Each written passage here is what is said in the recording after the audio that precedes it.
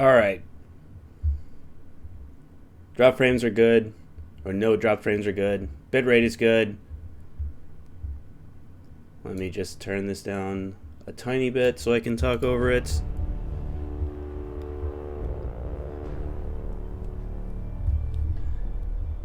So I admit you're not catching me at my best. You can tell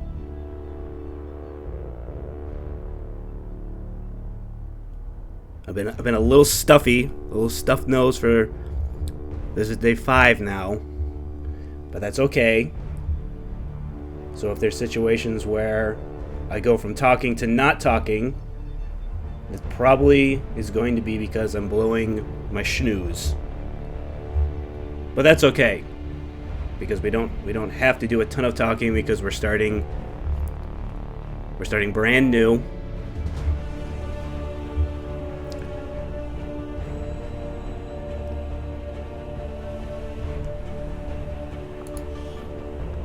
So, in the beginning, there was Commander.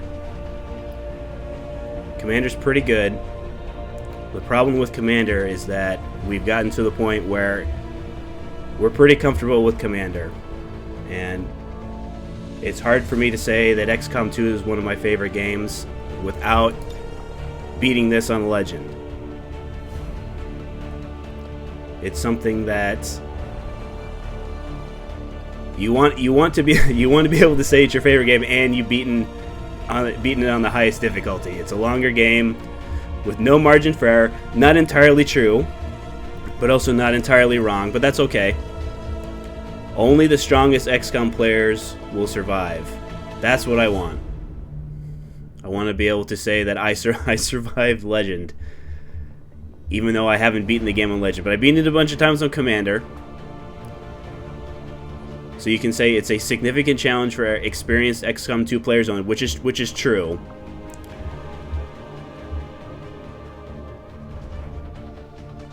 Rookie is definitely the type of thing where if you are unfamiliar with tactical strategy games, Rookie is a pretty good place to start. But it's one of those things where I don't necessarily recommend starting exactly with XCOM 2. But it's a type of thing where if you're already experienced with these types of game, you actually can start right away with Veteran. Especially if you played things like XCOM Enemy Within, which would make sense because XCOM 2 is the sequel to that game, as you'll see, kind of with the beginning here.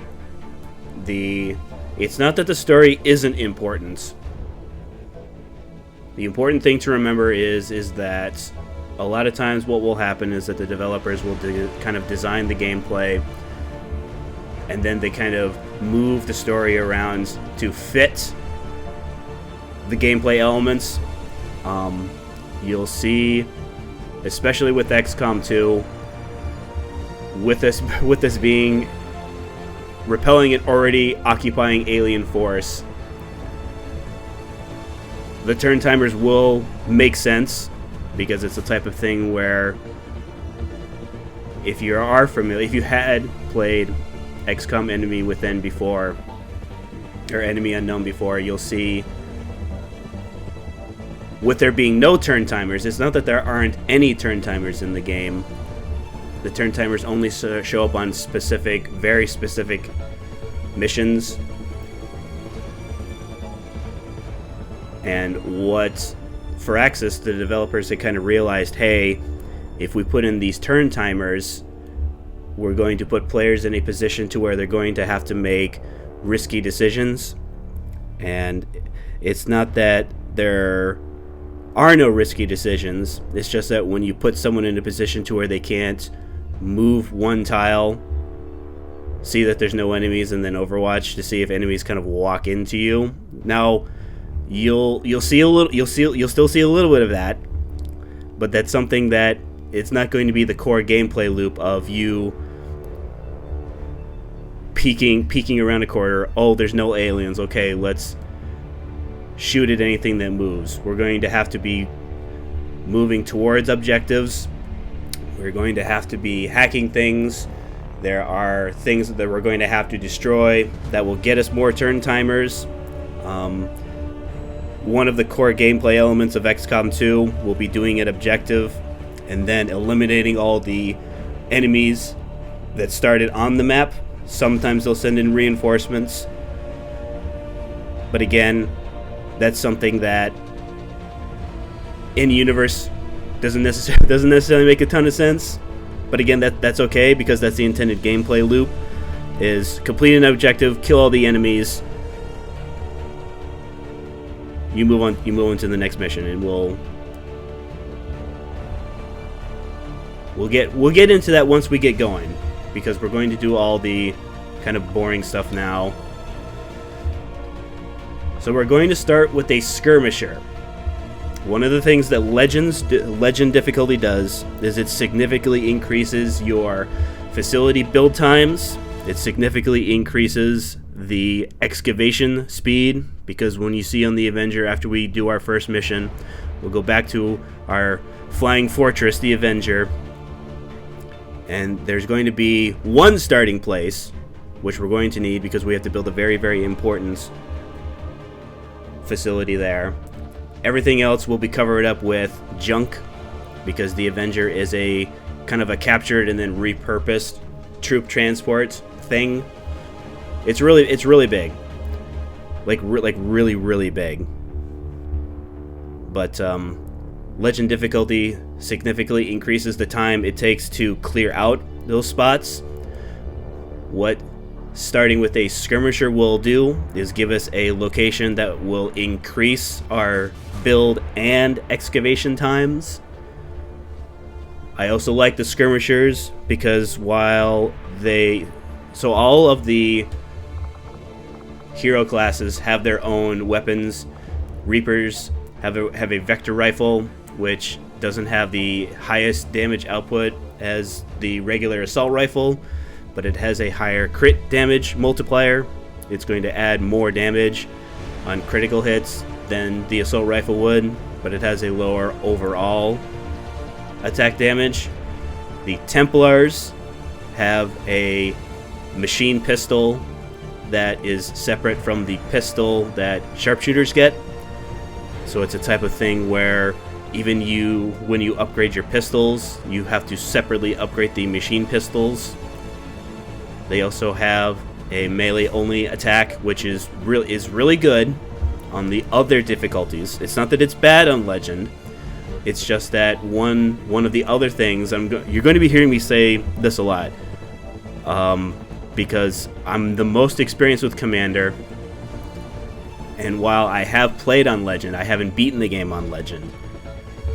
So what we're going to be doing is going to be doing lots of comparing with things that I'm familiar with, and then comparing that to the Legend difficulty, which I am less familiar with, but still have an idea of kind of what's at stake. And one of the things that changes on Legend is that when you activate multiple groups of enemies, you're going to be in for a bad time.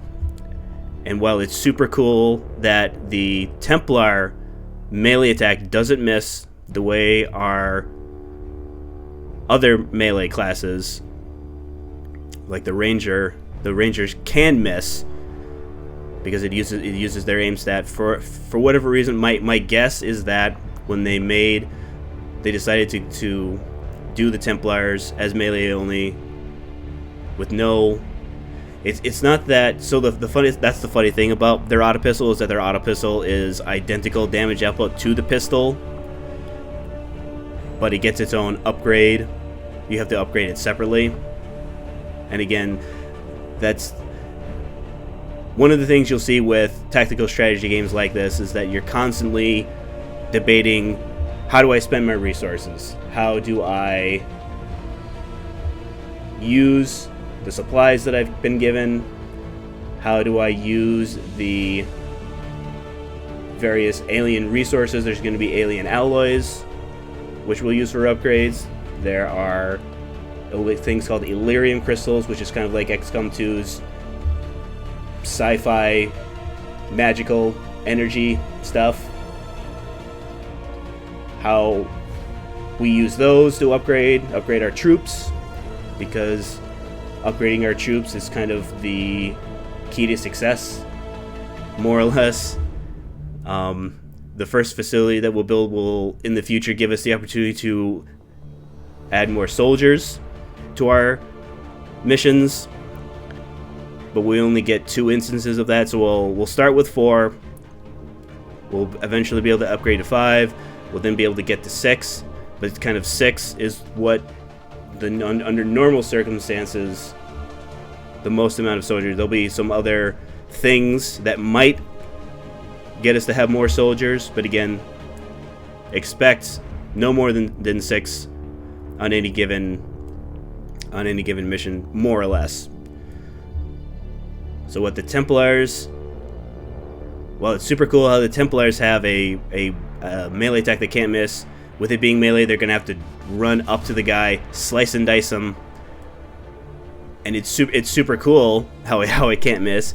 The problem is when you activate more enemies that you did not want to activate because you didn't see that they were there, because you didn't have a invisible units that the enemies can't see, but you can see them.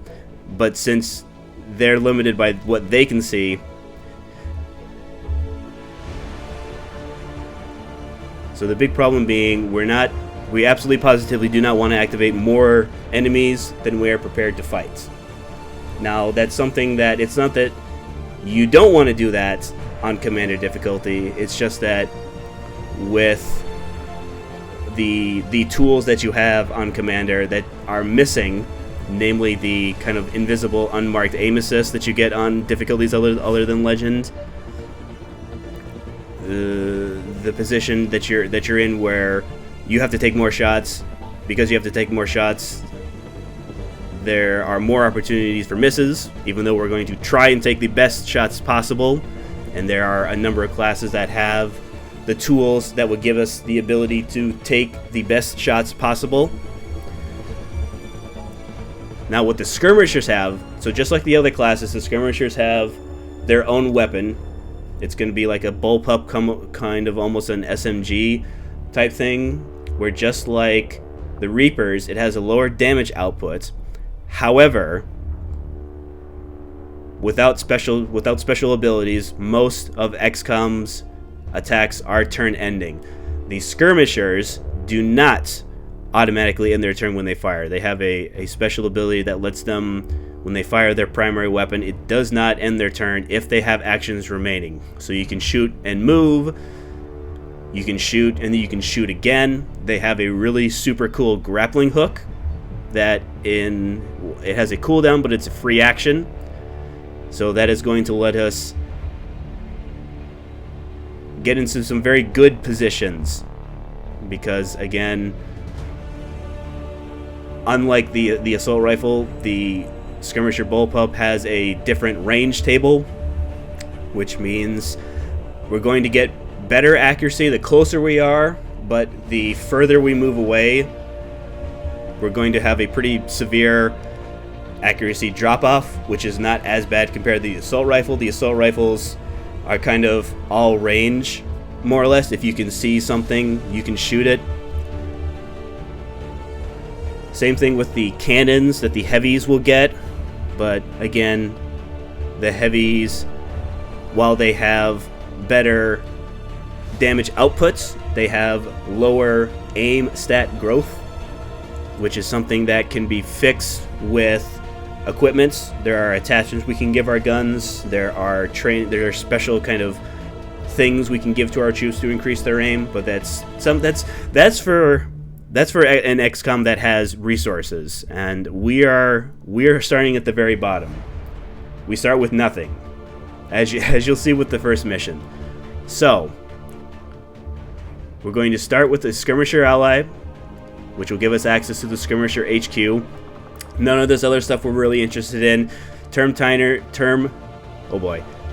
turners. It does exactly what it says. We don't need that. Lengthy scheme doubles the length of the Avatar project. We don't need that. There's nothing wrong with either of these, but we're I'm familiar enough with how the game works to kind of know that I don't need the lengthy scheme. Makes the game a little too easy. It tells you it will decrease the tactical, because again, it gives you more abilities, more time. And again, there's nothing wrong with having more time, but we're not interested in precision explosives. Again, this is something that it makes the game a little too difficult. It's something that I've never been able to figure out, because one of the problems with what it does is that it does exactly what it says, where the further an enemy is from the center of a blast, the less damage they take. So while it doesn't necessarily affect the cover that they're in, there are enemies that we're going to want to shred their armor, because armor in this game is a flat damage reduction. An enemy with 2 armor more or less takes 2 less damage, with the kind of the added caveat that they're always going to take at least 1 point of damage, which, again, depending on how well things go, we might resort to that. Now, fortunately, there are attachments that will help us with that. But again, Grim Horizon, again, makes the game more difficult. Maybe it's something that, because it's something that I have been doing on Commander difficulty, where there's various mods that kind of help make this a little more dynamic. It makes certain dark events not necessarily permanents, but it does do a majority of them. And then Beta Strike, we're not gonna talk about Beta Strike right now. It's a whole thing. Yes, it does increase the HP, but it does it for both sides. But it changes the game so much. One of the things that Legend also does is that it disables the tutorial, but that's fine because I disabled the tutorial anyways. There's nothing wrong with the tutorial. It's just that we already know how to play XCOM. Think of the tutorial as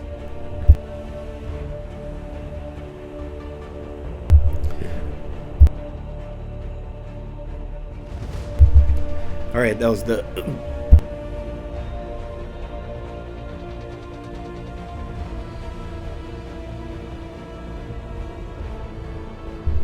Alright, that was the coughing thing I was telling you about. Anyways, so think of the tutorial as the 2 main objectives is to teach you the very most basic, this is how you move, this is what cover looks like, this is what your unit looks like in cover, this is what it looks like when you shoot an enemy, this is what it looks like when an enemy shoots back at you. And the other thing is that it teaches you that your soldiers will die, because they will. Now, whether or not we have control over that, I would make the case that the player has the most control of whether or not you get shot at. We're also going to reduce beginner voiceover. Again, there's nothing wrong with the story. The story is not essential to, in my opinion, is not essential to your enjoyment of XCOM. So Legend difficulty, we have our advanced options. We can enable the tutorial because it tells you right here the tutorial will not be enabled for Legend difficulty, but we wouldn't enable it anyways. We're going to reduce beginner voiceover, and we're going to show the subtitles because why not? So, Iron Man is exactly what it sounds like. You're only going to have 1 save. When you exit, it just updates that 1 save. When you go to load a game, it only loads the most recent save that you have, but it saves in real time.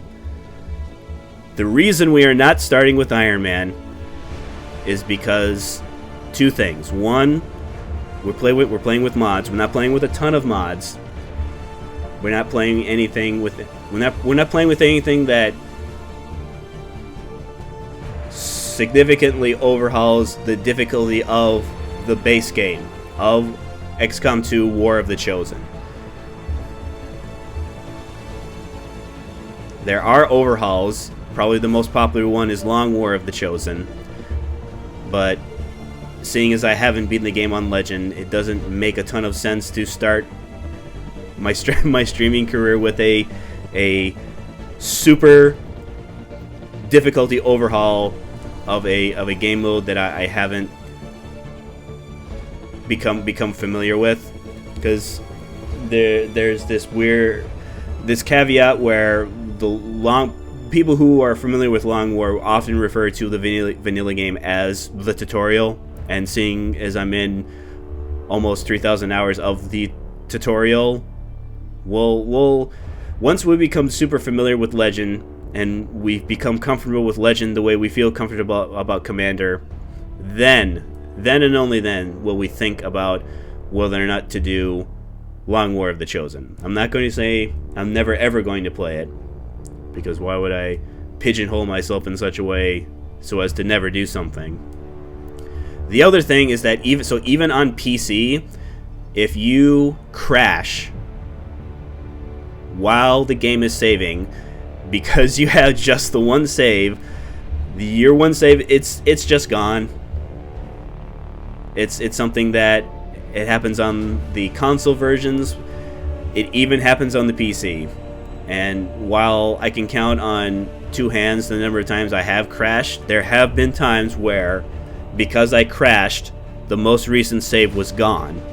But because I don't play with Iron Man, I had it's a kind of a 3 save rotation thing where it'll have, turns 1, 2, and 3, and then it'll oversave turn 1 with turn 4, turn 2 with turn 5, etc., etc. But again, we're going to be doing what is called Honest Man. So even though we don't start with Iron Man, we are going to play the game as though we are playing with a single save. So if we miss a 95% shot, we're not going to reload. If our soldiers die, we're not going to reload just because we want that soldier to stay alive. Now this, the optional narrative content. So what Lost and Abandoned is, think of Lost and Abandoned as the tutorial for War of the Chosen. It introduced the factions, the hero factions, that are new, that when War of the Chosen was brand new, would be brand new to players.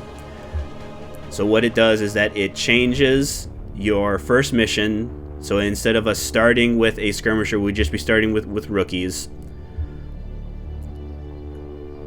What would happen later is that normally when we would get our first council meeting, we get the Lost and Abandoned mission, which would give us a skirmisher, it would give us a reaper, and then it adds a bunch of kind of narrative story element stuff. It tells you what the skirmishers do, it tells you what the reapers do, and kind of what their role is in the world of XCOM. It also introduces us to the Chosen. Now, while there's nothing wrong with kind of having a non-intrusive way that the Chosen, because you'll see with our gameplay here, the Chosen that they show up on in the first mission without the Lost and Abandoned, because we're not enabling the Lost and Abandoned. We're in a pretty vulnerable, lousy position. One of the issues, again, this is a fantastic if you're unfamiliar with XCOM, if you're unfamiliar with War of the Chosen, this is good.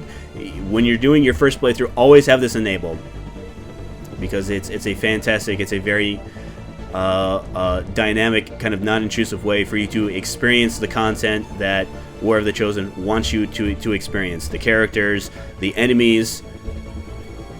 But the problem with it is that it always makes one of the very specific Chosen available as your first Chosen, and it gives them a specific strength. So while there's nothing wrong with that, we're not. Well, that's not what we're looking for. We're looking for any of the 3 chosen can be our starting chosen. Whether or not that's good, it's going to change what their strengths are. It's going to change what their weaknesses are. We're not going to know until we see them there to ruin our day, and they will ruin our day on Legend difficulty, because holy, are they going to have a lot of health for our sad, pathetic conventional weapons and our sad, pathetic Kevlar armor. But that's okay, because one of the things I love so much about XCOM 2 is that how you, the player, respond to things going bad. Because even though I said our gameplay is to not activate additional enemies, there are going to be times where we're going to activate additional enemies, whether we want to or not. So, for the DLC, what integrating the downloadable content does is that it puts a project for these sparks. Our sparks are our giant kind of awesome mech units, which are they're so cool. They're so cool. They do things that our soldiers cannot do. They have they have their own weapon. They have their own skill tree. They have some stuff that our soldiers can do, but they also have a lot of stuff that only they can do. Like, they have an ability that lets them have 3 actions. And like I was telling you, how most XCOM soldiers, unless they have special abilities, don't get to fire more than once. The sparks start with an ability that lets them fire more times without ending their turn. They're so good. They're so good that because I've become so familiar with Commander difficulty that I've just stopped using them, because that's how good they are. But seeing as we're playing baby mode in Legends, we're going to need all the help we can get. So what we're going to do, we're going to enable the Alien Hunters, the Nest mission. This is kind of goofy, because one of the things that the integrated content does is that it makes it so that these scary, super tough alien hunters, alien rulers will show up at the Avatar project facilities. Now, if that doesn't make any sense right now, that's fine. That's our Doom counter. The Doom counter that when it fills up, it gives us a countdown. If we don't reduce it before the countdown, we get a game over screen. And that's something that is a very real possibility, because while War of the Trojan gives you more opportunities to reduce the Avatar project progress, it doesn't make it so that you can do it forever. So there are going to be times where we're going to have to take some missions, or we're going to have to do some things in missions that we don't necessarily want to do. And again, that's why I love XCOM so much, is that you're constantly trying to figure a balance of how much load can I shoulder, how much, sorry, I was peeking there. How much load, how much difficulty can I put on myself before I collapse? So what this is going to do, this is going to create a scanning site. We're going to maybe, again, I haven't decided whether or not we're going to do this, because what the scanning site does is going to give us some weapons and some equipment. The weapons are okay. The problem with the weapons is that we won't be able to upgrade them until we do this Nest mission. I have no plans on doing the Nest mission, but it gives us an item that isn't a weapon that is pretty good. But I haven't decided whether or not we're going to use that, because like Sparks on Commander difficulty, the item in it is really, really good, to the point where I stopped using it on Commander, because that's how easier it made the game. So what this is a mission that when you do the mission, you get a fully ready to go Spark unit at the end of it. The problem with it is that one of the things that War of the Chosen added to the base game of XCOM is that it added a tiredness system. So one of the stats that our soldiers have is going to be will. Normally, what that would serve for in the regular XCOM 2 is that it was defense against mental attacks, psion attacks, whether or not when bad things would happen, whether or not they would panic. And when a soldier panics, they act unpredictably. Sometimes they'll do something silly like run behind a wall and hunker down. Sometimes they'll do something a little silly, like pull out one of their grenades and either throw it at their feet, throw it at their teammates' feet. That'll still happen. That still could happen. It's just that will now is something that you'll see it because I have one of the mods I'm playing is going to give a better kind of description of our health points, our will points, our aim, our offensive damage outputs. So you'll see right away there'll be a little bar that will be describing the will, and whenever you see enemies, your will goes down by a set amount. When the soldier takes damage, their will go down by a set amount. Fortunately, the amount of will you lose in a particular mission is capped, so we don't have to worry about all of our will being depleted when things go terribly.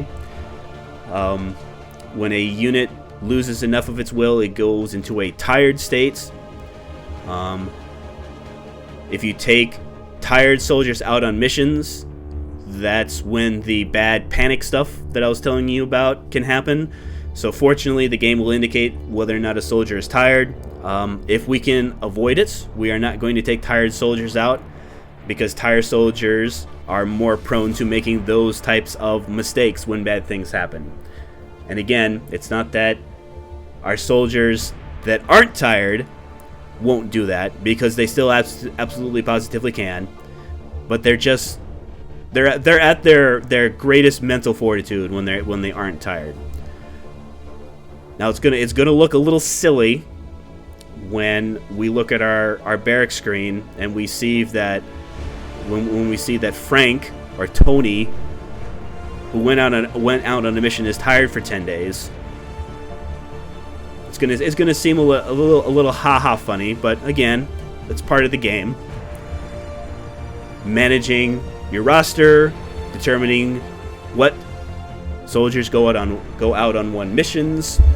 There will be times where a soldier will look like a really good choice, but we have to be, fortunately, even though legend difficulty makes the game more difficult, it does not change kind of the game flow as opposed to other difficulties. So there's going to be times where, yeah, sure, I could take a particular soldier out, but I want to save them for what I could have in the next mission. But again, that's okay. It's okay to make those types of personnel decisions, because we're going to be constantly in a state of how do we win the mission that's directly in front of us, but we also have to think about how we're going to make XCOM stronger by fielding more soldiers, by having better equipment, by having better armor. It's gonna be messy. I'm gonna tell you right now, folks. It's gonna be messy, but that's okay, because we like messy XCOM games. So when I hit continue here, it's gonna start a couple of cutscenes. I think what I'll do is I'll let you watch the cutscenes to kind of be like a set piece, to kind of like, for those of you who are unfamiliar with XCOM, to kind of give us a setting of why we are where we are, why is this super, tactical decked out soldier looking at this tube thing. Don't worry, all your questions will be answered, and I'll see you when we load in.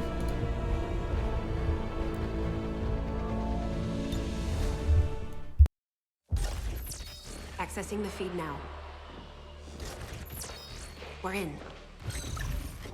But I don't know for how long. You seeing this? Way too much security, even for Advent. That's no ordinary gene therapy clinic. They were telling the truth. Or they're leading us into a trap. A really obvious trap. We'd need an army to march in there right now. I've got a better idea. Outrider, this is Central.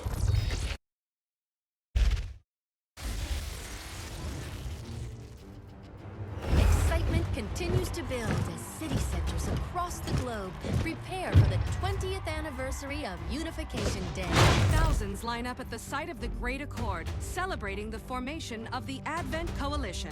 Keeping with their promise to humanity, 12 new gene therapy clinics will be opening in select cities by the end of the new year. Despite the attempted attack by fringe elements, operations at the new facility in Paris thankfully remain unaffected. In response to the unprovoked intrusion on the eve of our most beloved celebration, the speaker reaches out to us. A small number of dissidents again repeat the mistakes of the old world. Striking as we celebrate a benevolent savior who time and again offers only friendship and compassion. Yet these trivial actions could never break the bond between humanity and the Elders. Peacekeeping forces have already made several preemptive arrests of known collaborators. Advent again assures all citizens that today's celebrations will continue as planned. Perfect.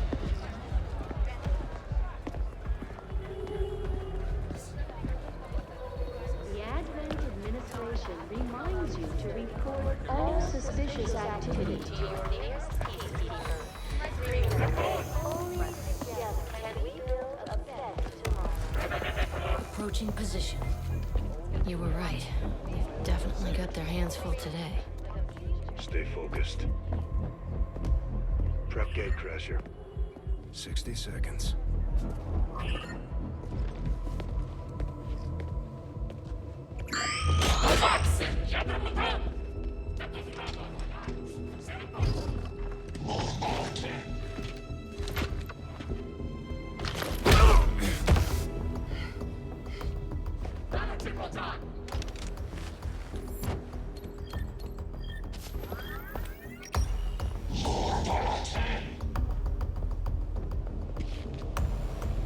Now.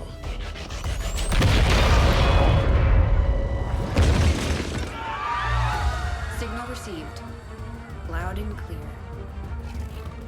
Okay, Gatecrasher. Your turn.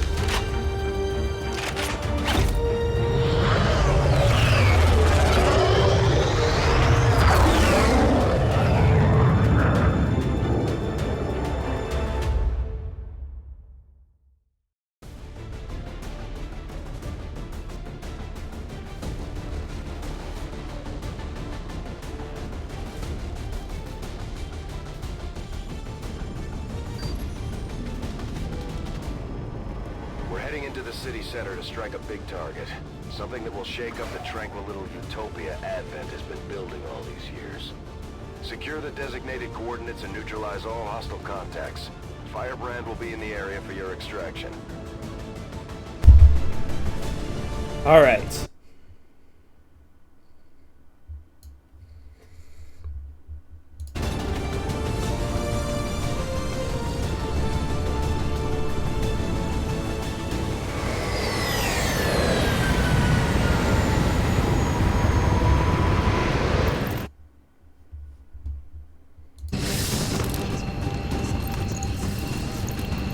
Menace 1-5. We have a fix on the target. Move to place the X4 charges at the designated position. All right, Bradford. So, we're the commander. And then we have Chloe Ferguson. We have Sloane Davis. We have, oh boy, Korez, Tetrarch, Barrett, our skirmisher. And then we have Emily Barnes.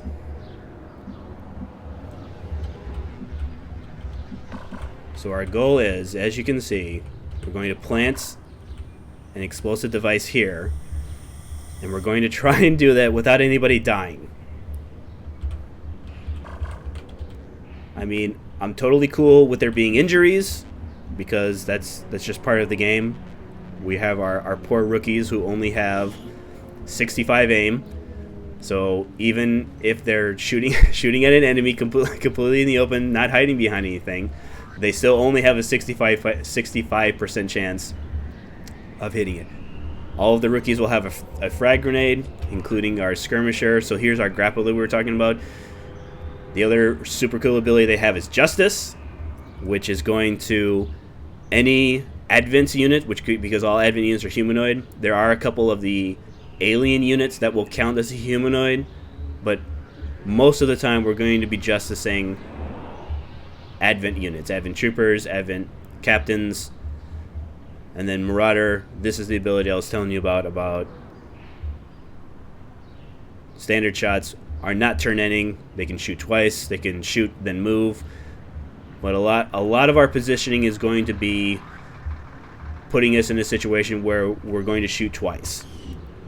And fortunately, with their grapple being a free move, but it'll go on cooldown.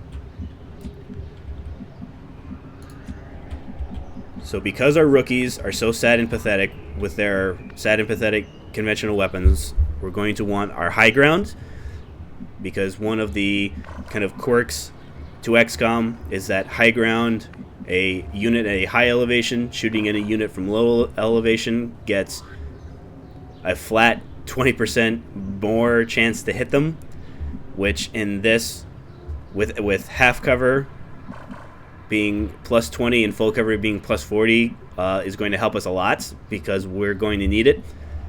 Because as you saw by our opening cutscenes, the aliens are everywhere, and they're so in charge. So I think what we'll do is we'll start nice and slow, because we can't see around this corner. Alright, it's safe there. Chloe.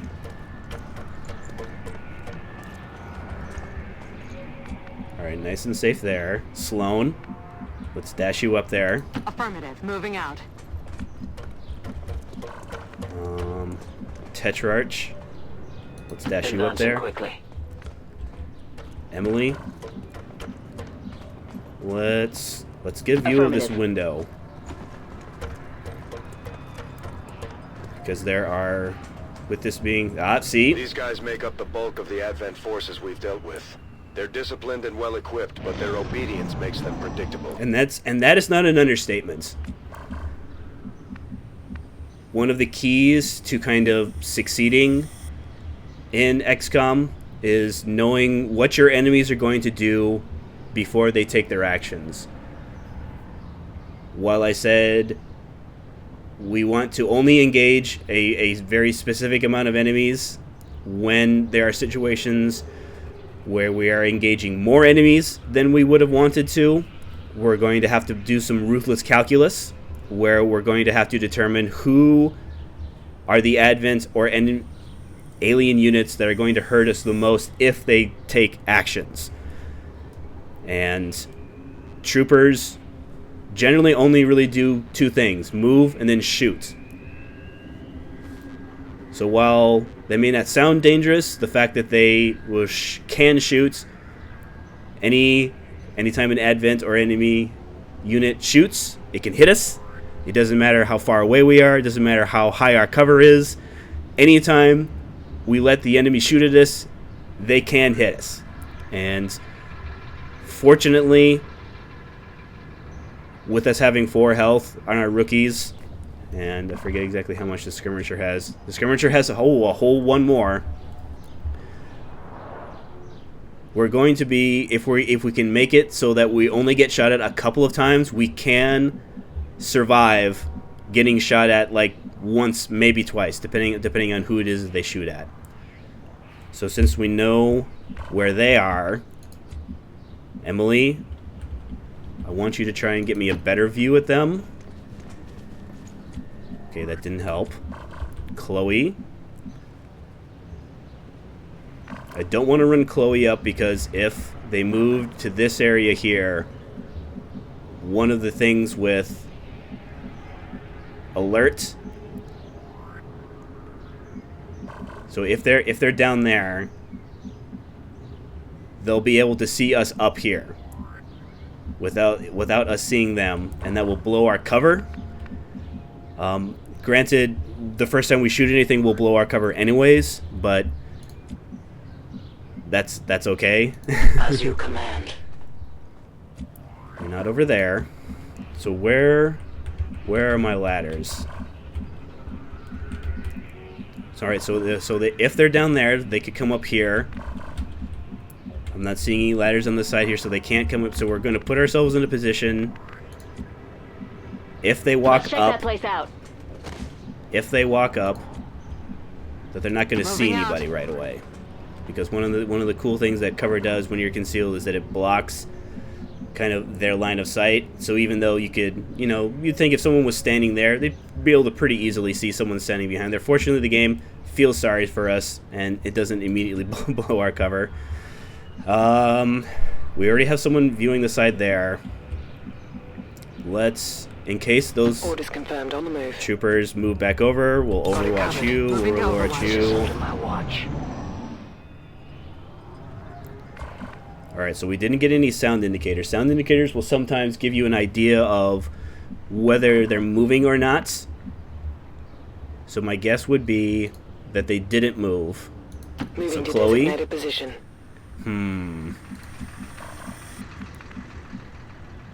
I really don't want to move up. But I might have to move up there. Let's move Emily back. Let's move Sloan back. 10-4. Tetrarch, move back. Because what I'm preparing to do is I'm preparing to move somebody down to kind of give us an idea. Yeah, see, I can move here and have view underneath here. Because I don't want to move up here until I know it's safe and it won't blow my cover. I'm watching that quadrant. Got it We're covered. not the first ones here. Eyes peeled for bogeys. Okay, that sounded like a different group moving. Alright. Chloe, you can stay there. Emily, I want you to...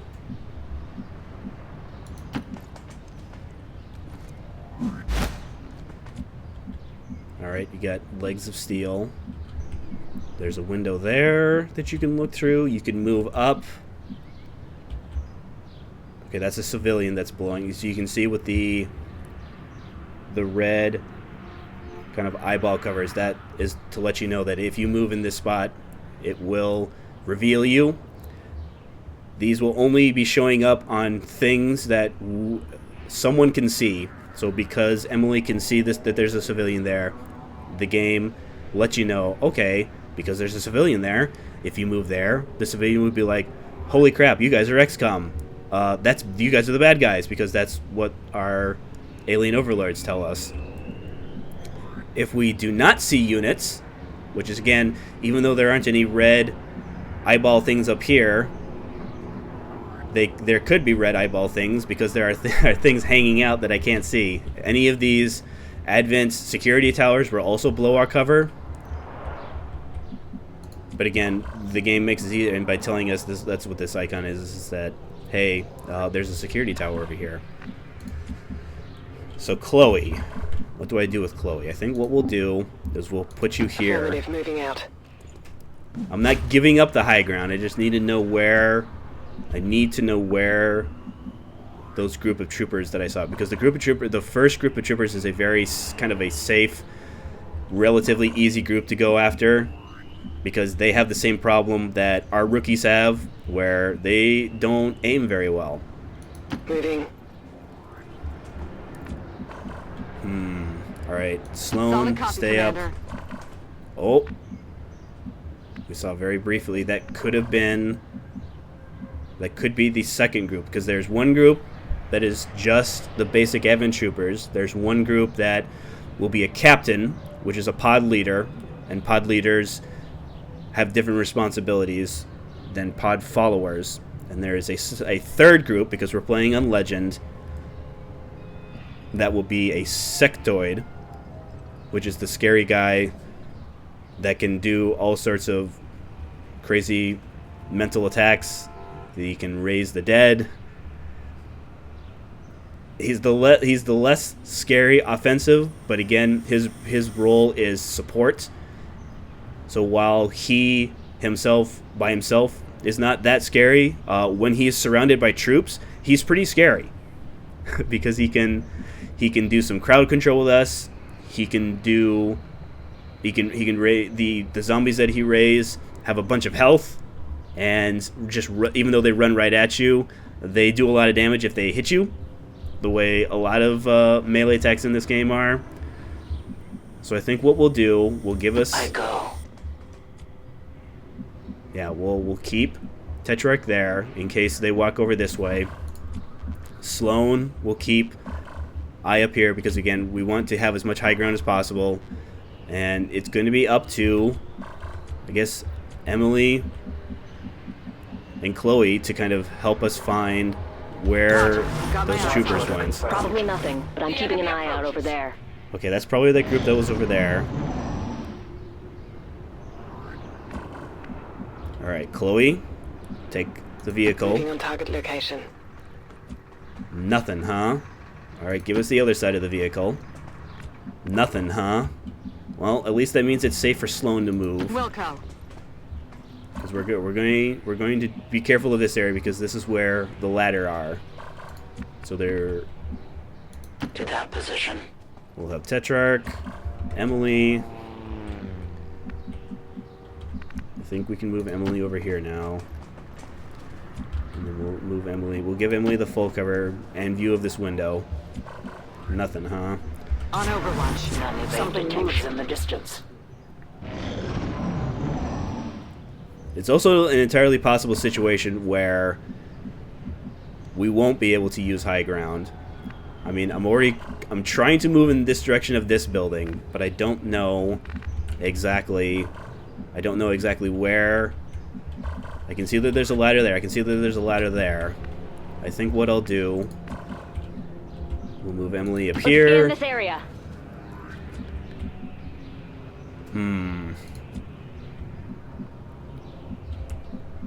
Heading there now. Try that, Chloe. Can you get up there in cover? Yes, you can. All right.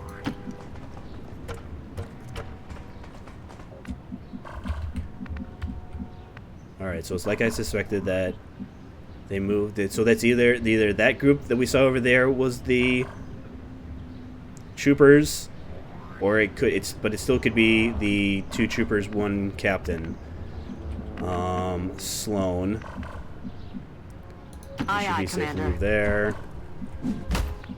I think what we'll do is we should be able to move Tetrarch here. Oh no, we can't grapple. That's okay. Let's go. Let's move you here. And then Emily, let's give you the other high cover here as we're going to kind of slowly move our way to this new... Enemy activity!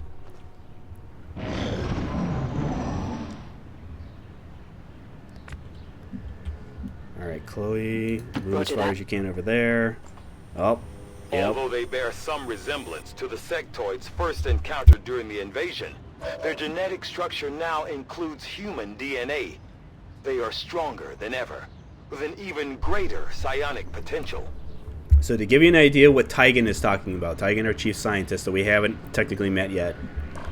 So you can see... You can see that our sectoid is kind of, about as tall as a person, 2 arms, 2 legs. The sectoids that were in XCOM Enemy Unknown, pretty goofy looking, a little, basically half the size of a person, kind of what you would expect when you kind of think of the stereotypical gray alien. Big green eyes, weird kind of oval shaped heads, kind of short, kind of stumpy, kind of goofy looking. But again, that's their role in Enemy Unknown, is the very bottom line. These are the most basic enemies that you see. That role is filled by the troopers now. One of the main differences between XCOM enemy unknown in XCOM 2 is that the enemies that you see will eventually be phased out. There'll be a point in the game where the regular troopers stop showing up and they'll get an advanced trooper, and then there's a point where the advanced troopers stop showing up and the elites show up, getting more health, getting more damage, getting more accuracy. That's something that's exclusive to Advent though. The aliens, so sectoids, even at the end of the game when we're seeing the strongest, toughest enemies that Advent can field, sectoids will still occasionally show up. Which is fine, because they still, again, they're not the best pod leaders. They are best when they're a follower to kind of support their leader, because that's the type of abilities they have. They're not offensively focused. While they, as you can see, 3 to 4, that's their weapon. They will shoot if they feel that they can take a lethal flanking shot. So we have to be very careful how we position ourselves. But again, we're already doing that, because that's how the primary Advent units deal their damage, is by moving and shooting, sometimes throwing a grenade. But the regular Advent troopers don't have grenades yet. So let's stick with the plan. We should be able to dash you there. We should be able to dash you. Yeah, none of those spots are cover. We'll dash you there. Emily, dash you there. Engaged. And then we're going to see what it is that this pod does. Roger, I've got my eyes on. Okay. We found the troopers again. We're going to put ourselves at some distance. Alright. So one of the neat things that we have is we have our movement preview. Will let us know when you see those yellow as opposed to the red. Okay, they're not exactly in cover. So when they're in cover, it'll be red. The little reticule thing will be red. That means that we have a shot at them, that they are not getting any bonuses from cover. But again, like I said, so our aim, 65, height advantage plus 20, weapon range 2. So even at a alien standing in the middle, completely exposed, we still have a 13% chance to miss it. And we also have no way of knowing how much damage we're going to deal. All it's going to tell us is... Yeah, so our assault rifle, it will be 3 to 5 damage with plus 2 on a crit.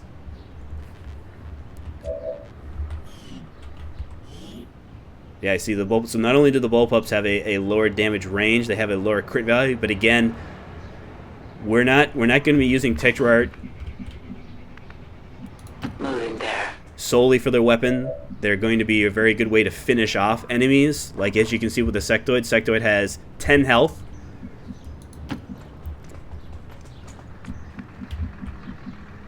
Let's dash you in there, and then we'll see what that group of troopers do.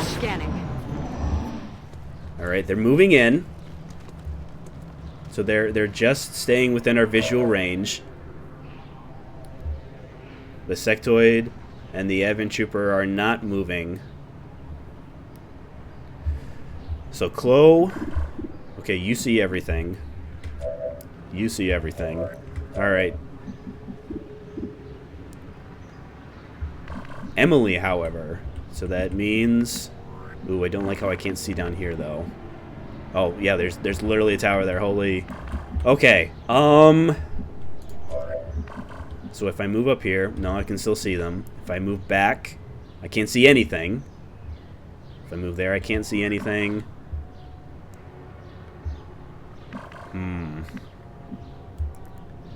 So Tetrarch here. We also have to remind ourselves, where will these guys run for cover? So one of the things that pod leaders do is that pod leaders generally reserve the best cover for themselves. So the sectoid will if the sectoid doesn't move, it will most likely take the high cover there. The trooper Like, troopers will still take high cover. It's just that if there's a situation where only one person gets high cover, the pod leader takes the high cover. And again, high cover, that means minus 40 to our aim. So they're going to be 40% harder to hit. All right, Tetrarch. As you order. We'll put you there.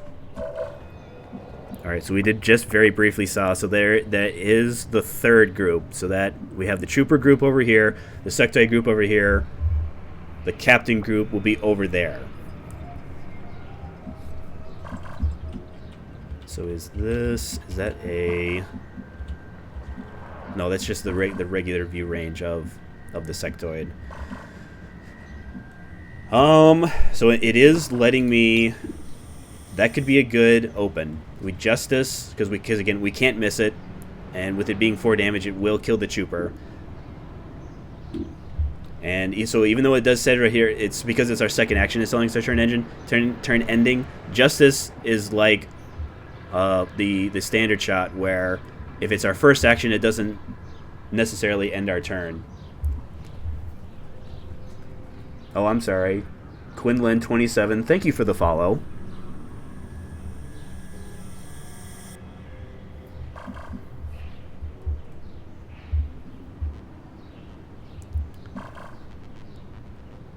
So I'll remain here.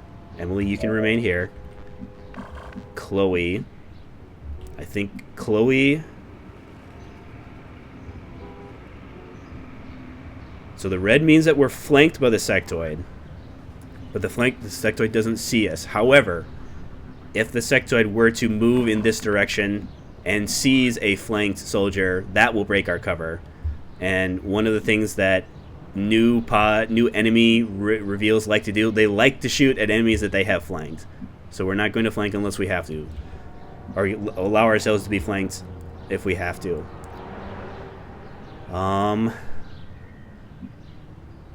Problem is, see, if putting you here doesn't mean you can't see anything. Okay, we'll put you there. Position confirmed.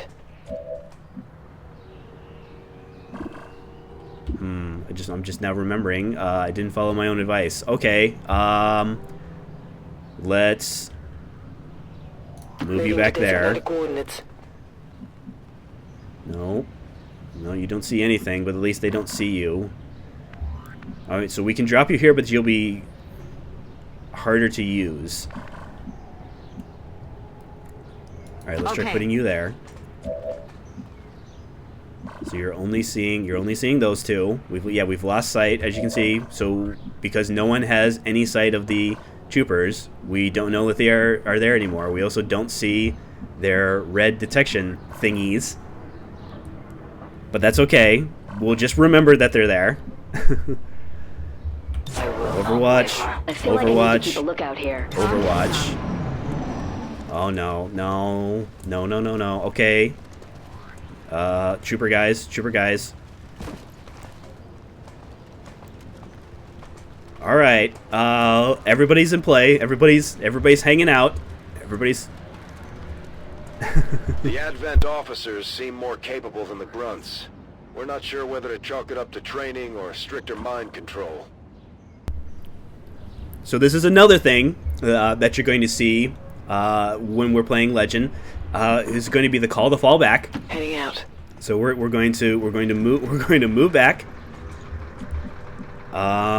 We don't see anybody there. That's okay. You don't see anybody there. That's okay. Do we? I don't think I'm going to need both your actions, so we'll hold on to the grappler. You'll see them there. You won't see them there. Emily, fall back. All right, new plan. Hopefully, the troopers will still keep walking towards us, and then they're the group that we open up on. Aye. Okay, it sounds like they didn't move. Sloan, let's move you in such a way.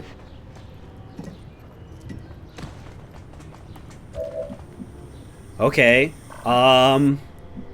We really threaded the needle there. So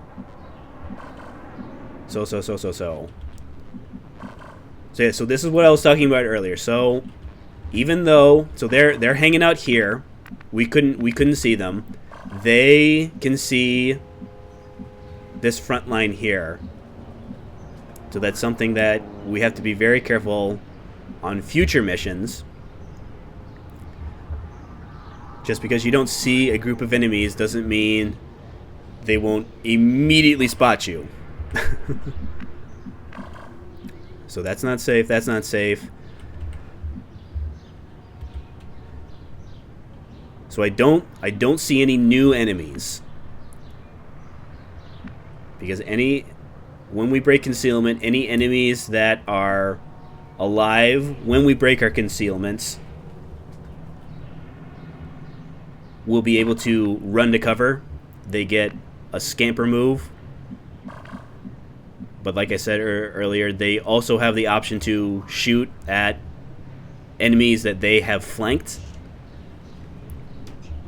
And again, there's no real certain way to know when they will or won't shoot at enemies that are flanked. I generally don't give them the opportunity. I want to be in as much as control as I possibly can of the situation. So if I have the ability to do so, I'm the one who will break my concealment rather than letting the enemies break it for me. So with this being on elevation, one of the things in XCOM is that enemies take fall damage. Now, XCOM units also take fall damage. So there will be times where an enemy will throw a grenade, which I'm considering doing, because it will most likely, because our grenades do 3 to 4 damage. Yeah, our grenades deal 3 to 4 damage. So because it'll deal at least 3 damage to all of them, it's 2 damage per kind of floor.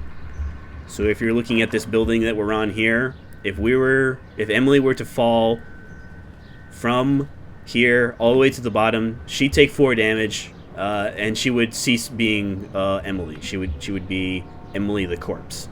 However, Sloane, if Sloane were to fall, she'd be falling 1 floor, which would only result in 2 damage. Now we can use that information to these troopers. So throwing a grenade, just hypothetically like that, it would deal at least 3 damage, sometimes 4. It's a 33% damage, a 33% chance to deal 4 damage. So we're expecting 3 damage, but we could get 4, but we're expecting 3. It will destroy the floor that's underneath them, causing them to drop. So anybody who didn't take 4 will take 2, resulting in their untimely demise. The issue is that's going to break our concealment, which means the next time an enemy sees us, they'll go, "Holy crap, you're the XCOM guys. We got to take you out." So what I want to do is I want to put myself in a position where I don't see new enemies, but I see an area where, because remember, the sectoid and the trooper were over here. The captain and other 2, because it's 1 captain, 2 troopers, are over here. Were they to walk in, we'll be able to use our overwatches, because overwatch is, I'm going to sit and wait and fire at the first enemy that I see, but only when you're revealed. But when we take out this group, and we should be able to take out this entire group,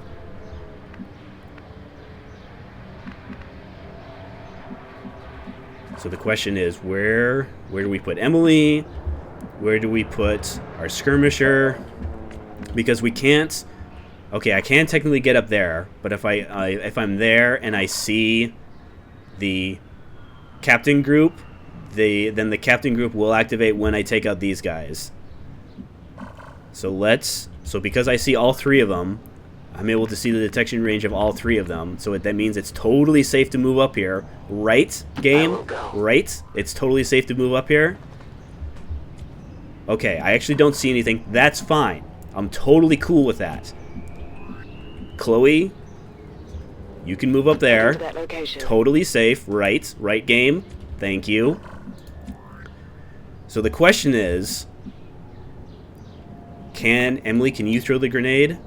Ooh, you can. Because that would let me overwatch Sloan. Sloan would have a pretty okay view of the field here. Our skirmisher and Chloe will have a good view of over here. Now, I know you might be thinking, Ruler, what if Sloan sees the sectoid group patrol in, and what if the skirmisher sees the captain group move in? Well, I'm going to tell you that I'm so confident that that's not going to happen, that I'm just going to throw this grenade right now. Frag grenade here.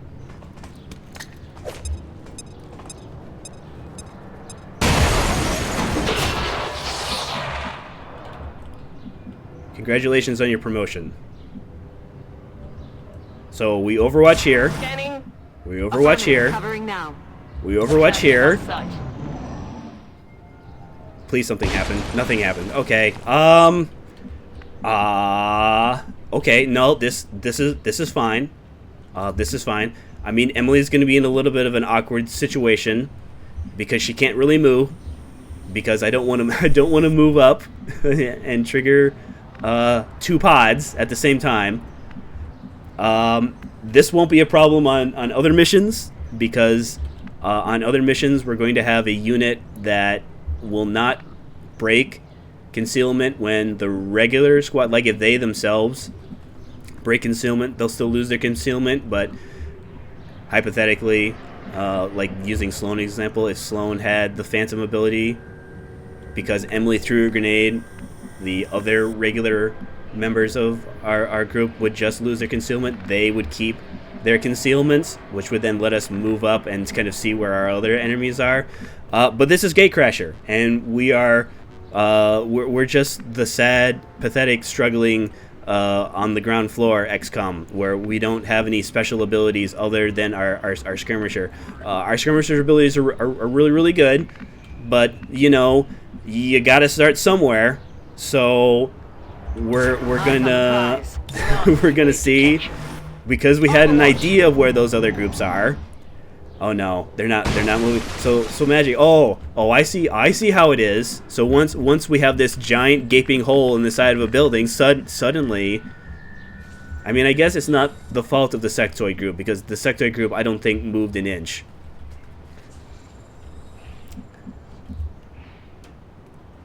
So I think what we need to do, that's half cover. Can I get full? Can I get full and height advantage with anyone? No. I could get it there, but if I trigger enemies behind me, they'll probably move up and flank me. Chloe. I could do that with Chloe. Move you a couple. But again, I have the same problem of, if it's the captain group, they could very easily move up, to which I would have to move and be out of actions to shoot. So we're going to have to take some risks here. So let's try Emily. Let's try Emily here. Check that place out. All right, that's the sectoid group. It didn't move an inch. That's fine. That's totally fine. All right, so like the sector took a very strange spot. I have no earthly idea why the sector would take that spot. I mean, maybe because he knows he has 10 health and I can't get him in one shot.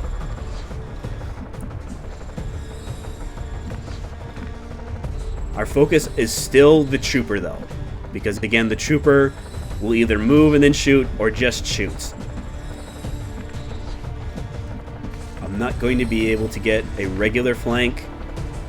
I'm already down a grenade, so I'm not thinking that I want to use a grenade unless I absolutely positively have to.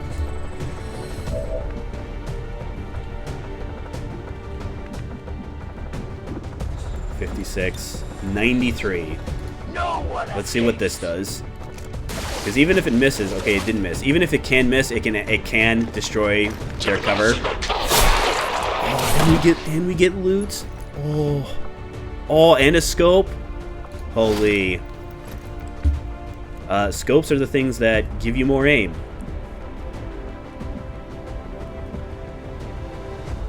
All right, so the trade-off with that is that Tetrarch, you now can't. You can't shoot, but that's okay because you can Overwatch. 45 is pretty lousy. I'm not going to be able to get this sectoid in one round anyways, so I might as well try and position my guys a little bit better because, see, here's the thing I was talking about. So I know what the sectoid is going to do. The sectoid is probably going to move, so because we'll be flanking him. He'll move so that he's no longer flanked. He'll most likely either move to the high cover here, move to the high cover behind here. He'll then either try and do his psychic mind spin on one of our guys, which can panic them. It does have a chance to mind control, which is exactly what it sounds like, where they'll work for the enemies instead of working for XCOM, but it's not permanent.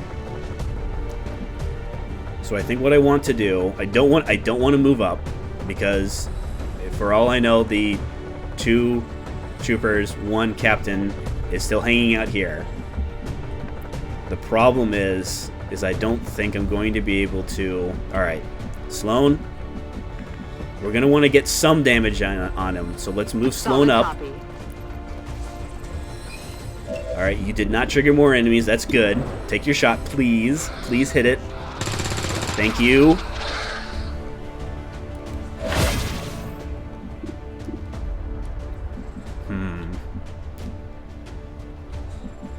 You're the one who's out of grenades. You do have a grenade. Because I have to think. So with him being at 4, the grenade actually could kill him. It's not likely to kill him. The problem is, I'm not entirely positive that the grenade will be able to destroy the high cover. It might turn it into low cover, which I guess is good enough. So Chloe can't move. Chloe can't get a flank and shoot. So let's dash you up here. Will do.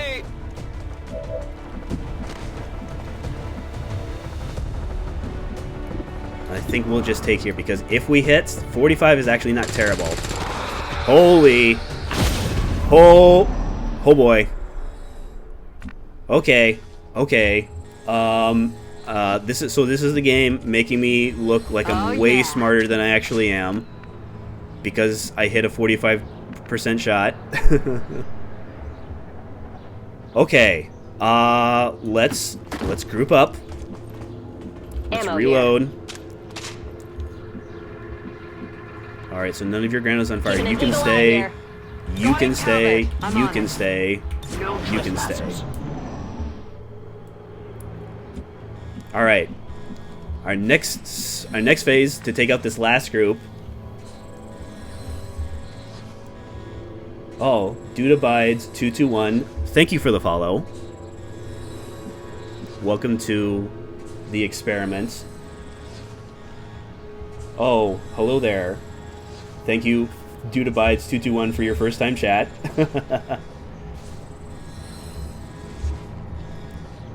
This is XCOM. I don't know how familiar you are with XCOM.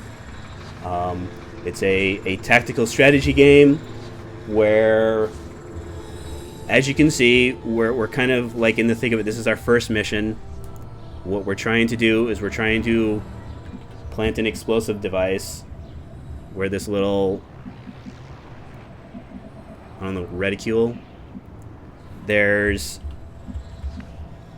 3. So it's like, so Quinley, it's on PC. I'm playing it on PC. It's available, I know, for PlayStation 4. I know it's on Xbox One.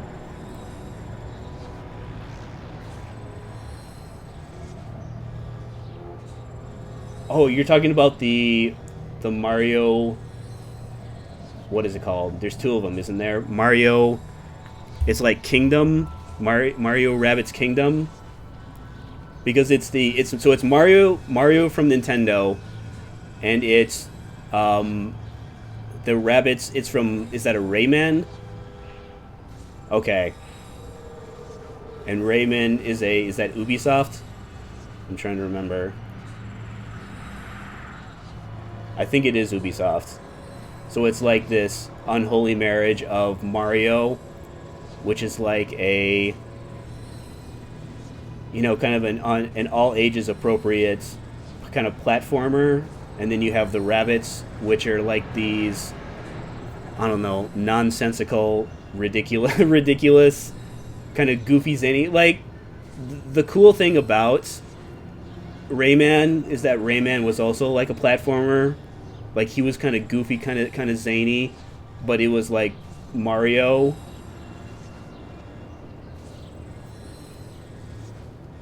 Where it's like all age appropriate, but it's not like too silly. And then the Rabbids come along and like they're like exorbitantly silly.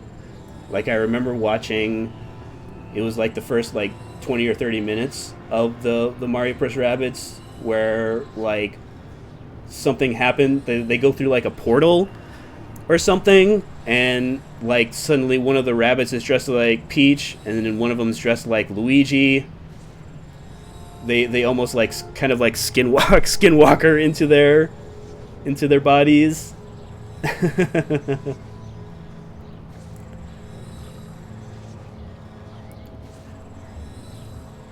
All right, so what we're doing, we've dispatched. There's 3 groups. We've dispatched 2 of them. We haven't given them a chance to shoot back because I'm super cool or something, or either that or the game is kind of luring me into a false sense of security. What we have is Chloe. We have a Sloan. We have a skirmisher, which is somebody who can shoot twice. Normal XCOM units can't shoot twice, but they're super cool.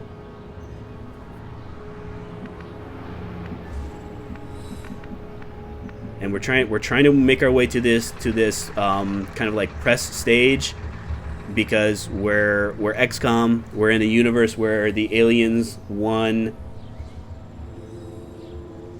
So the aliens invaded like 20 years ago.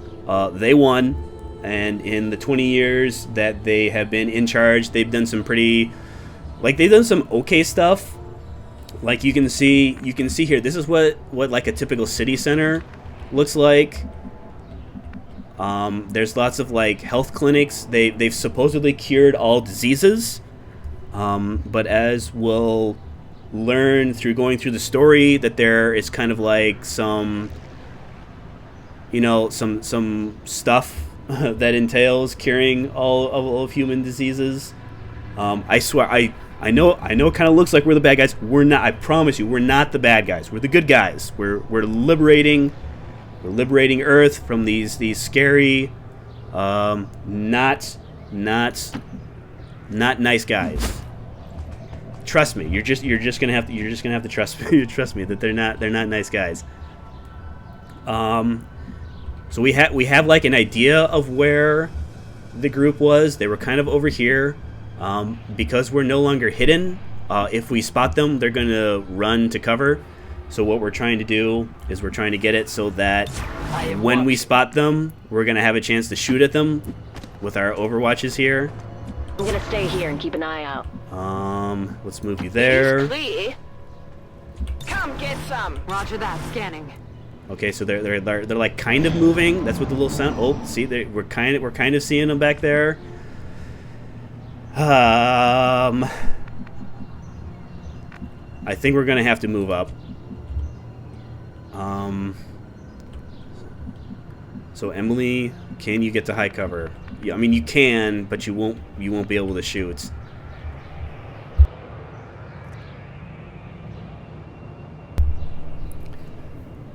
So I think what we'll do is we'll take, even though we don't like half cover, because half cover is not as good as it could be. It doesn't look like our intended targets are going to move in our direction. Let's check this So, quadrant. Emily, I need you to be brave.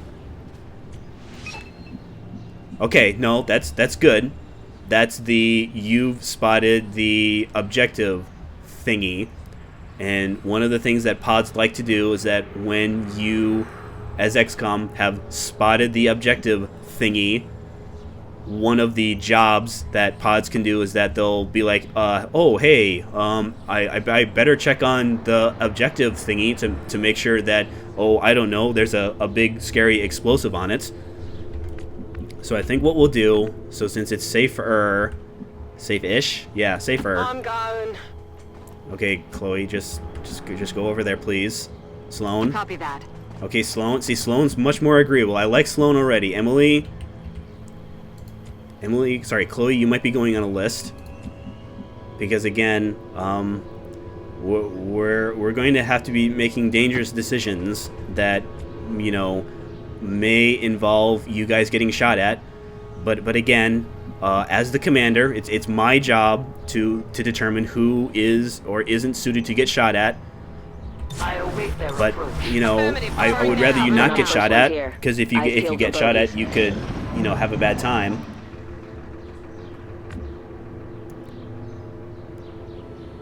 Okay, they didn't move. That's okay. It's okay because Emily can now get to full cover and be able to shoot.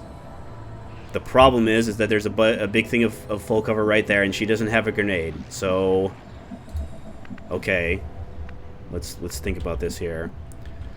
So Chloe, so if we move Chloe there, and Chloe doesn't see anything, next turn, Chloe can move up there and have her grenade. So Chloe, please move there and don't spot anybody.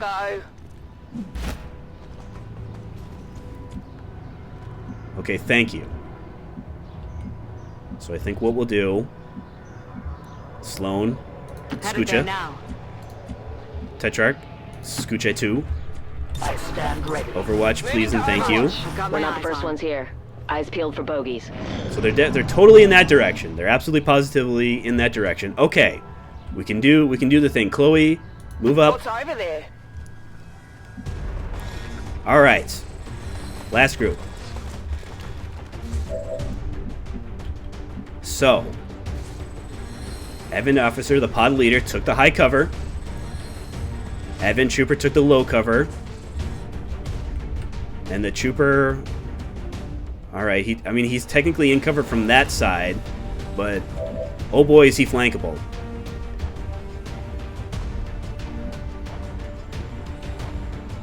So I think what's going to happen, what we do at their turn is going to determine whether or not we destroy the cover that the officer is on. Take this! Alright. Fortunately, it destroyed the cover. It's not that grenades don't destroy cover. It's just that the frag grenades are kind of like the weakest versions. Like, for example, there'll be trees.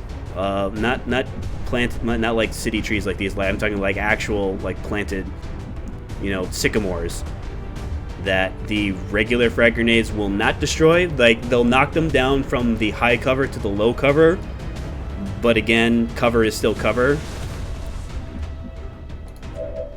So, Emily, can you move up there, and so you can move in the high cover and be able to shoot the officer.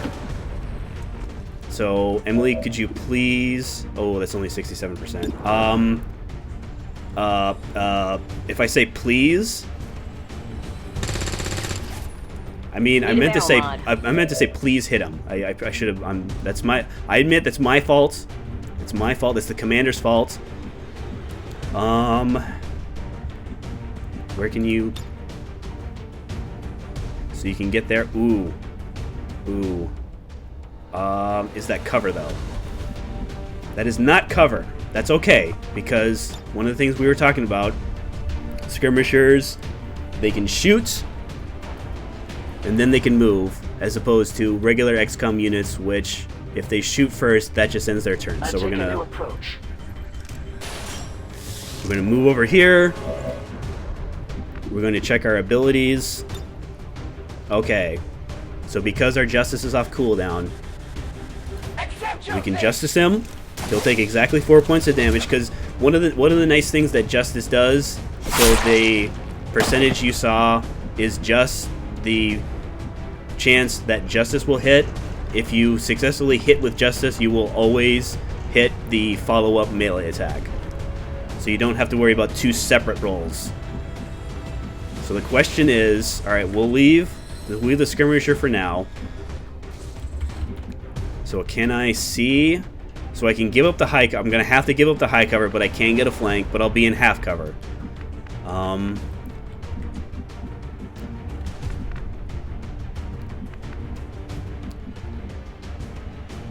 Yeah, as much as I want to keep the high cover, I can't. So Overwatches incur an aim penalty. So if you're ever in a situation where you are deciding between, do I want to take a standard shot or an Overwatch shot, your standard shot is almost always going to be more accurate.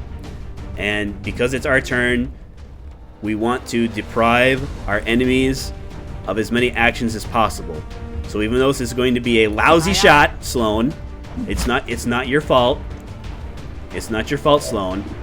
So 66%, it's hittable. I'm more likely to hit it than miss it. The problem is with it only being 3 to 5. So I have a 66% chance to hit, the 40% crit. So I'm more likely to hit it, less likely to crit. However, with my crit being +2, even if I low roll, if I low 3 damage and crit, I'll deal the 5, which will kill him. However, if I low roll and don't crit, he'll still be alive. I mean, I'm emotionally prepared for it. I'm just preparing you, the uninitiated audience, for the possibility that this guy is going to live. But we don't let people live. So, Sloan, I, the commander, I'm telling you, please kill this Advent Trooper. Don't leave this Advent Trooper alive.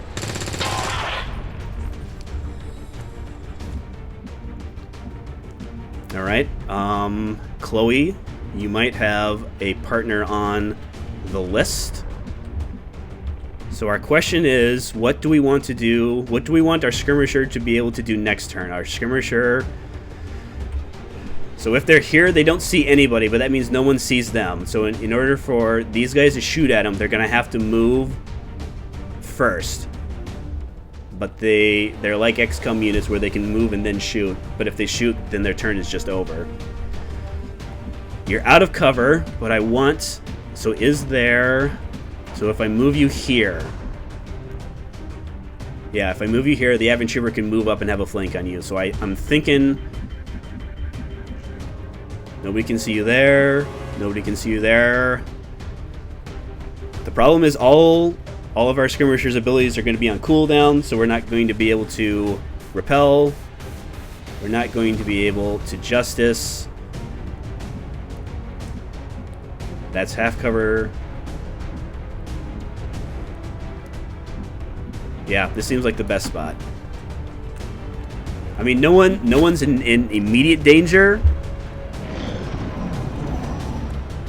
So moves to the half cover.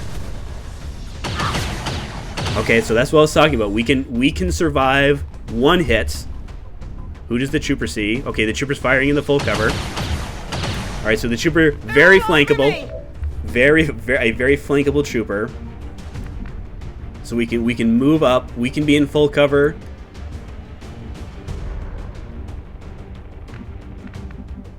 We can move there. We can move there. We can move there. We can be in full cover.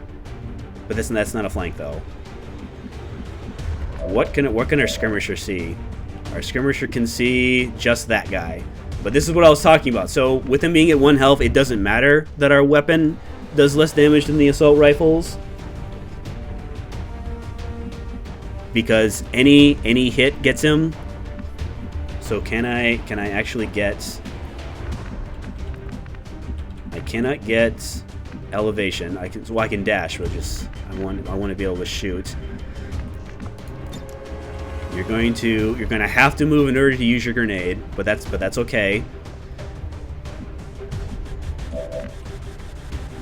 So Emily can actually get behind here and have a fantastic flank on this trooper, which would let me free up. So the problem. So I move here. yes, I'll have a good shot, but it's still very missable. So I have to think, if I miss this shot, if I take this shot, what's my game plan if I miss?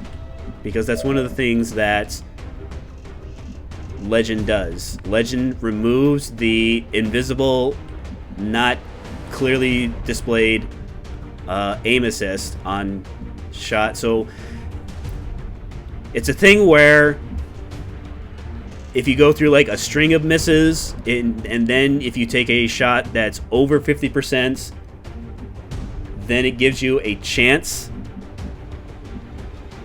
Like it doesn't make it so that you're guaranteed to hit it, but it does give you a kind of a tiny increasing. So if you miss again, your next shot then gets a bigger aim bonus.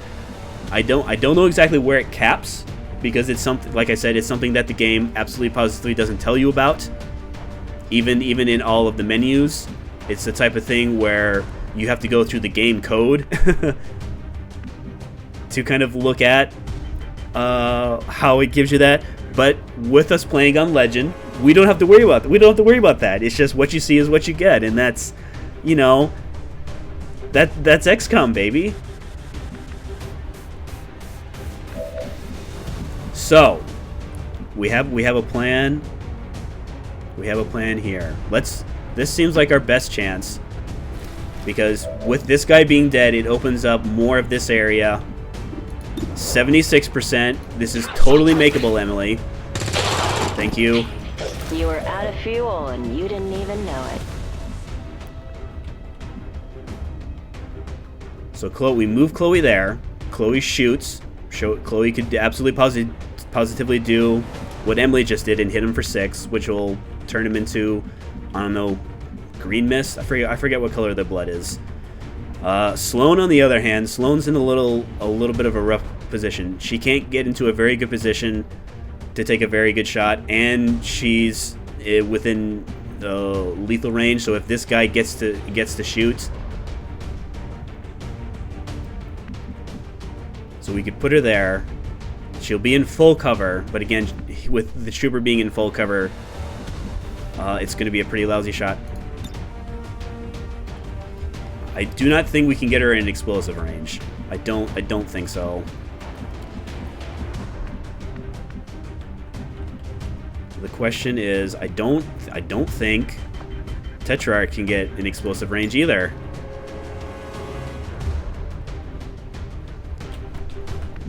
The furthest I can move, I probably wouldn't move any further up than here. And I don't think it'd be in half cover.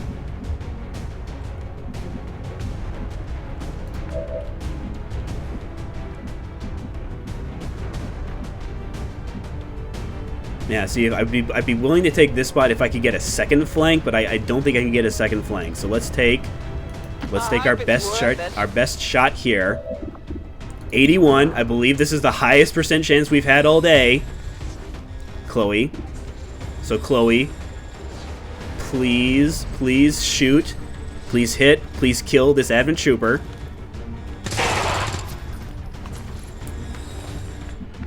Chloe, I think we might need to work on.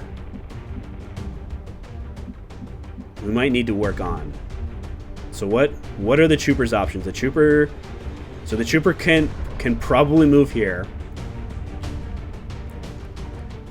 So can I prevent him from wanting to move there? So Sloane can actually dash. The problem is that with Sloane being here, Sloane being in half cover will be the best target, because one of the things that the AI likes to do is... Oh, I'm now just seeing Turbo Screv. Thank you for the follow. Sylvester Sloane and Arnold. Sylvester Sloane?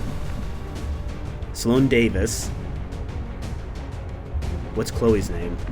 No, that's my skirmisher. Well, there's no choppers. The Sky Ranger is like the is it VTOL, vertical takeoff and landing?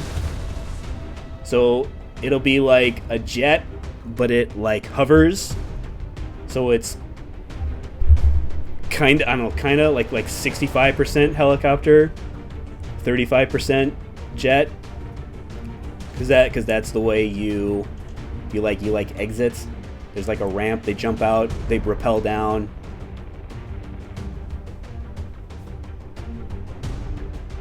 There will be evac there are some missions where you evac from, to where you will absolutely possibly it is absolutely positively. So there's no like direct way to take down enemy towers. You can use explosives. But if I remember correctly, the basic, like the very low level frag grenades, which I have right now, aren't strong enough to take down the sensor towers. If I was in range, I actually would want to try and grenade this guy, because that would kill him. Let's try. So I think what I'll do, so because even though I don't want my skirmisher to get injured, my skirmisher can take a hit and survive. So we'll put the Tetrarch,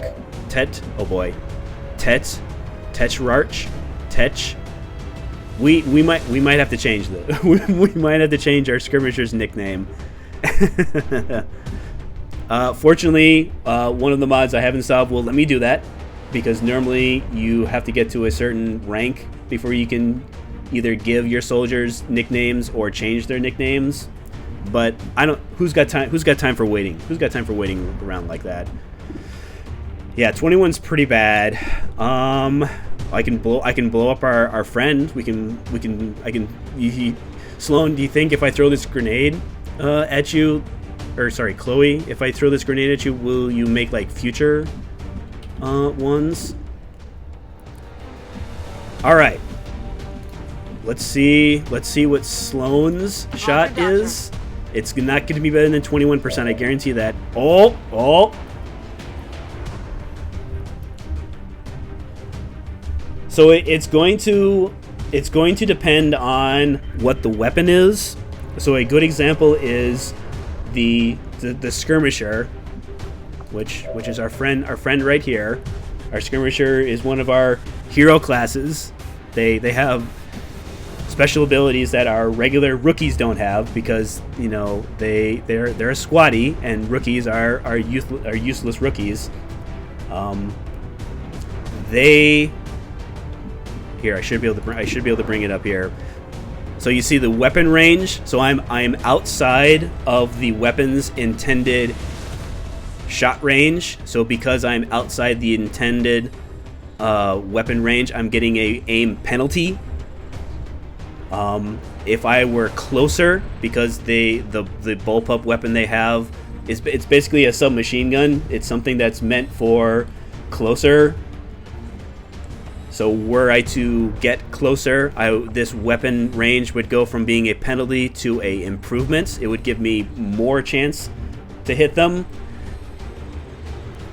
And then if we switch to our assault rifle on Sloan, so as you can see, I'm getting a weapon range increase because I am within the weapon's intended. So even though you can't see a grid, all of these maps are tile based. When I'm talking about a weapon's intended game weapon range, it's counting the number of tiles between the shooter and the thing you're shooting at. So when you have something like the assault rifle is meant for all ranges. One of the things that XCOM will also do is that the closer you are to flanking a target, you will get a better weapon range increase. When you're totally flanking an enemy, they're not benefiting at all from cover. That's the idea with flanking an enemy, is that you're like with what Chloe. Yeah, with what Chloe tried doing here, Chloe had a 76% chance to hit. She hit, the problem that we ran into, that we're finding ourselves in here, is that 3 to 5 damage on her assault rifle, and they're having 4 health. So because I got the lowest possible damage. But again, I'm confident. I mean, Sloan, it's gonna be, you're gonna boy, if you hit this shot right here, there, you're gonna get high fives. You're going to be the talk of the base if you hit this 26% shot.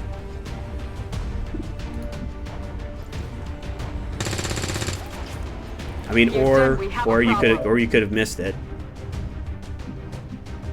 So the problem I have here, because I want Tetrarch to be the one that gets shot at, because I want to Jedi mind trick this Advent Trooper into not flanking Chloe here, because if Chloe gets flanked, there's a good chance, 1, that she'll get hit, and 2, that she'll die. And we can handle injuries. I don't want to take any deaths, because even though I've never beaten the game on Legend, I have beaten this first mission with no deaths.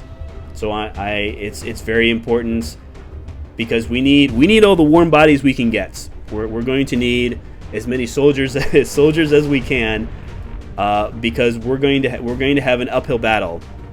Because you're gonna hear me say this a lot. One of the things I love about XCOM is the reverse difficulty, where the game is at its most. So this mission we're playing right now is the most difficult the game is, because we have soldiers with basically no abilities.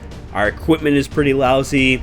Yeah, it's super cool how we have a skirmisher that has more than just the most basic abilities, but we, as XCOM, as an organization, we are at our lowest point right now. And it is so satisfying when you climb out of the pits, when you climb out of of squalor, when you climb out of the awful, terrible weapons, you'll see, if we make it that far, you'll see when we get our next tier of weapons how much more damage they deal, how these enemies that are giving us trouble right now, we don't have trouble, because when you roll low against them, it's still enough to eliminate them. So rather than taking this 21% shot, rather than hunkering them down, which, as you can see, increased defense by 30, dodge by 50. So think of dodge as a chance to have incoming damage. So a soldier that has 50% chance to dodge means if they get hit, there's a 50% chance that any damage that they take off of a dodge is halved, which is good, because less damage means they are more likely to survive it. So what I'm going to do is so even though I'm not going to be able to shoot at this trooper, I'm going to move so that he's flanked again. If I move here, he's flanked here, and he's not going to want to move here. Now, it's entirely possible that one of the things that Advent units do is that they have no sense of self-preservation. That's one of the advantages that Advent has over XCOM. In XCOM, we need as many soldiers as we can get, because we don't have an unlimited supply the way Advent has an unlimited supply of shock troops to throw to throw at us. So here we go. Yep. Duck. Okay. No, that's cool. That's super cool. I mean, again, we don't like taking injuries, because injured soldiers can't go on missions. Does everyone... You have a promotion. So you're at 50. So let's take our 50s to see if we can hit you. Alright, there's 150. That's fine.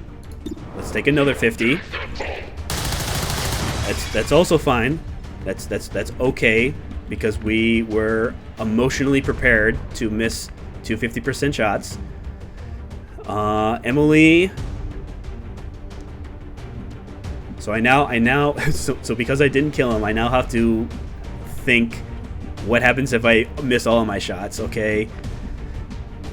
So you can be in full cover, but you can't see him. You can be in half cover here and have a flank. Let's try that because you're at full health. All right, 66. We've missed 66s. Sorry, so we missed. Scratch that. That's okay.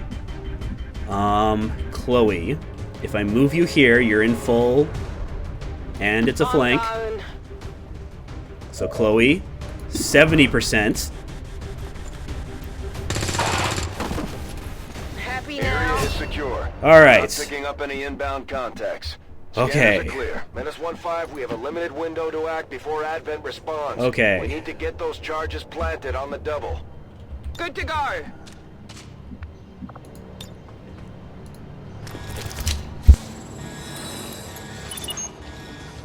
-1-5, rendezvous at the extraction point. Status confirmed. Squad is clear. Detonating charges.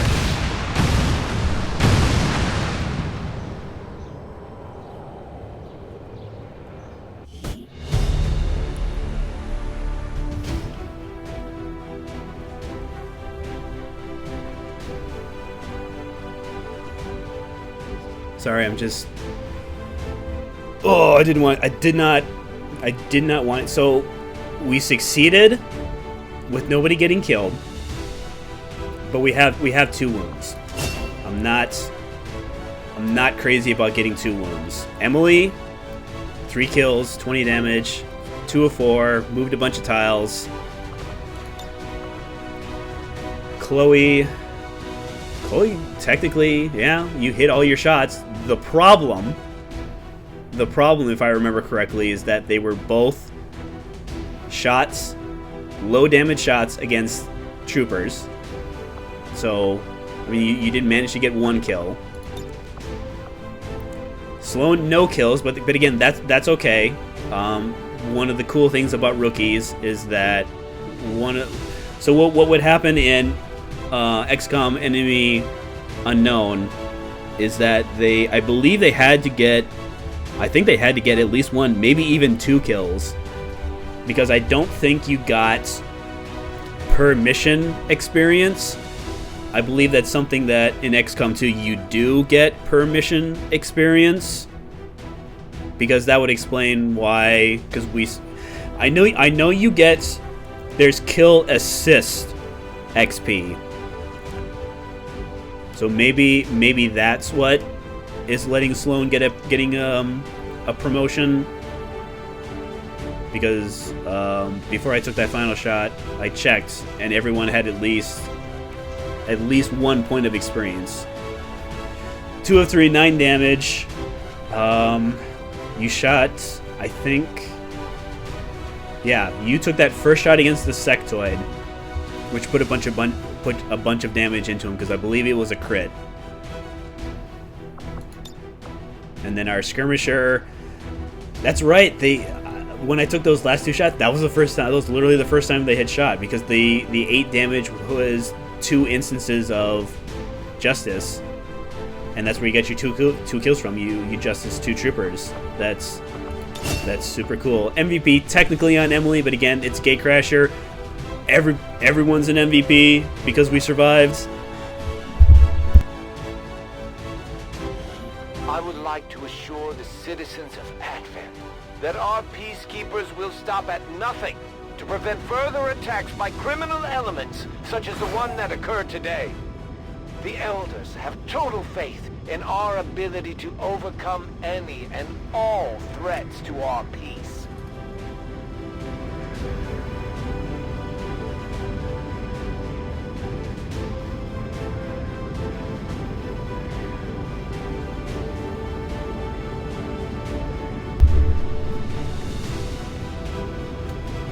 Successful shot percentage, 54.55.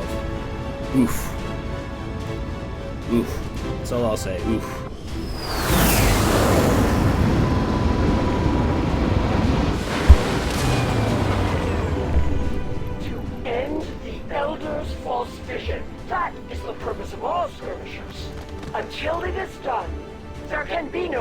enough for us. So as you can see by our wound times, this is another thing that Legend difficulty does. Legend difficulty really ramps up the wound times. But again, that's okay. It's nothing we can't handle, right? This scope. Oh man. I mean, you might be looking at the 5% and going, I mean, what even is 5%? And I will tell you, even going from, like, our skirmisher on that last turn, going from 50 to 55, the fact that I'm shooting twice at 55%, the conditioning's okay. We're going to have to do some research before we can use either of these two things, but again, it's like the most basic entry-level research. It's research that we'll be doing anyways.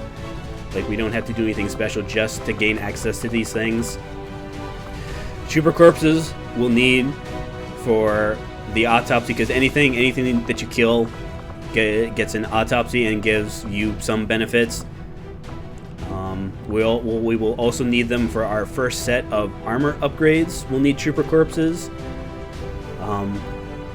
Fortunately, we're going to see lots of troopers. Whether or not we get their corpses is going to determine on how successful we are on those missions. But again, considering how well, I know I'm talking about how I don't like 2 injuries, things went well on Gatecrasher. We're going to worry about bonds later. Bonds are very important, but we're not. They're not on the list of things we talk about right now. I believe. Yeah, I will let these cutscenes play because these will let you know kind of who our cast of characters are, and even though the story is not the most important thing, it's a nice backdrop. It lets you know, why are we here? Why are we doing this? What's at stake? One of the things I like about XCOM is the idea of emergent storytelling. You saw a little bit on the first mission there, where we had some pretty big misses, and we had some low damage rolls that kind of created a situation where I had to start determining who I would be comfortable getting shot at. And you know, that's something that were you one of the soldiers and the commander told you, hey, to the armory. move to that park bench because I want you to get shot at, can create for some kind of interesting narrative incidents. But again, let's meet the crew. Impressive, isn't it? Capable of generating immense power, yet completely harmless to human life. If only the same could be said for the rest of the aliens' technology. Commander. Dr. Richard Tigan, Chief Science Officer. I am responsible for the entirety of our research here, as well as the procedure you so recently underwent. Welcome to my lab, such as it is. I'm not sure what Central may have told you, but we found something while removing you from the alien stasis suit. A device implanted directly in your occipital lobe.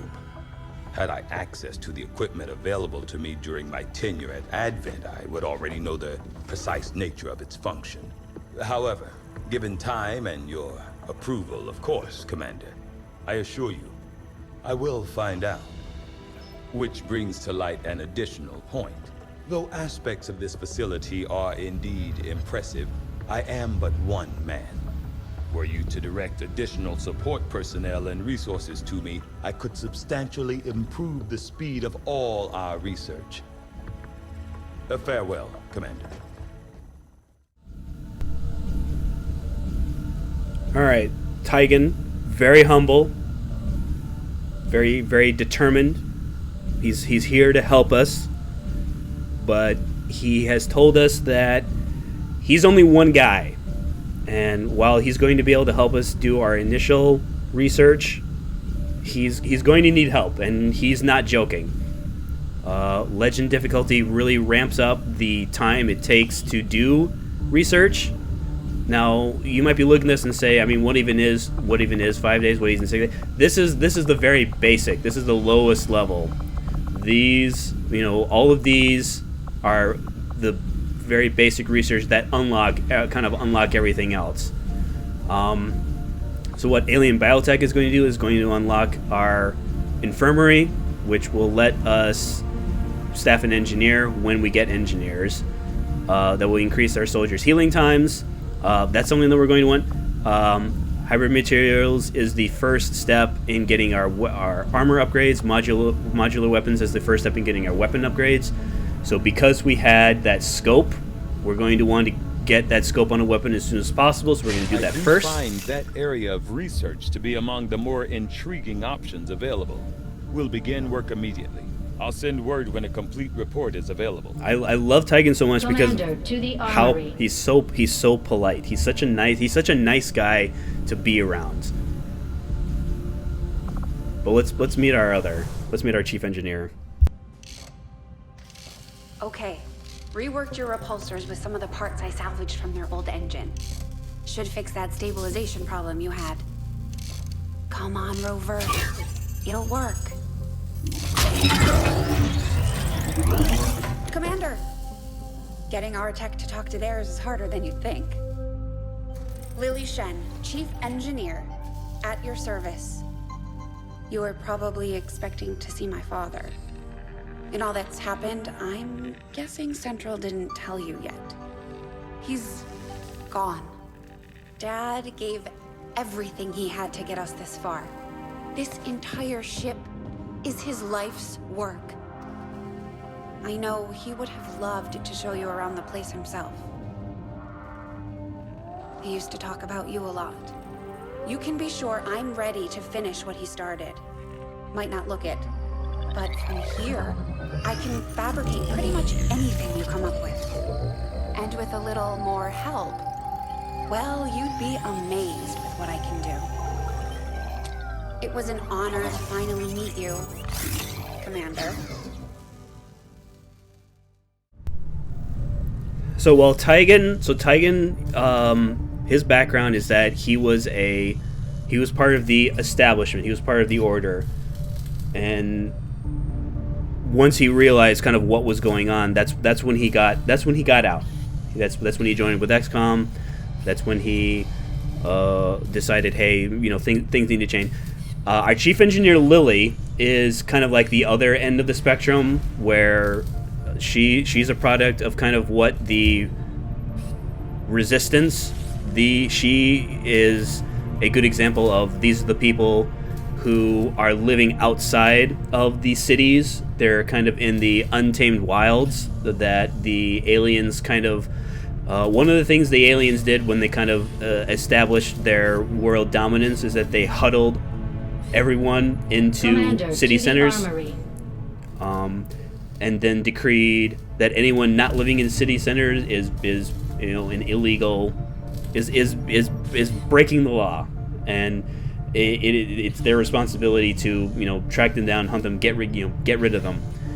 When in reality, those are the people who are kind of trying to free the Earth from the occupation that the aliens have. So what she was talking about with her father, so her father Raymond Shen was our chief engineer in XCOM Enemy Unknown.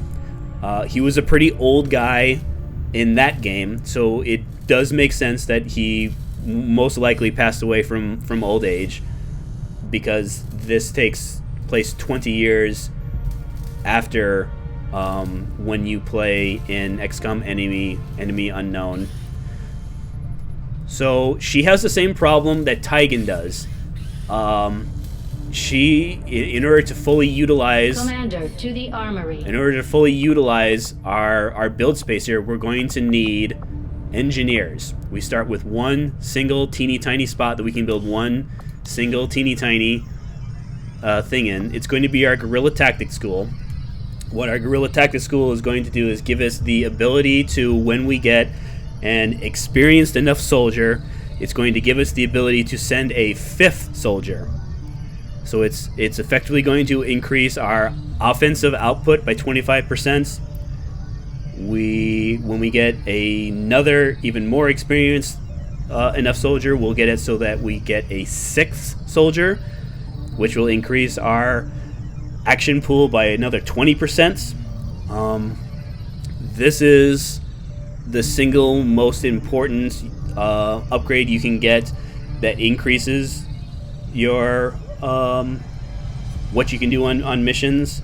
Don't get me wrong, weapons and armor are also important, but the increase in health for our soldiers and weapon damage for our soldiers is not as severe as the increase that the Guerrilla Tactics School gets us. So that's why we're starting there first. Tactics School construction initiated. So it's almost all of our money, which is okay because, you know, we don't really get that much money anyways. What can I do for you, Commander? So what engineering does is engineering lets us fabricate instantaneously. Fortunately, it tells you instant build things that we're going to want on our missions. The flashbang, I'm not going to buy it right now, just in case I change my mind. But the flashbang, as I was explaining earlier, there's going to be situations where we're not going to be able to kill all of the aliens. Flashbang grenades are going to help us make it so that the Advent and alien units that do get actions are going to take the less impactful version of their actions. It's going to lower their mobility, it's going to lower their aim, it's going to turn off some aliens' abilities. So it's going to make it so that they're going to take the least impactful actions as possible. But let's meet Bradford. Commander, good to see you on your feet again. Welcome to the bridge, the nerve center of our operation. The aliens have our entire world in their grip. Advent controls everything. Government, communications, industry. Not to mention the military. And it's on us to take it all back. Resources and time are tight, Commander.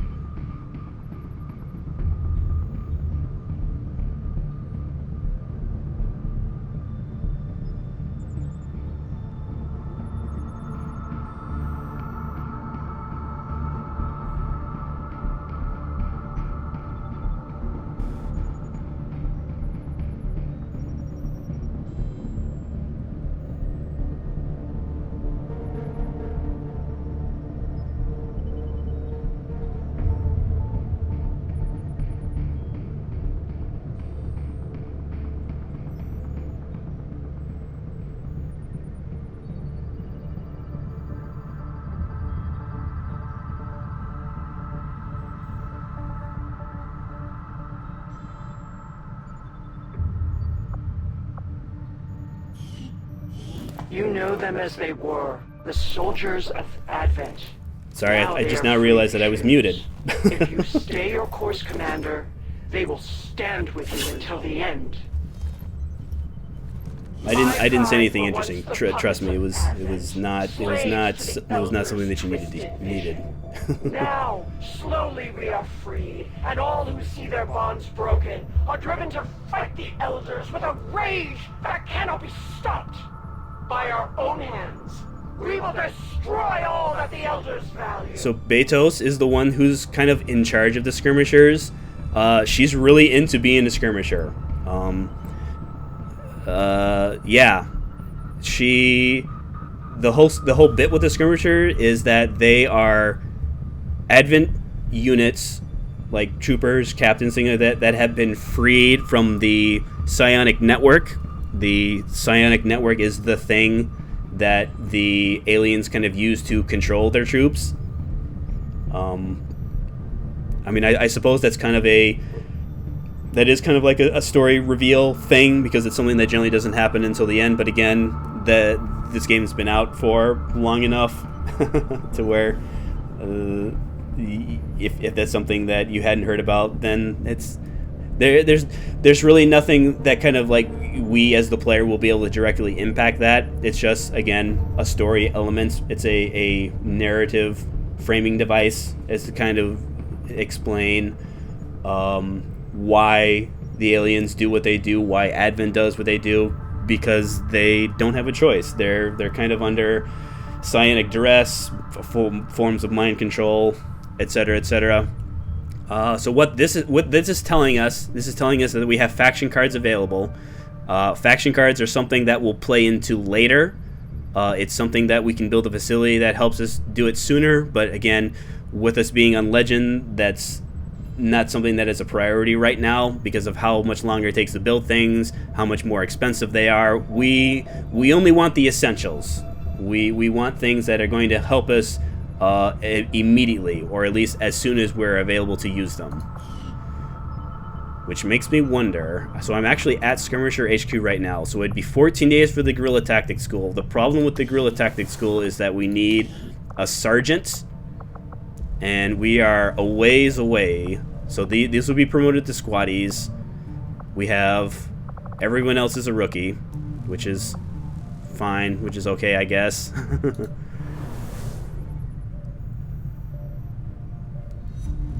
Yeah, I think we'll take those supplies. I mean, I'm not crazy about taking supplies because again, it's going to be a very tiny, very small amount of supplies.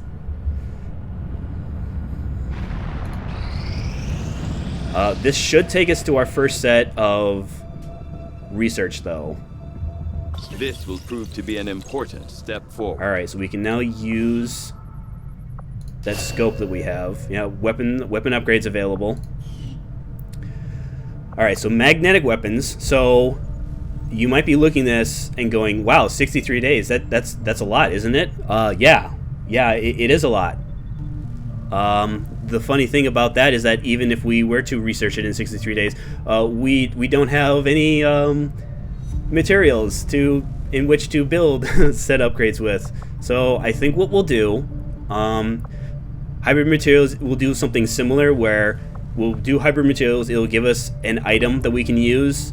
It will then unlock the armor research, but again, it has the same problem of we will be able to research it, but we won't be able to build it because we don't have. So let's do alien biotech, because alien biotech is going to open up other facility that we're going to want to build. Oh yeah, 56 supplies. Okay, rookies. That's good. That's more bodies. We need bodies. This might take us to our first mission, though. Yep. So now, fortunately for us, this is always your first guerrilla ops after you're doing your first mission. Your first Gatecrasher mission is always an engineer. So don't let the difficulty influence how successful this mission is, because in XCOM, when you see difficulty is a reference to how many enemies there are, how many groups of enemies there are. Easy is a low amount of enemies as compared to moderate, as opposed to difficult, as opposed to very difficult. So easy will have the least amount of groups of enemies available. It's still 3 groups, so it's going to be similar to what we had on Gatecrasher, where it will most likely be, of those 2 or 3 pods, one will probably be led by a sectoid, one will probably be led by a captain, and then the third pod could either be 2 or 3 troopers, it could be another sectoid leader, it could be another captain leader. That's one of the great things, is that there's no until we build there's a certain facility we can build later, which will tell us what enemies are appearing on missions. But as of right now, there's no way to be for certain what it is that we're going on out with.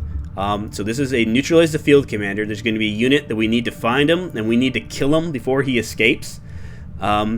This is actually a very, very difficult, even for commander difficulty, which I am familiar with. Even on commander difficulty, this as your first guerrilla ops mission is very difficult, because the field commander is going to have a bunch of health, But fortunately, this is, again, one of the other reasons why I prefer skirmishers, because skirmishers are very good at knocking Advent units out of cover, taking them to where we can get them better. And we're going to need... I don't always like taking the Resistance hero, faction hero, that you get on missions until the first retaliation strike, because there's a couple of reasons why that is. But Setting course for the Arctic. What we're going to do here is we're going to promote the one soldier that we can.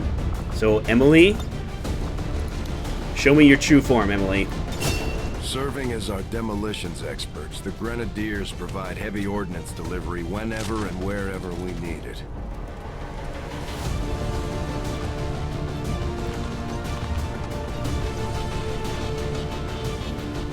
So actually, if I had to pick a single class to take on this first mission, this is probably the one that I would take on, because as you saw,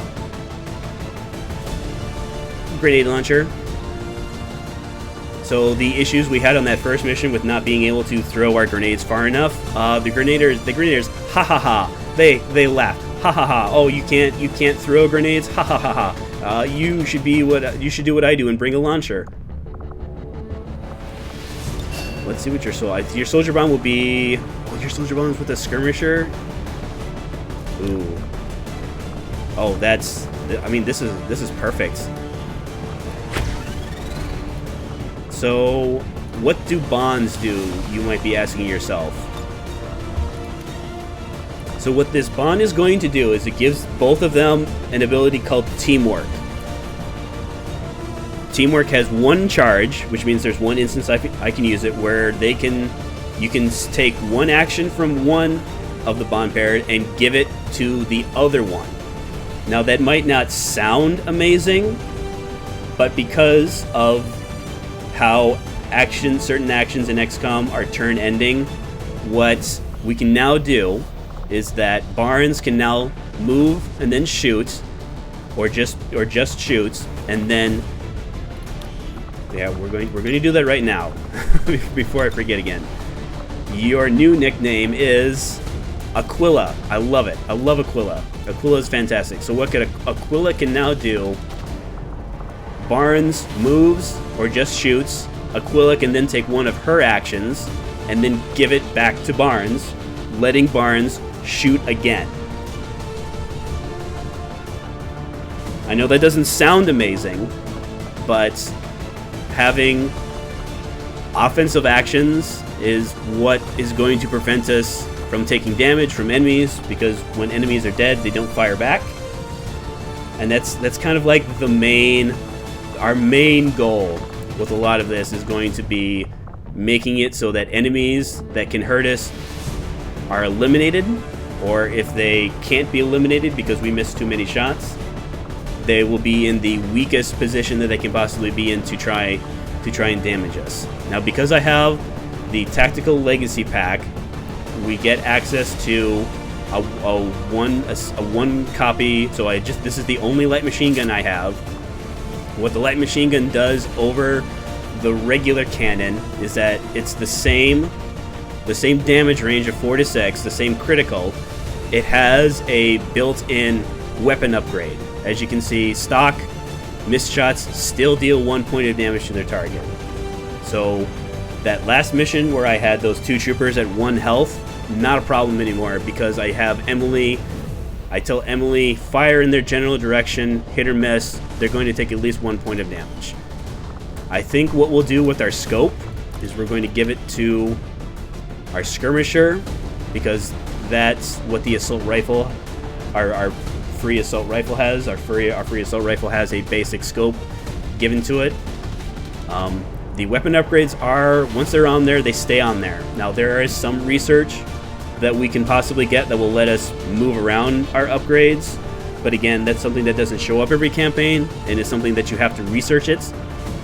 And on Legend, those types of research on other difficulties, they take 5 days. On this difficulty, they take 10, which is a lot. it's not that we aren't going to take any of those breakthroughs, it's just that there's a very small list of breakthroughs that we are going to be taking. So it's entirely possible that we will not be able to interchange our weapon upgrades, but again, that's fine. So I now need 2 rookies. Let us go. Let's start at the top and work our way down. So Lamb, you're in. Oh boy.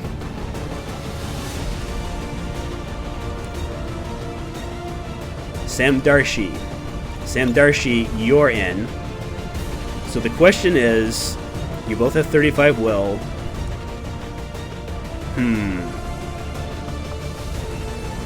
So I'll just give Lamb our. So it's same as the regular assault rifle, except we get a built-in scope at 5%. I mean, it's still gonna be pretty rough, but hey, 5% is 5%. We love squeezing water from stones here in XCOM because we are forced to do so. And I think because I have the Grenadier, I will build the flashbang. Let's give it to your slot there. All right. So the plan is find the field commander. We might not necessarily have to engage the field commander right away, but I want to know exactly where they are because one of the things that you get with your missions is that you'll have a pretty clear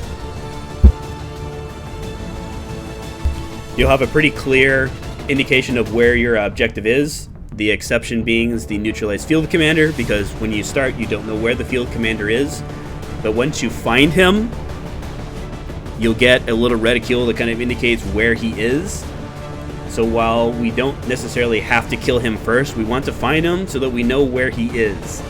Because what's going to happen is, when we break our concealment, there's going to be a extraction zone that if the general gets to by the time the turn timer ends. So rather than other mission types where you fail if your turn timer ends, this, you don't immediately fail when the turn timer ends. When the turn timer ends in this mission type, his extraction will be available. Now he has to be, just like XCOM units have to be in the designated area, and it'll clearly show where it is. If he gets to that area and extracts, then we fail, which will deprive us of the engineer that we need badly, because that's how we're going to clear out more facility space. But again, I mean, it's fine. I would prefer. So had we not gotten 2 injuries, these would be 2 regular soldiers as opposed to rookies, the worst version of a soldier. But I mean, it'll be fine. I mean, at least that's what I'm going to tell myself. I'm going to tell myself it's fine, right? Sky Ranger deployed.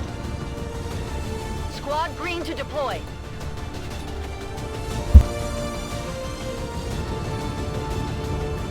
A trusted source in the Resistance has confirmed that a high-ranking Advent military officer will be moving through this area as part of a routine patrol. We have an opportunity here to completely disrupt Advent's command structure and delay their current operations. All we have to do is neutralize that officer. You make it sound so simple, Bradford.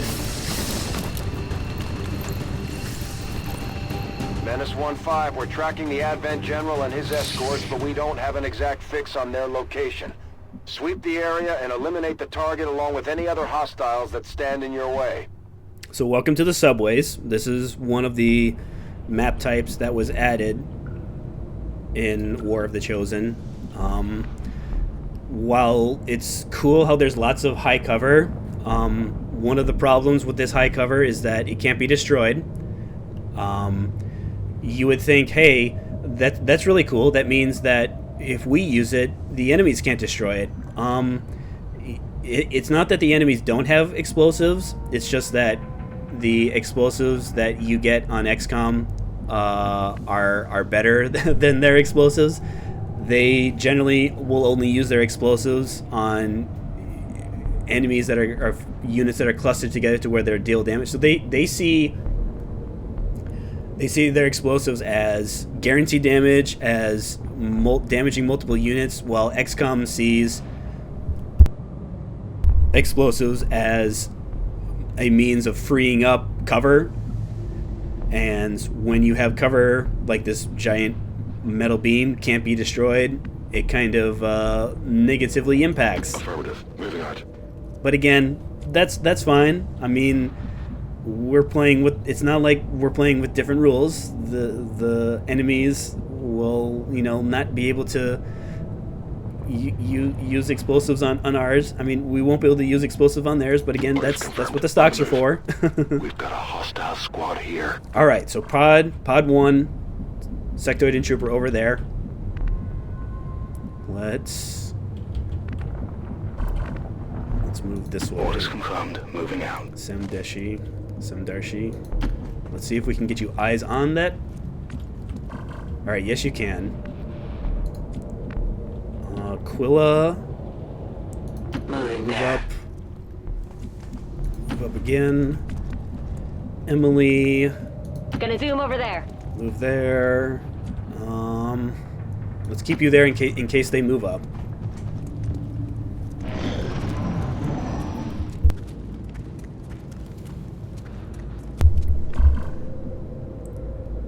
Okay. Can I go around them? I can't go through. I can't go through. I can go back over this way. That's why I kept Emily there. Yeah, let's try doing that. Let's see if we can get around, peek around this corner too. All right.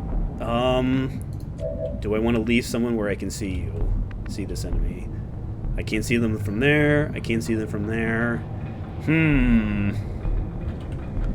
So if I move you here, if they move across, if they move over here, I should be able to see them. But if they move back over, I don't think... Can't see them from there.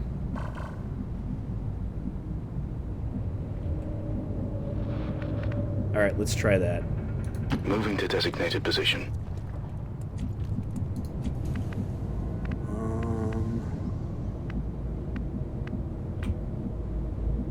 Yes, Commander. Give me the high cover there. Move you there. Position. Can I get you around? Yes, high cover there. Alright, so I think, because I have eyes on the windows here, if they move back over this way, I should see them. If they move in this way, Samdarshi should see them. Affirmative. Covering now. Cool. Alright, so they're moving in that direction. That's okay. We're not looking for them. We're looking for our primary target. Emily, Gonna zoom over there.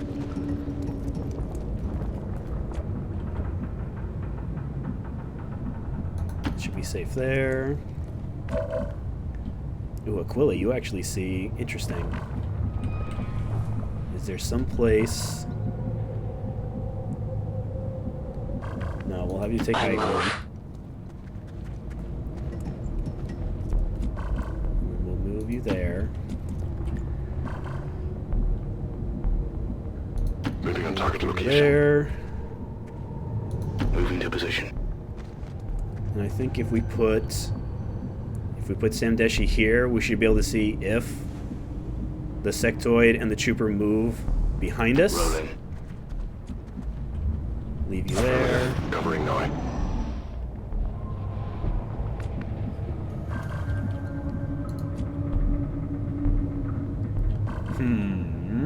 Didn't move. Or at least, if they did move, they didn't move further back. So they could have stayed there. They could have moved over there. They could be moving over there. None of this is covered except for this spot here.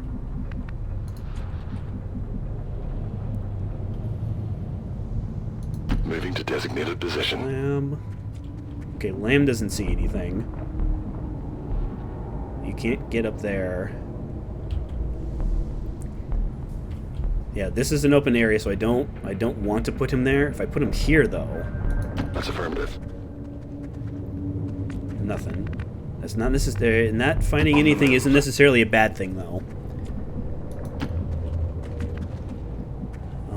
Put you in cover there. Put you in cover there.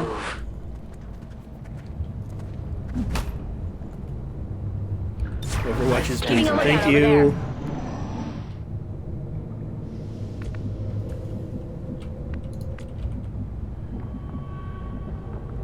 Alright, you can move up in elevation and in high cover. So, Lamb, try there. Nothing. Who's my next? If I do that, that'll block. I don't want to put you there in case someone walks around here. Let's try there. It's not as far up as I would like, but Aquila, where can you? That will break a window, which will, yeah, breaking things like windows, going through, kicking open doors will also break our concealment. We just have to be careful, because yes, the game warns you, but if you don't see it, let's try there. Enemy patrol approaches here. Oh, we found him.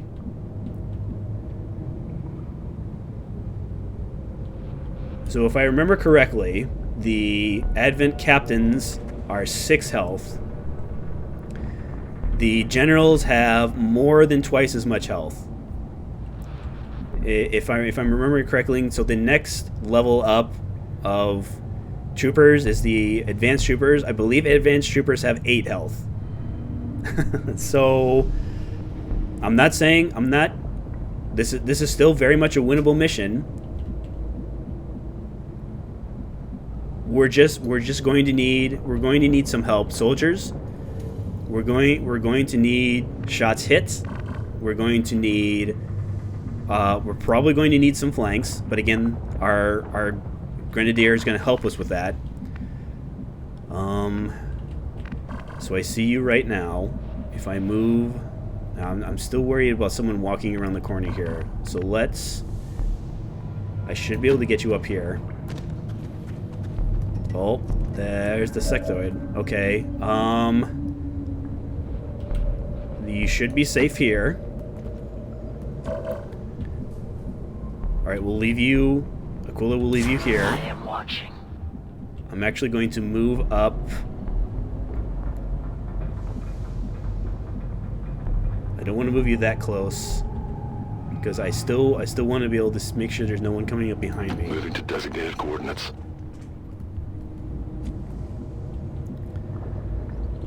Sam Darshi. What to do with you, though? Take the high cover here. Moving on target.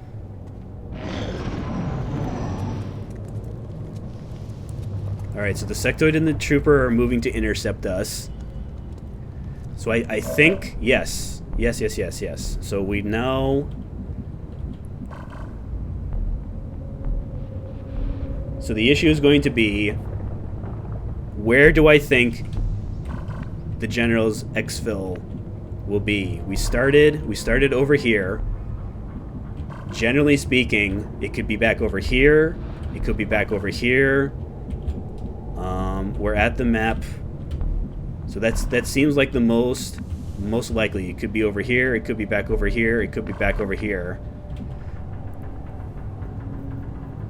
One of the other things that makes this mission type very interesting is that there is no clear, concise way how the general behaves. The two things that the general will either do is that he'll dash as fast as he can to the exfil spots, or alternatively, he can stay and fight. And all my time spending on commander difficulty, I have not seen any clear, concise decision-making process. There are times where all he had to do was run, and he would have gotten away, but he stood and fought, and because he stood and fought, I killed him. So let's see which version of the general showed up to work today. So the plan now, so now that we know where the general is, I have no problem opening up on this pod. Aquila, can we get... Oh yeah, there's no... Alright, so this is full cover. Lamb. Alright, so if they don't move, you can see both of them from there. Roger. I've got my eyes on. Is there full cover? I mean, take this so I can move in here, but you can't see anything from there. Let's get inside. Let's give you... Ooh.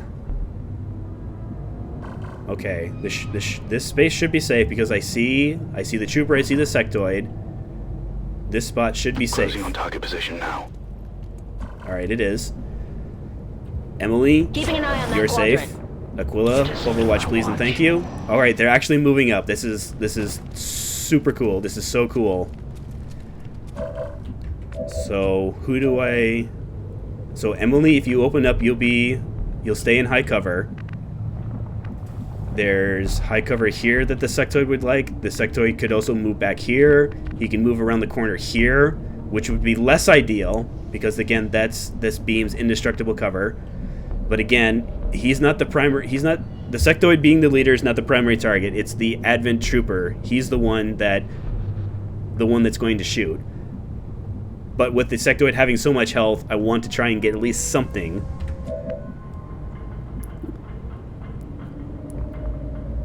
Alright, Aquila, let's leave both of your actions open so that in case I want to either justice the trooper, because the trooper will move, most likely. At least I think. You only see the sectoid. Alright, so Darshi is a good candidate for overwatching, because, so I know I said earlier, Overwatch has a accuracy penalty. It does not have the accuracy penalty when you are breaking your concealment. So my Overwatch will be 74% on either of them. I have no problem with him shooting at either of these. I have enough. I don't need his grenade right now.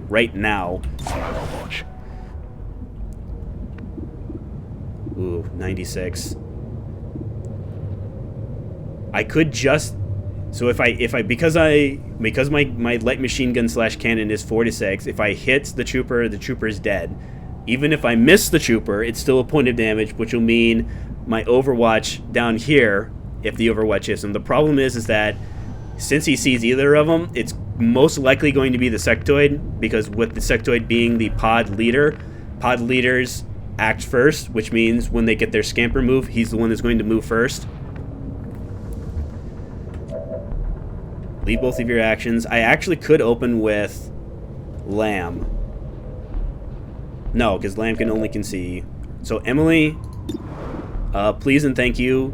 Please shoot and kill this Advent Trooper. Thank you, Emily. Oh, he's moving back. We got him. Okay, he took another. That's not indestructible though, because it's this wall rather than this metal beam thing. 52.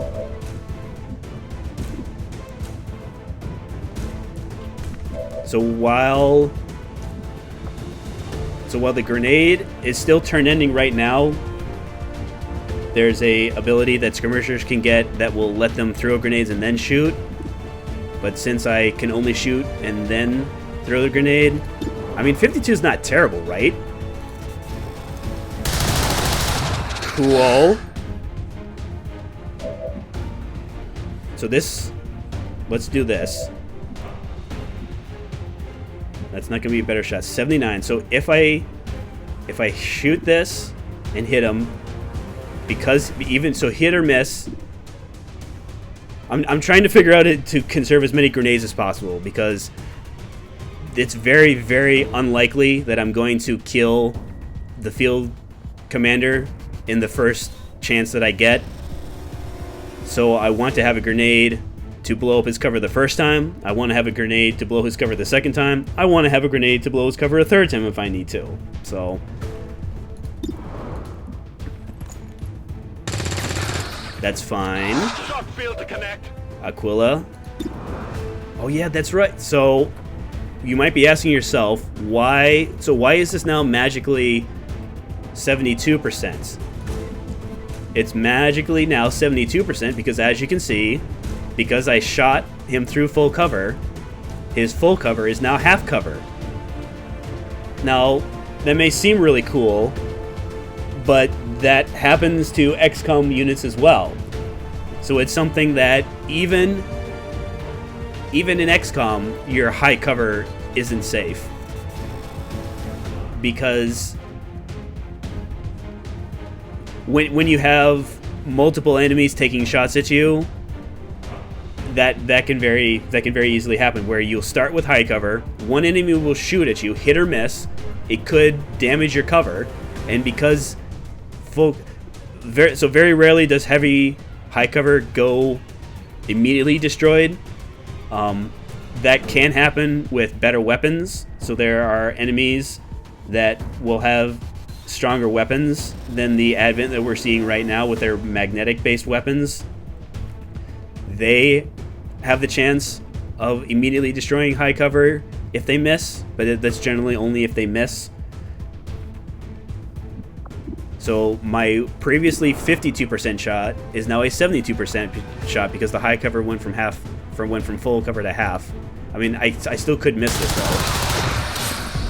We're picking up an inbound Advent transport. The aliens are going to try and extract the general from the AO. Don't let them get on board that ship. So I should be able to see. So yes. So here, this is the area. So in 4 turns, a little kind of I don't know, road flare. So it'll be like this, except it'll be like a clearly marked area. So you'll be able to see. So this is the direction he's heading in. The problem is that he's just right there, and that's a little bit. I thought I might have a chance to reload.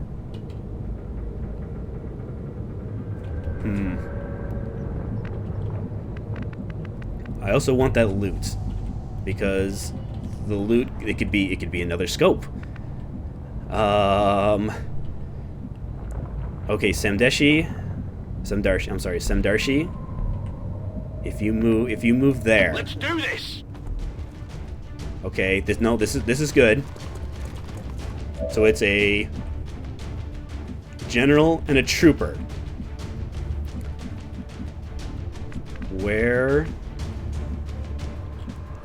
Ooh, this is a bad angle. Yeah. So while I had it was a cool idea before. Okay. You can't see them from there. That's half cover.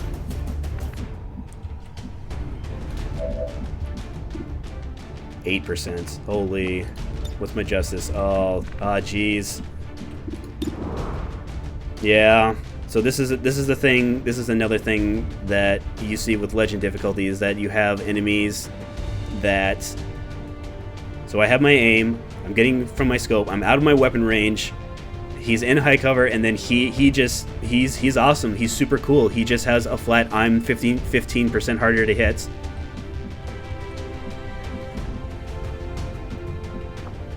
Can I get?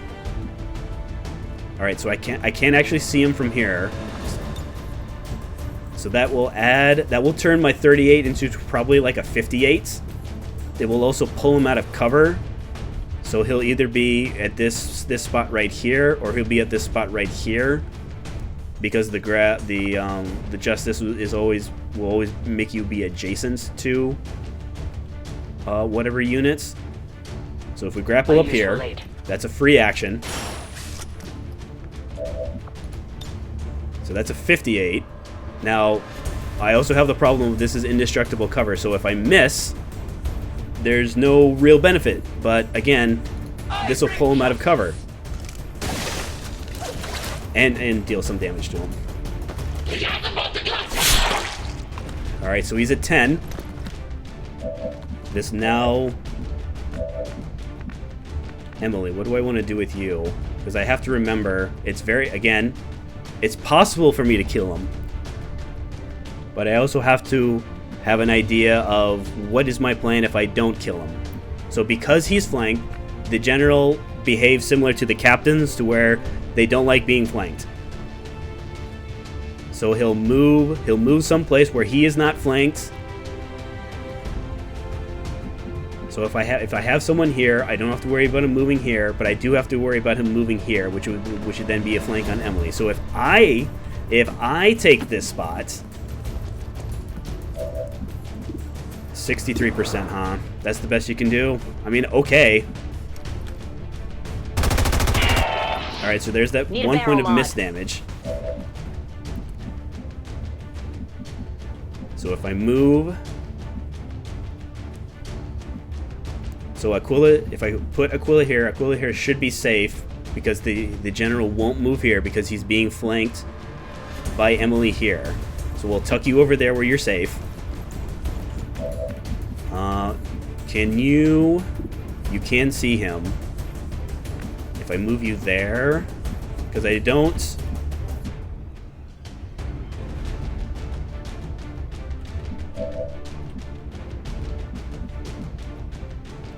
I do also have to think about what to do with Sam Darshi. Because I have to think... So Captain, he can move here, he can move here, he can move back over here, he can jump down around the corner here, he can move here.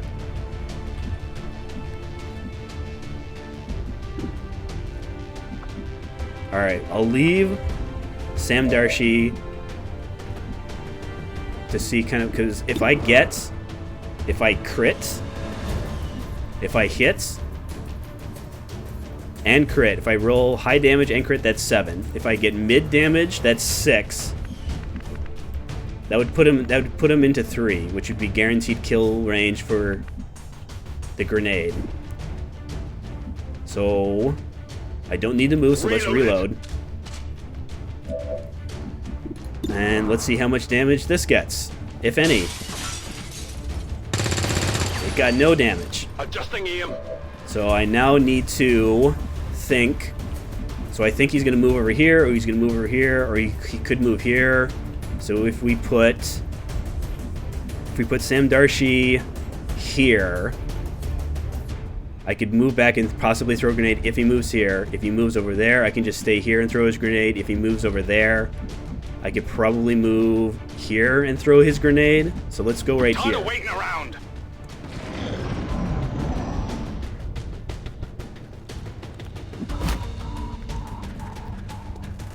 Oh, he double. That's a dash. That's both of his move points.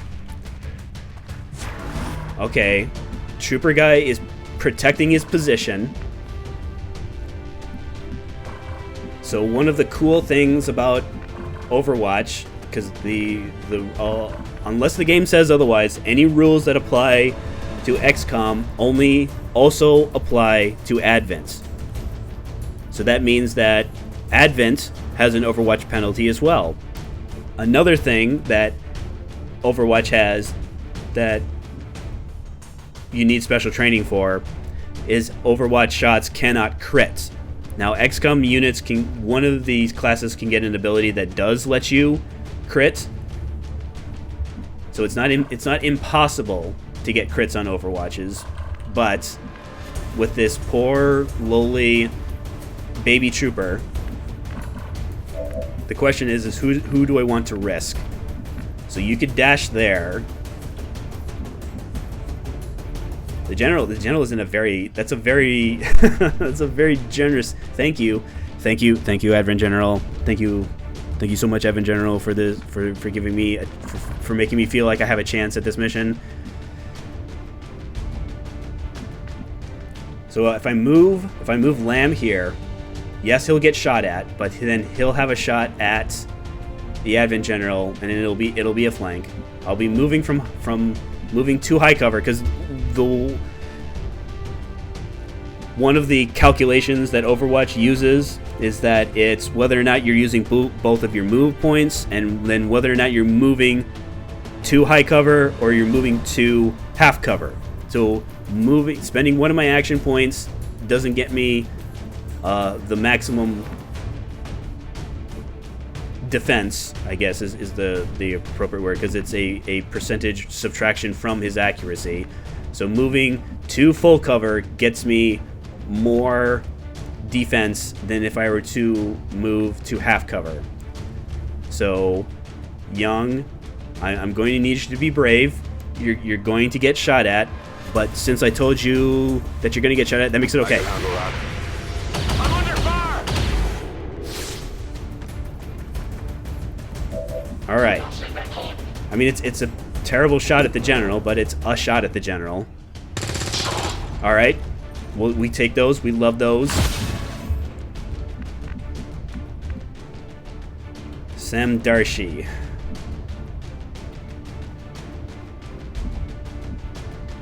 Sam Darshi, you have less options, unfortunately. So you do see him. If I'm looking, yes, I'm looking at my target preview. It's not gonna be that much better of a shot.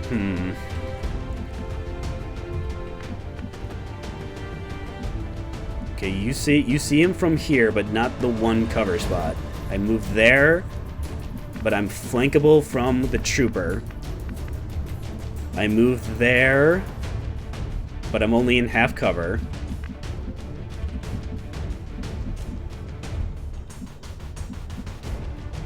So again, I'd rather I mean, sorry rookies. If I have someone who gets shot at, I would rather have it be you guys. So Sam Darshi, Finally! Please pick up that loot, please and thank you. All right, an Illyrian core. We need Illyrian core for research, and then data caches is intel, which we will need intel in order to expand our cargo duty? income. All right, your shot is worse because you didn't have the free scope the way the guy had a scope, but that's okay. Okay. So if you move here, I really want this guy. I really want him. So if I move here, I should have grenade launcher range. Oh yeah. Now so here's where XCOM can get a little silly. Yes, I would be completing my mission objective by killing the Advent General. However, I have no way of knowing if there's another group of enemies on the other side of this wall, and if I blow up this wall, there's a good chance that they'll see me. But again, we'll just be careful. If we go like, you know, maybe like this. Here.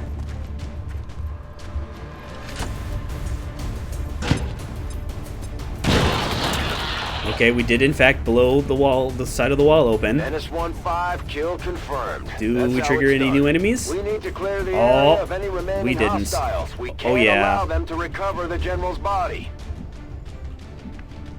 So we now... How do we want to do this? All of your abilities are on cooldown. If I move... Alright, so technically I have a shot there. And I'm in full cover. Well, it's not as terrible as I thought it was going to be. You're going to have to reload next turn. That's okay. I have failed.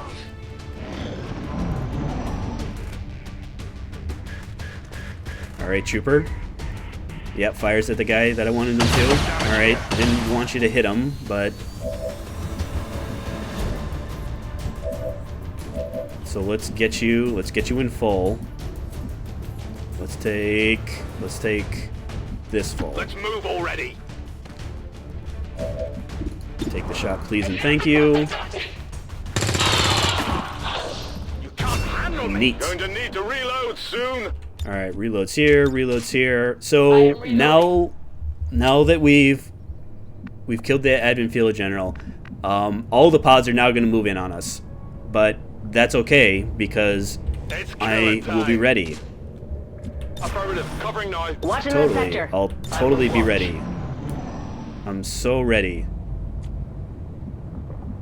I mean,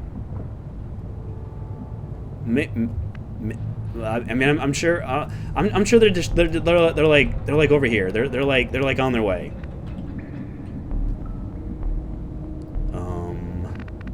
Let's see here. Let's keep you there. I'm ready. Reload. Overwatch. There. Keep you there. Yeah, everyone just saying, hey, there we go. Oh yeah.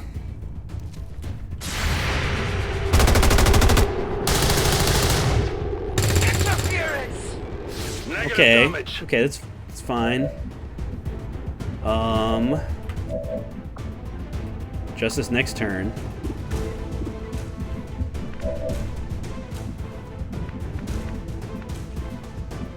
I mean, we could move here,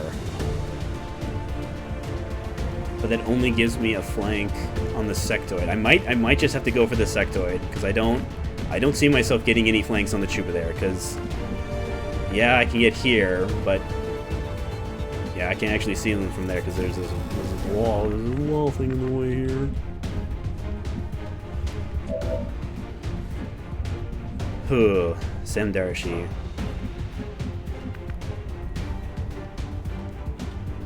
Sam Darshi's grenade could work here.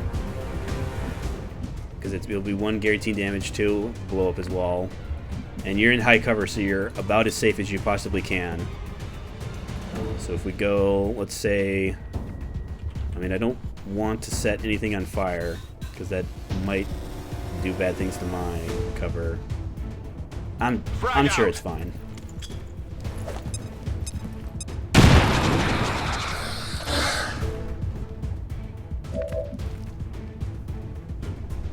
Emily, you see him. Aquila. So is there a way? Oh, that's right. That's now a flank. Okay.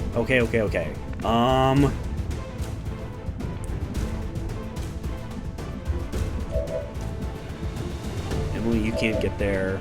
Aquila, you can't get there. Okay, so because Lamb is the only one that can get a flank on the trooper, let's get a flank on the trooper. Oh, no, never mind. It's not a flank. I mean, it's still a better shot than I thought it was going to be. Oh, there's the other guys coming in. Oh no. Oh, okay. I knew that was going to happen. Okay. Aquila, you'll have 2 shots here. Okay, no, that's good. My weapon is almost depleted. Oh, I'd rather reload though. Yeah, this I have no problem taking because of the stock. If I didn't have the stock, most likely would not be taking this shot, but it lets me reload. I mean, if I hit him, he's dead. See? Bandit bought the farm. See, that's the thing. That's the thing I was telling you. Reload here, please, because I'd rather have you have 2 shots. Okay. This, I believe, will be the last group, though, because I when I was detailing how many pods in there, I forgot that the Kill the Field Commander changes the pod structure compared to other missions. So the pods are smaller, but there's more of them. So this should be... So I think because I would eliminate the trooper, I'll take the Justice on the trooper.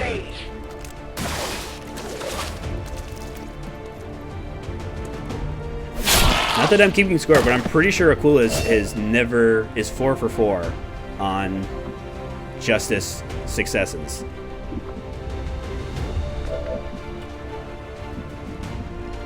So 54. I could reload and shoot. I don't like how he sees Sam Darshi, though.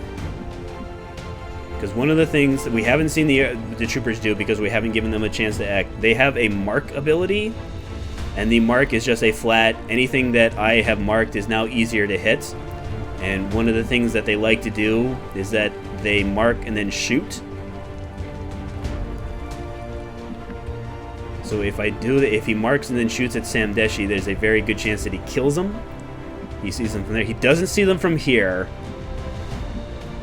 He is also out of grenades, so... Here I come! Sam Deshi, I need you to get promoted. I need you to get promoted. I don't like how you're injured, but I would rather have you be promoted. What do we do with Emily, though? Emily can move and then shoot, and then she can technically get another shot from Aquila. I can move. This is high cover here.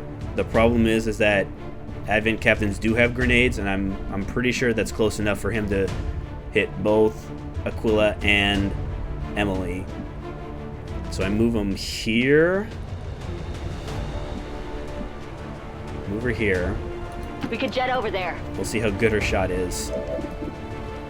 It's pretty bad. 29.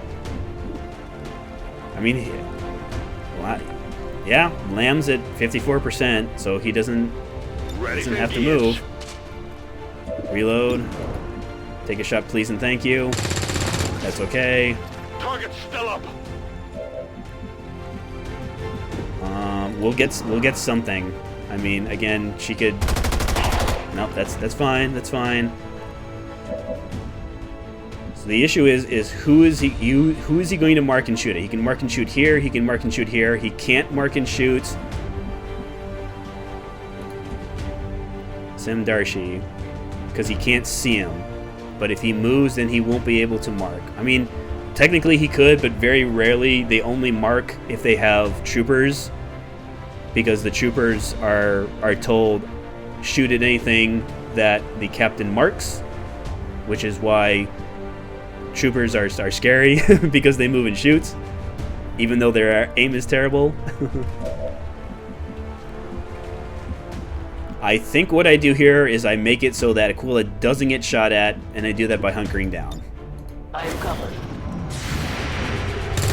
Alright, so he moves up. I'll get him next time. That's okay. He takes a shot. Misses. I'm peeking fire! Because Advent does in fact miss sometimes.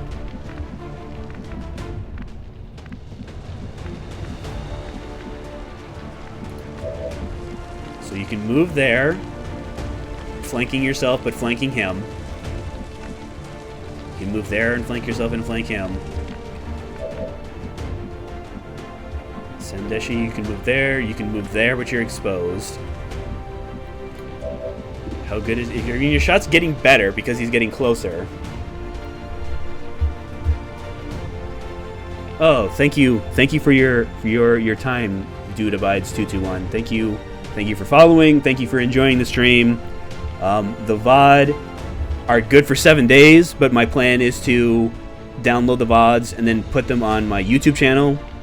So when I get that set up, I'll have the YouTube channel link on my channel page. But thank you, Dude Abides, for coming to a very first ever stream.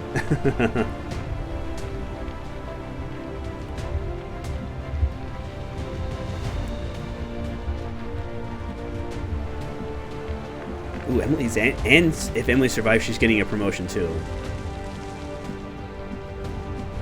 I think that's what we do. We reload ammo here, so we can put ourselves in a position to where if we want to get a second shot from Aquila, we can. Or she'll just turn him into green mist.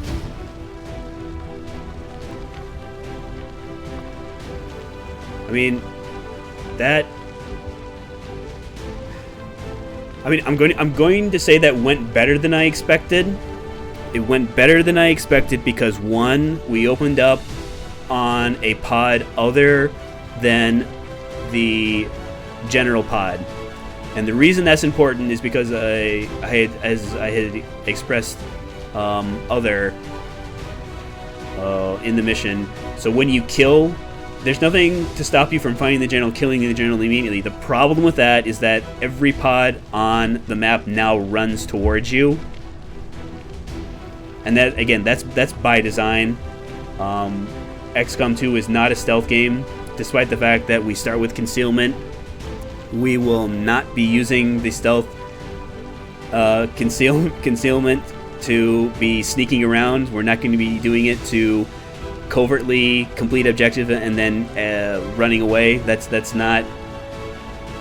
Just because you think you can do things like that doesn't necessarily mean that the game will permit you to do such a thing.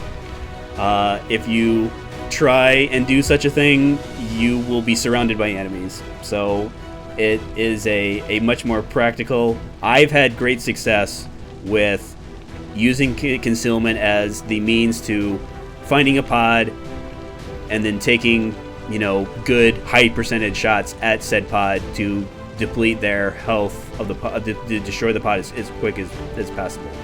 As possible, the pod of enemies that you find. But hey, let's look at the mission debriefing.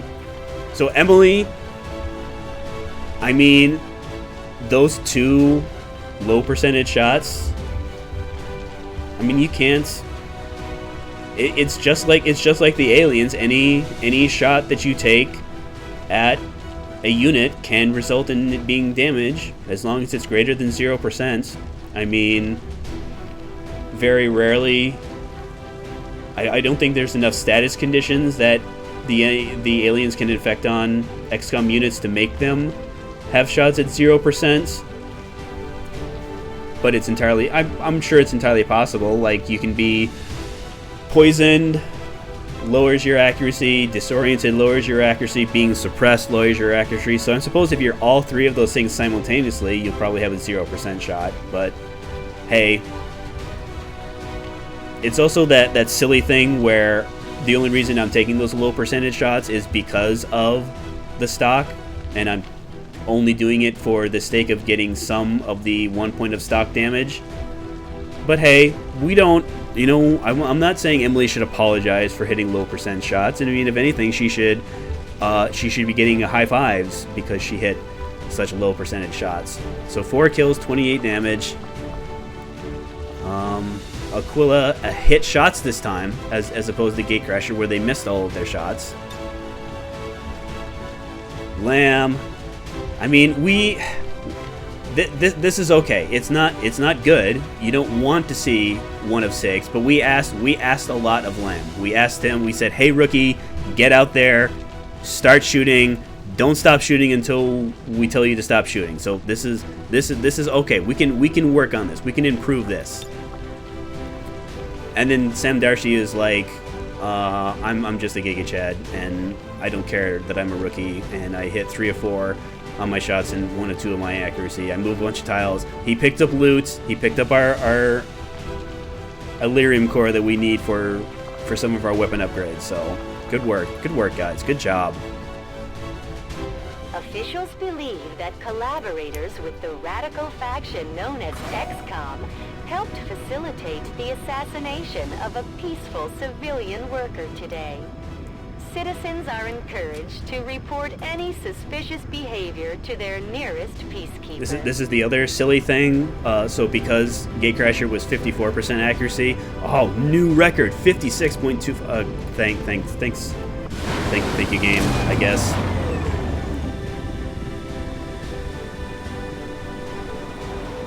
Another success beyond all expectations. I'm continually impressed, Commander. I mean, 29 days is not ideal. That's not great.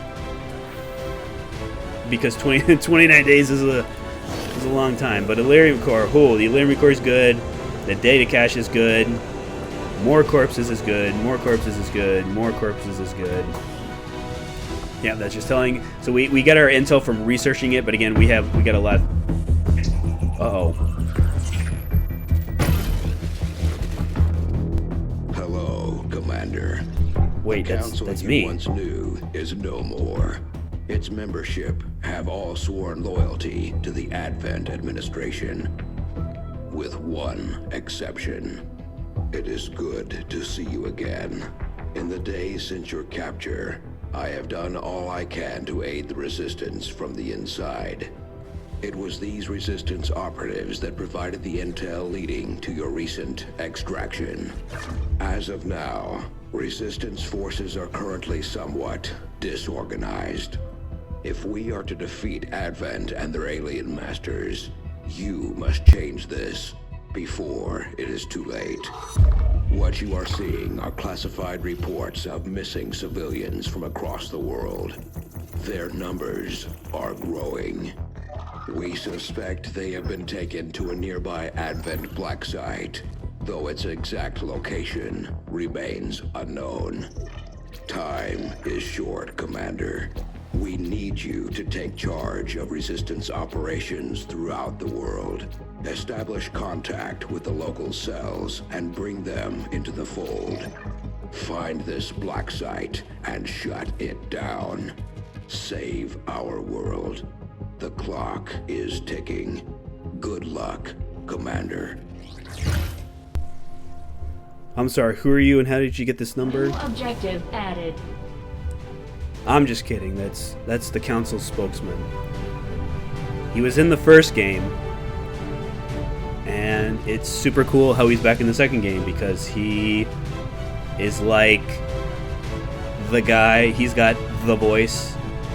he's the voice that everyone wishes that they had. I'm not even going to try and emulate it because I don't want to make myself look like even more of a fool. So what this is telling us, this sets up what is referred to as our golden path. These are the list of missions that we need to complete in order to beat the game, because the game does in fact have an end. We're making progress, Commander. I've updated our objectives based on the latest findings. You have done an outstanding job leading the Resistance, Commander. Thank you, spokesman.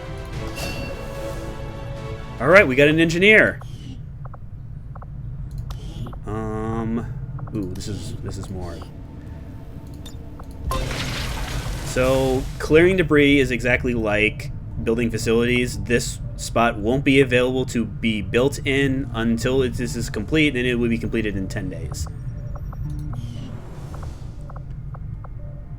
Alright, alien biotech in 5 days. Supply drop in 15. Supply drop, that's when we get our monthly income. It'll create a scanning spot that we have to go in and scan, Commander, but that's okay. We have a lead on the alien black site, but we'll have to rely on the local resistance to actually get us into the facility. We should try to make contact with their forces in the region as soon as possible. It's the only way we're going to find out what's behind this so-called Avatar project. Commander, you're not gonna believe this. We just picked up a signal from an emergency locator beacon. It's definitely one of ours, from the original invasion.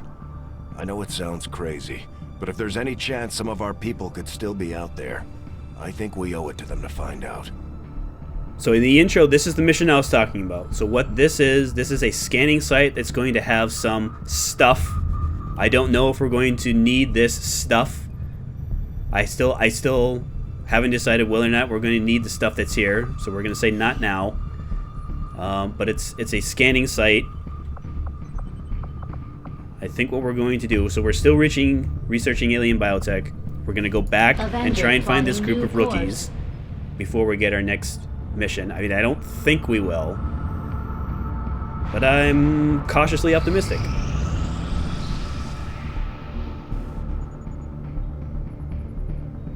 Oh, it's gonna be close. It's gonna be real close.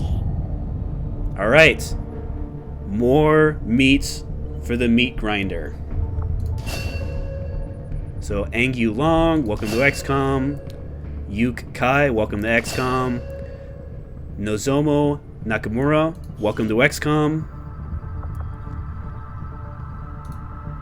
Alright. Sorry, I still have less than an hour. Let's fly over to for the Arctic Skirmisher HQ. So because we're doing two things at the same time, it's going to reduce both of them. Oh.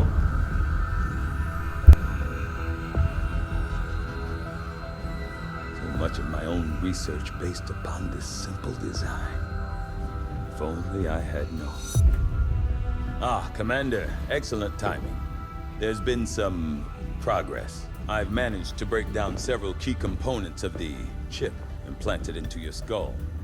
My analysis reveals that its primary function was that of a conduit, passing a vast amount of data directly to your cerebral cortex. With the primary connection severed, much of that data is lost. Several fragments do remain, however. Ghosts, if you will. Observe. Tactical combat simulations. War games. The sheer volume of encounters you were processing was astounding. It is truly remarkable that you survived as long as you did. Though this may seem disconcerting, there is still some good news. This chip bears a striking resemblance to a medical implant I briefly assisted in developing at the gene therapy clinic in New Providence. My understanding was that the implants were intended for high-ranking Advent officers only, captains or above. Retrieving a chip from such an officer would be the only way to know for certain. A greater understanding of these implants would undoubtedly benefit us all, Commander. New objective added. So that's going to open up our our Advent Officer Corps. The Advent officers have clearly been modified to allow for their subordinates to receive new orders psionically. The implanted chip is the key. So what this is telling us, one, this is inspired. Inspired just means if you take this right now, you have a reduced research time. And yes, it is in fact being reduced to 19 days. These are to indicate these are what we need for our Golden Path missions. The Resistance communication is what lets us expand our income. So that's why we're going to research it first. It's not that we're not going to research the Avatar Advent Officer Autopsy. It's just that this is more important because this is how we get more money. And with it being Legend, everything's expensive. I had assumed you'd make that research a priority, Commander. I'll notify you as soon as the report is available. I don't think anything changes. I think we stay at Skirmisher at least until our alien debris is cleared. Can you aid us, Commander? Alright, We are next in need of mission. your experience. Alright, we're going to view the mission. Alright, so this is the sit reps are things that modify what would normally happen on a mission. It can change things. So our sit rep is the Horde. Advent has retreated from the area, leaving only large amounts of lost. What is the lost, you say? Well, you're going to have to wait until the next time we play XCOM 2, because this is a fantastic time to game hop. Because even though I want strategy games to be, specifically XCOM, with me being new to the platform, at least new in the terms of content creation and streaming on the platform, I definitely want to try and cast the widest net as possible. So I think what we're going to do here, yeah, so our next, what we'll do next time will be, we'll be starting with this mission. Just to give you an idea, there's going to be a poor little defenseless scientist that we have to go and rescue. We're then going to run them back to a predetermined extraction point and extract them back to our Sky Ranger. There is also a injured / incapacitated soldier that if we feel we can carry them out with us, they will join our organization. They're a corporal, which is rookie. Squatty is their first level, where they don't have any special abilities other than their basic training, and then corporal is the next experience. So they'll be instantly become one of our more experienced soldiers. But we're going to do that next time.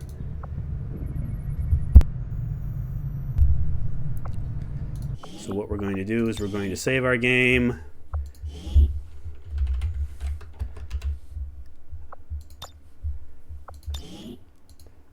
We're then going to, I mean, this is a good opportunity for everybody to get up, everybody to get a stretch. I'm going to use the restroom because I've been going for 3 hours, almost 3.5 hours, and haven't. So get up, stretch, maybe refill a beverage, maybe get yourself a snack. I mean, it's 1:27 here in my time zone. It's getting close to lunchtime on the West Coast. It's kind of late afternoon yeah, kind of mid-afternoon on the East Coast.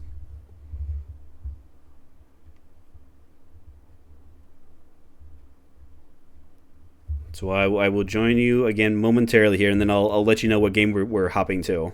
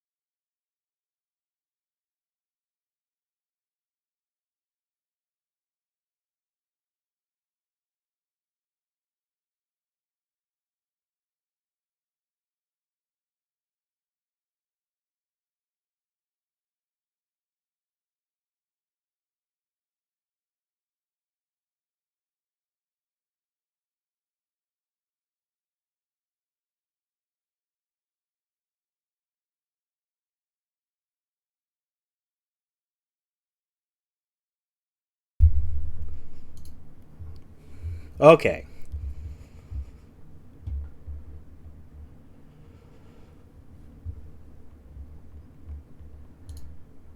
Let's bring up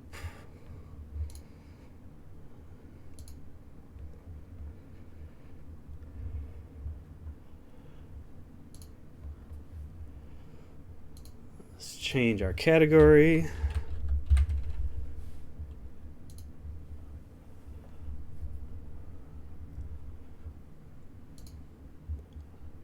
Capture our game.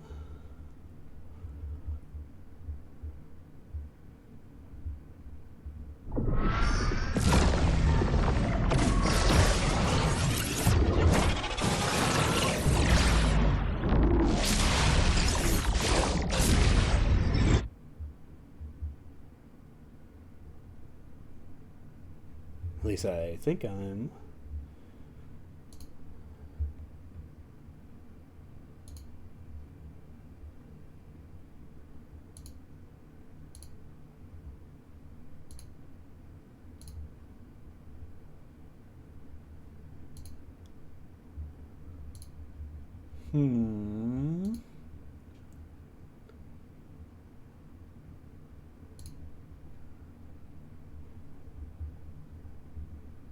Okay, there we go.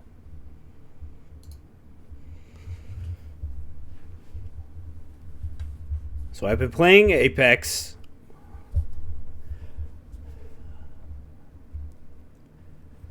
I know I did Season 0 way back in 2019.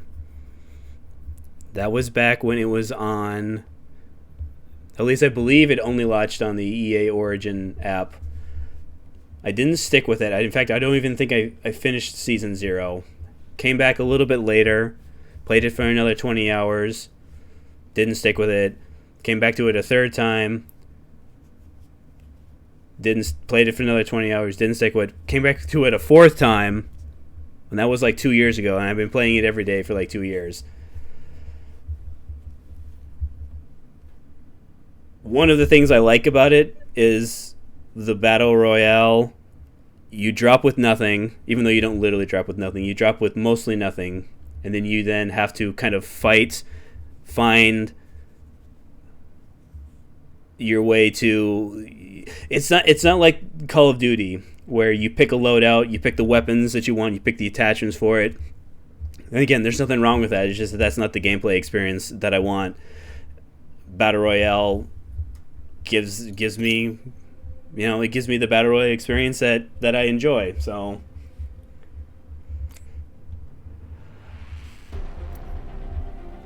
Unfortunately, for you, the viewing audience, I'm not very good at it. So fortunately, we're only going to be... We're just going to do our daily challenges. We're not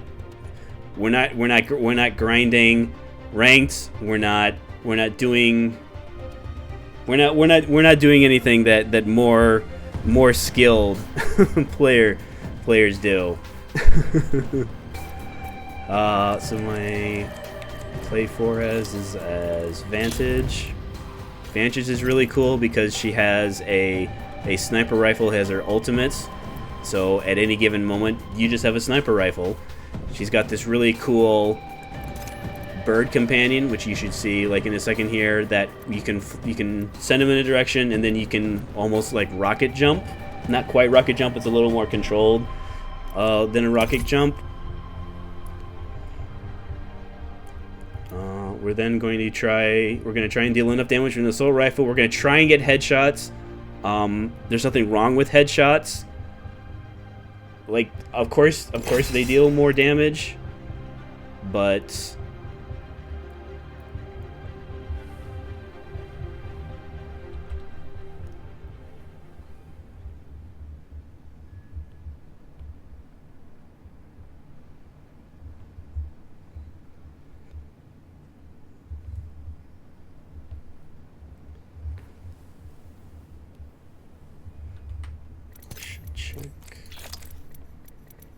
okay, I am on push to talk.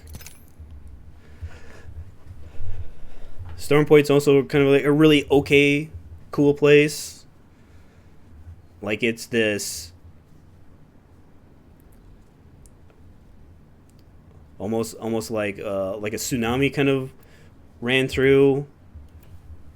Like we can see with some areas will be kind of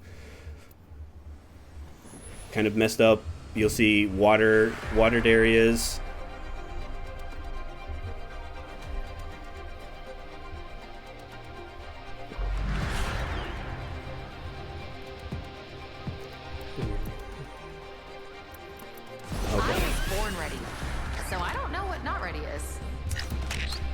There's my little bird. There's bird friend. There's Echo. There's Echo, the bird friend. I also have to make sure that I have good posture. For this game. Try as you might, you can't kill a what. Because it's very easy to kind of like lean in, even though you shouldn't be doing things like that.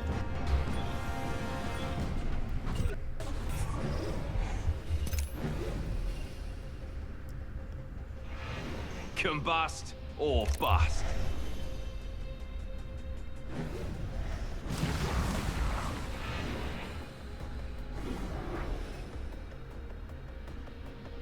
This might be a good place to land. Okay. Battle lies below.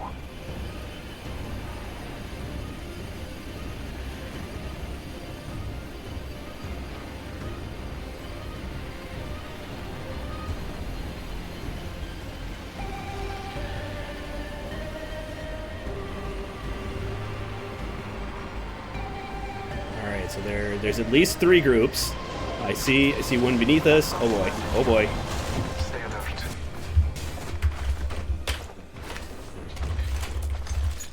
Oh, that's a light machine gun. That.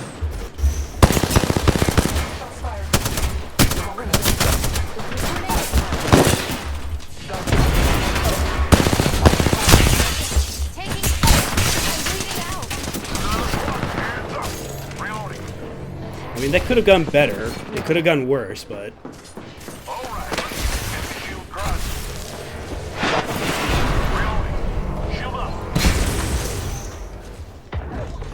Recharging shields.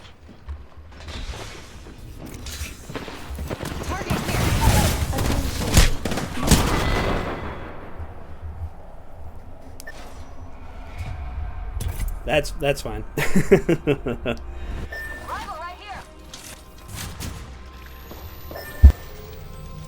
I mean, would have liked to have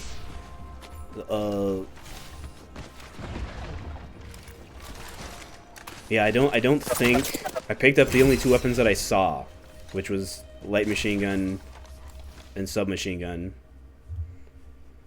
But that's okay.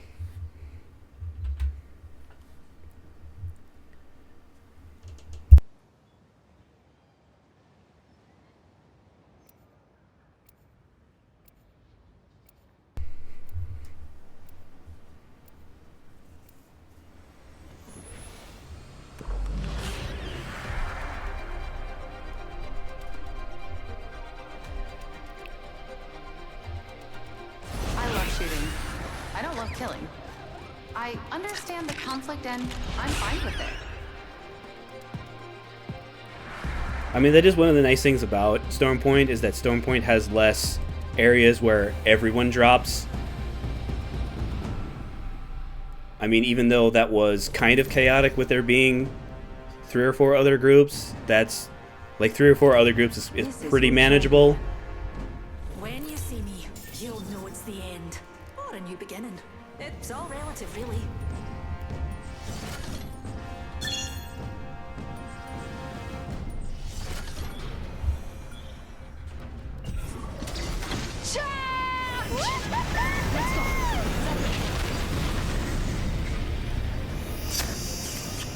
Alright, so we're heading to Command Center. No, we're heading to the wall. Command Center's way over there. Yes.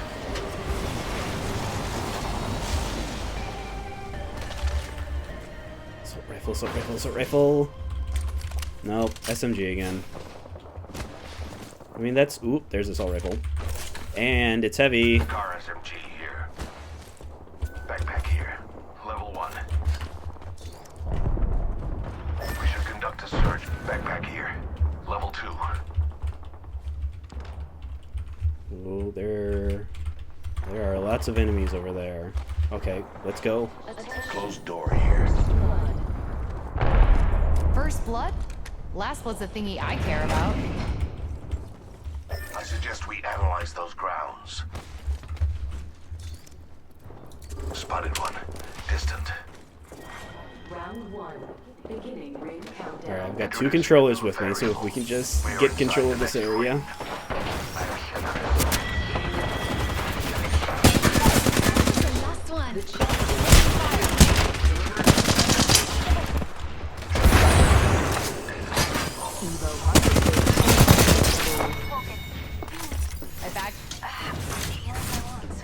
Recharging my shield. Ooh, I hear a wraith. Reloading. The whole squad. Healing up. Healing my wounds. Recharging shields. Subject spotted. Let's find a good Firing on perch. subject. Subject down. Echo's got an angle. Moving there. Beware. I've added a variable. Recharging my shield. Target spotted. I have shattered a subject's shield. Reload. Health slow. I should probably heal myself.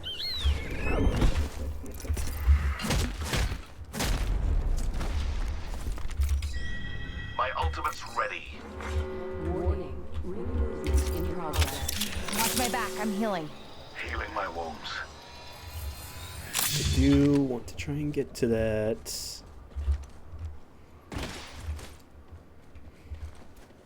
Time to hunt, little guy. Survey beacon.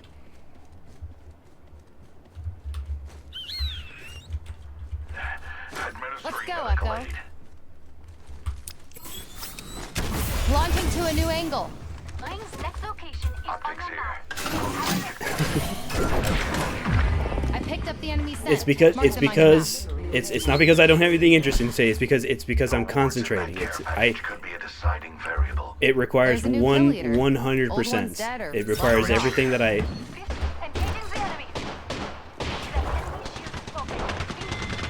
Do not interrupt a craftsman while he conjures perfection. Last one down. Yeah. Excellent. Could not have asked for a better outcome. So they know they're killer. Crafting. Feels good to make stuff.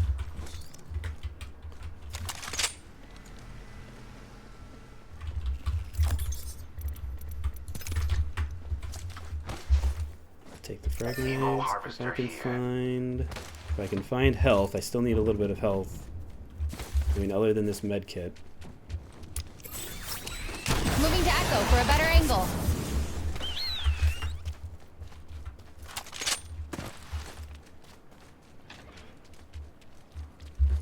R301 here. Shield cell here.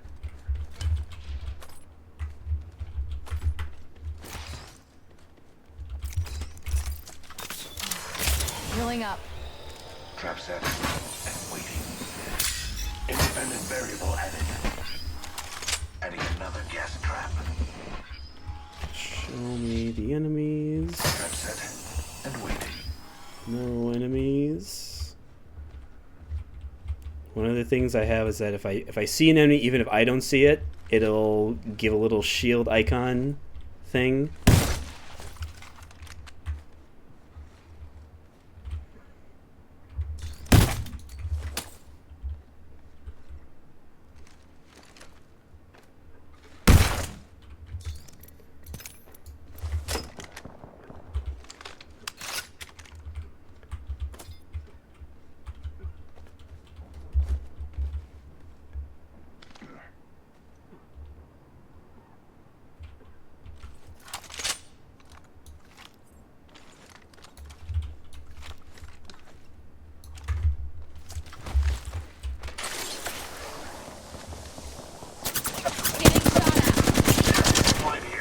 Opening fire on. Time to hunt, little guy.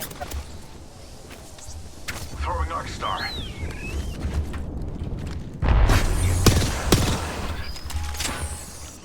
Deploying a variable. Planting festive. Anyone passes through here, we'll know. Energy ammo here. Thanks. Shields are recharging.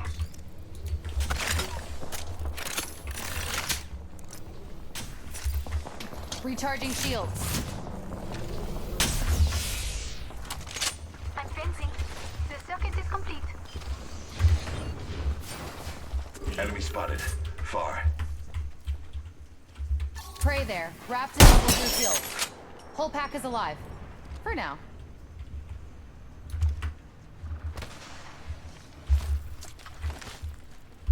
Dropship incoming.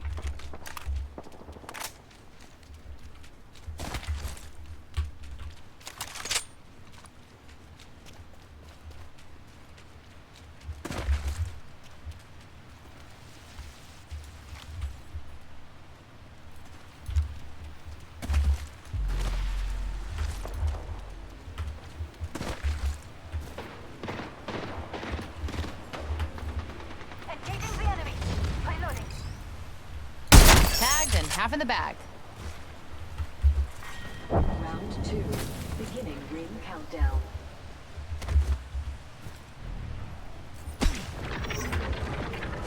Out to go. Taking a new angle. Under the subject. Replicator incoming. Another variable for the lab rats. Opponent over here. Turret getting shot at. Right here. Close to me. I'm down. Recharging shields.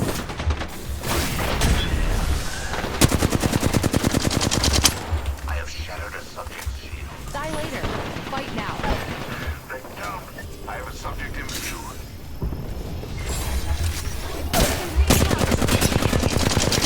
Opening fire on our prey. One step closer to the champion circle. Not ideal, but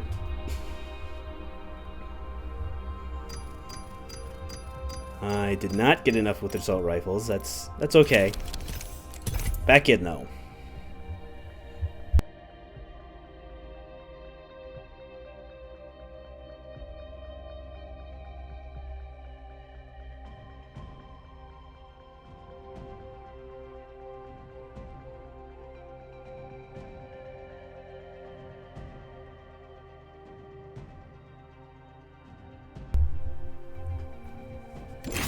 We have gotten a headshot though.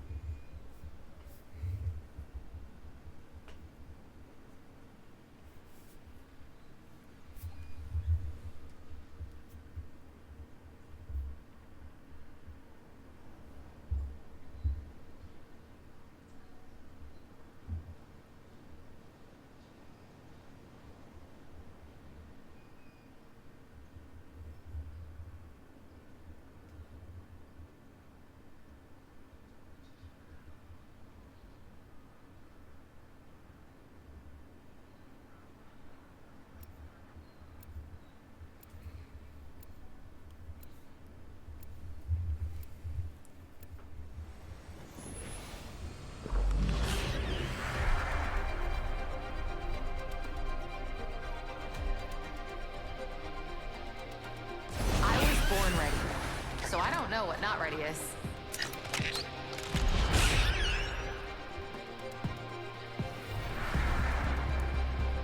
Alright, so we got another caustic.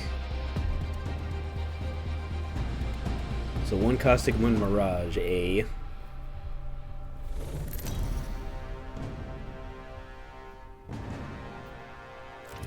Introducing your champion. Pain, death, nothing phases me. Echo's the Ooh, jump and then master. the jump master. Well, I am, but Echo Let's likes to think he is. drop here. May your bullets hit their marks, and not me. I'm going that way. Come if you want.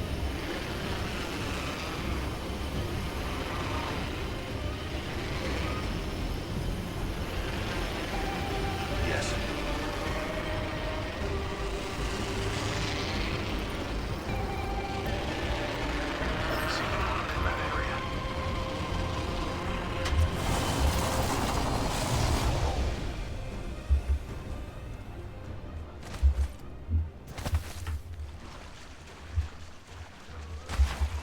Assault rifle, assault rifle.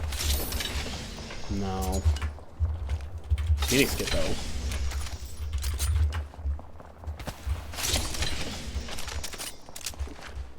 Okay, an energy weapon that I could swap into an assault rifle, I guess. First blood. That's one way to find out you're the prey. Next ring's far. If you're old or injured, bye-bye.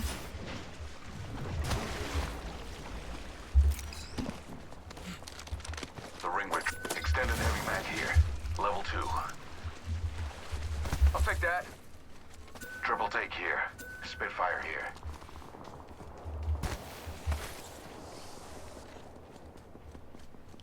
Rings far and closing in 45. Evo Probably harvesters gonna have to are run now some scout available. here.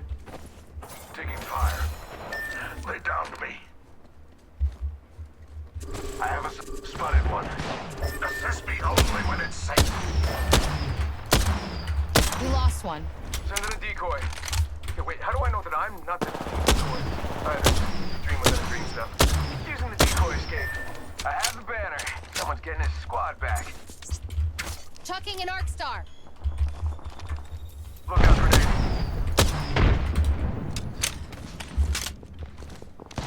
Shot fired. And they're hitting me. Enemy shield cracked. Bad news. I'm down. Downed an enemy. Getting shot at. Reloading. Try to shield.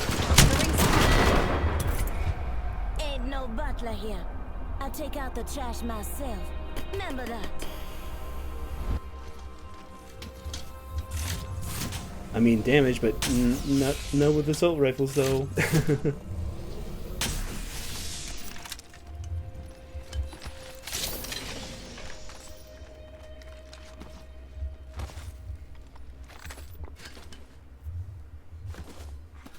Care package being delivered. Alright, so one more advantage. I still have one of my weeklies is damage with skirmishers. So we'll do one more with Vantage and then we'll swap to a skirmisher class if we need to.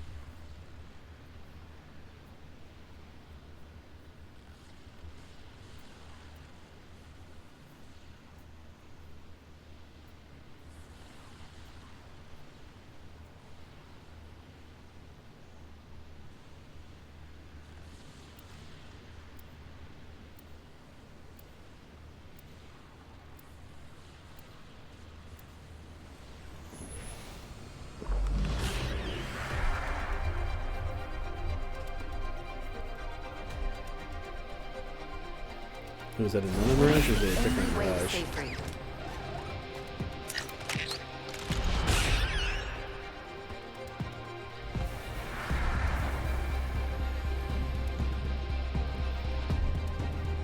I mean, this is fine. Mirage is fantastic. Caustic is fantastic. Yeah, that's definitely a different Mirage. I don't know if that's the same Introducing Caustic though. Didn't expect to see me up here, did you? Hmm. They never do.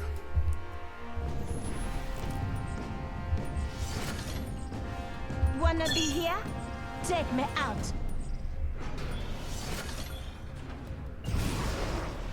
Follow the leader.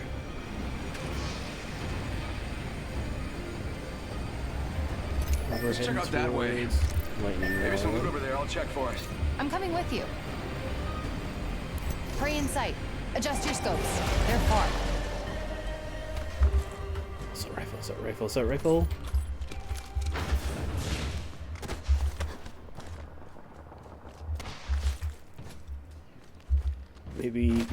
Maybe upstairs. No, that's a submachine again. Again. First blood. Yeah, now It's we're a talking. Let's do this.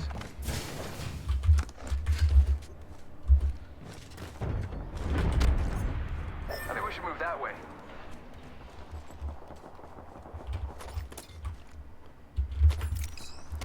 Oh boy, when I find an assault rifle, I'm gonna have so much ammo for it though.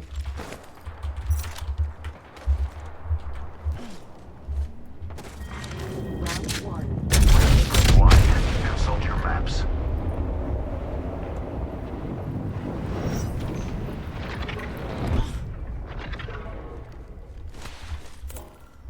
Unfortunately, this has a survey beacon as well. Attention. Marksman. Evo harvesters are online. Uh-oh. Low ammo. Need some more. Ring's nearby and it closes in 45. Why wait? Let's go. Alright, let's see if we can get that survey beacon. There is a new kill leader. New kill leader. Soon to be me. Pay attention, gang. Not far from the ring. We got 30 seconds left. I picked up the enemy scent. Mark them on your map. Alright, nobody in the immediate area.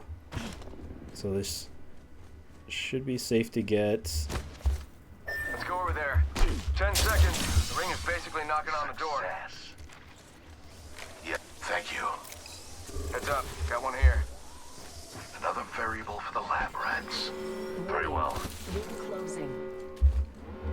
Already in the next ring. I smell victory. It smells kind of like something I could have for dinner. Whatever.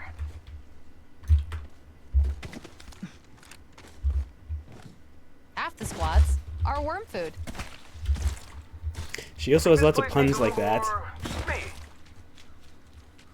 Like, when she's skydiving, she'll have like a, oh, I swallowed a bug. Good protein. Shield battery here. Attention. Deliveries in Another variable for the lab rats. Let's pick this care package clean. New kill leader. Good. Standing taller will make them easier to spot.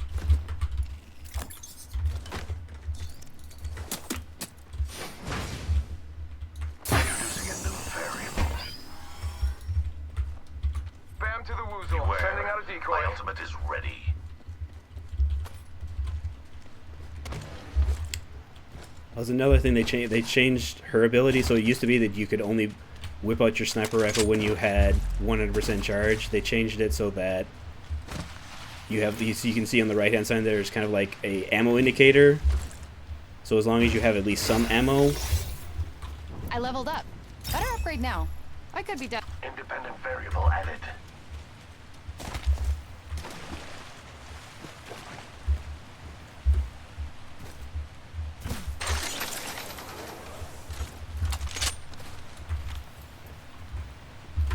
Alright, as a recon, it's my responsibility to find the enemies. Got one spotted. Getting shot at. Taking some damage. Sustaining injuries. Shields are recharging. Gas trap deployed. Firing. Grenade. Go out and bamboozle them. Breathe it in. Crack the subject.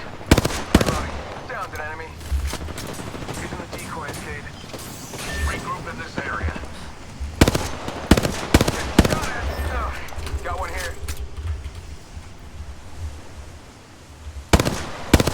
Prey in sight. There.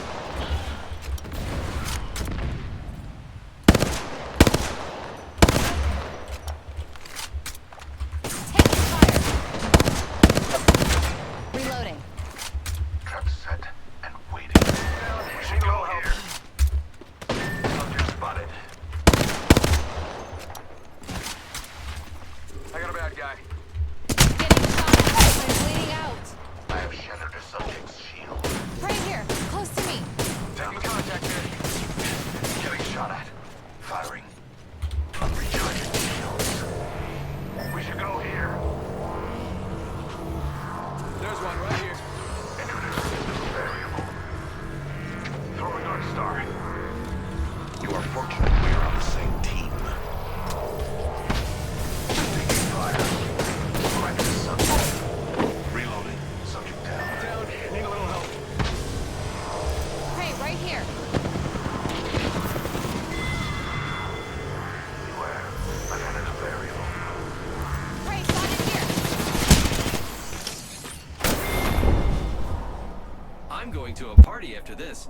You're not invited, but I still like you. Death Gerbil sounds.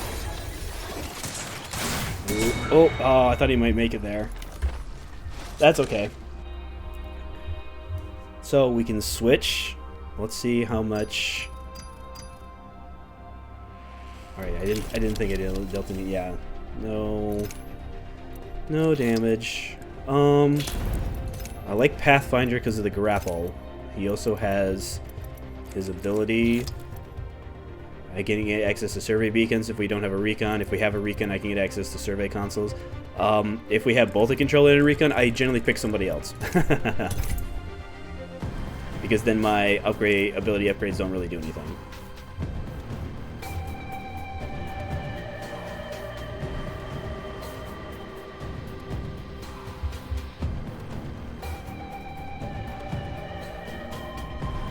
I mean, fortunately, I haven't played any better or worse. I've been playing about the same as I usually do.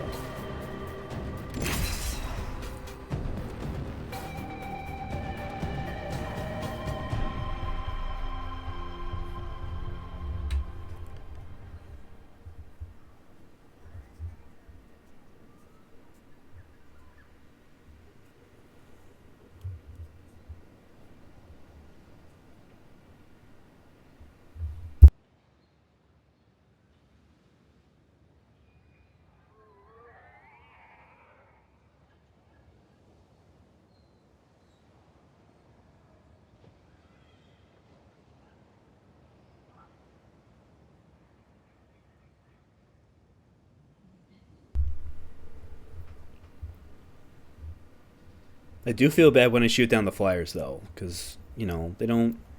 I mean, they're not doing anything wrong, but they have loot boxes on them. I mean, I don't really know what it is that they see in the loot boxes.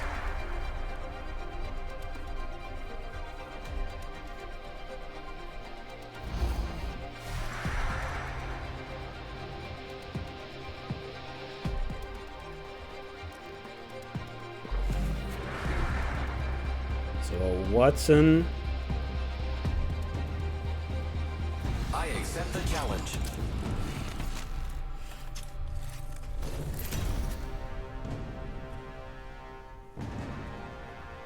A run fast guy who does in fact run fast.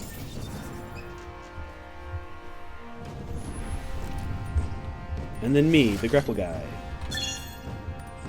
Down well. Oh, and I'm the jump master. No pressure, mate. Let's jump over here. Hold your breath if you have to breathe.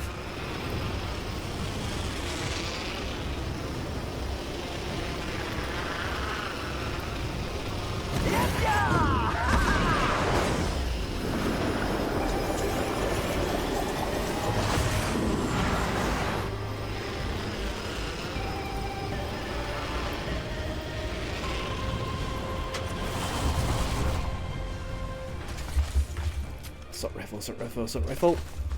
Hey, assault rifle.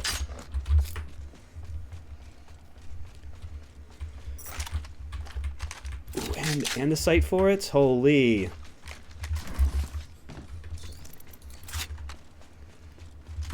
I do want to swap this out for either another assault rifle or submachine gun.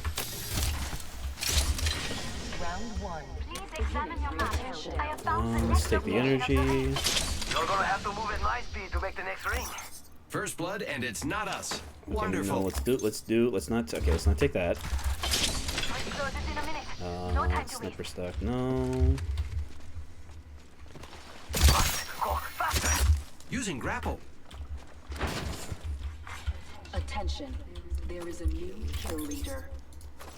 We got 45 seconds. Gun shield generator. Attention, Evo harvesters are online. Not for long, pal. Is not an Evo harvester biased. Champion eliminated. A champion just fell. They must not be very good. Swap that out. I need a hop up. Barrel stabilizer here. Level 3.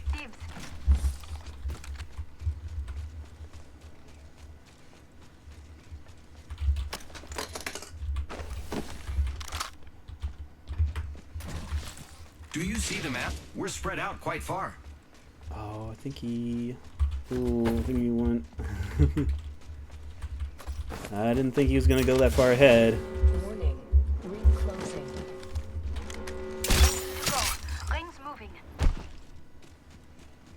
Oh, I should go where... Found an extended energy mag here. Level 3. I should go where Watson's going.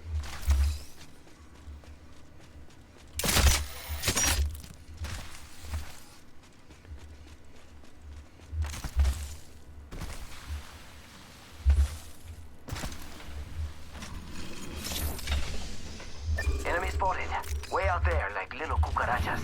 Like a capacitor. Let's Package charge. being delivered. Oh, care package, sweet. I'll join you. Rapid transit is fun.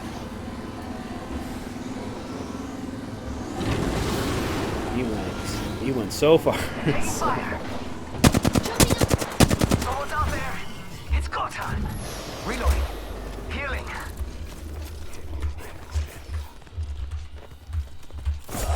Charging shield. Come on, come on.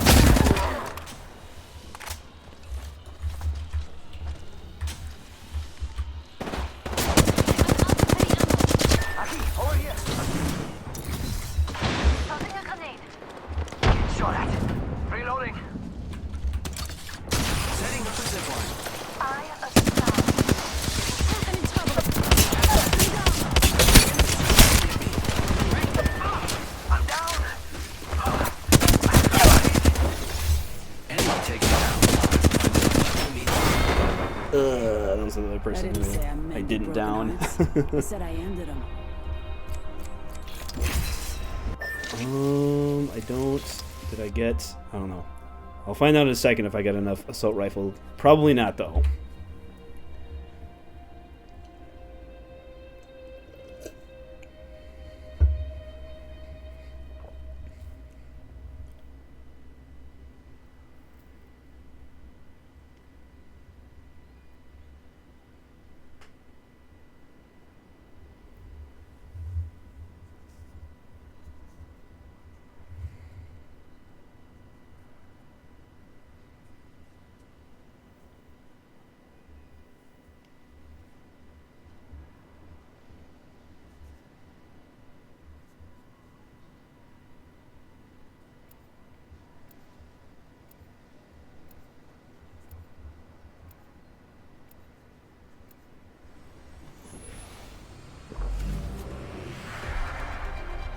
Hi, it's me, Mr. Pathfinder. A match a day keeps the doctor away. Just kidding. I'm made of metal. Haha, he's so funny. He is in fact made of metal. So another Mirage and a Bangalore. Bangalore is very good.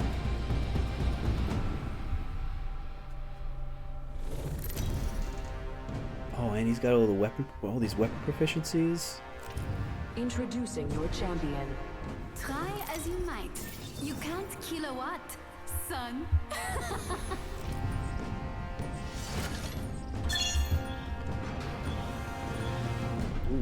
I'm the jump master. I won't let you down. I like that Except area. by falling. Hold your breath. Let's check out that way, friends.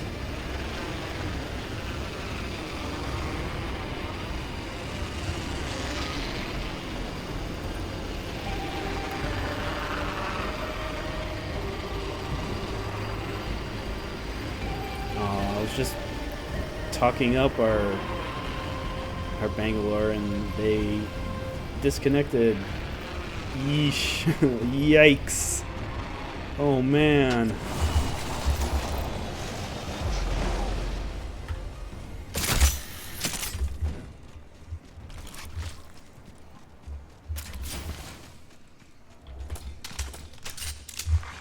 Attention. I did not, so I still need an assault rifle. First blood on the enemy.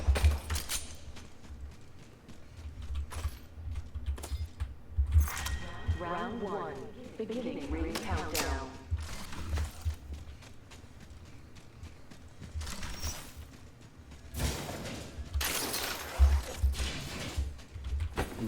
Backpack. Rings close. 1 more minute. Light ammo. Extended heavy mag here. Level 2. Nothing up my sleeves and whoosha! Extra supplies. It's magic. It's what I was doing. The ring isn't very close. Using grapple. Evo harvesters are now available.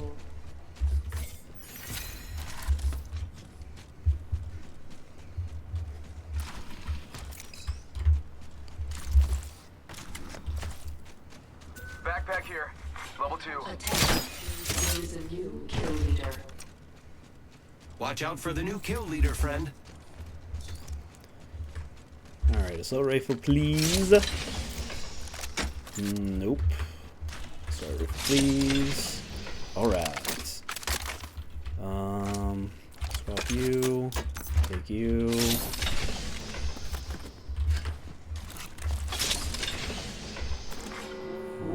What do I have more of? In progress.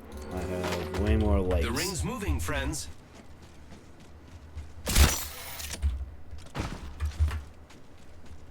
Let's see if we can hit that replicator.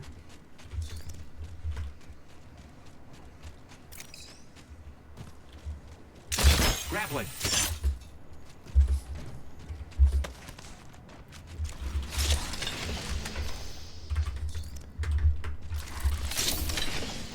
Shotgun bolt here. Level 2. I'm crafting. Check it out, care package coming in.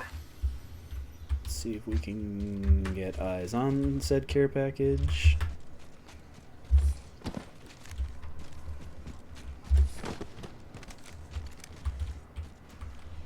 Oh, I think I'm just out of reach.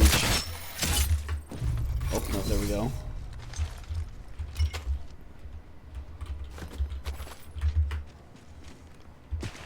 Half the squads remain.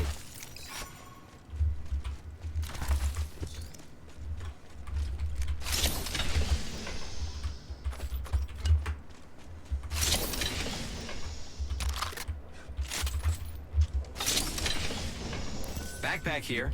Level 3.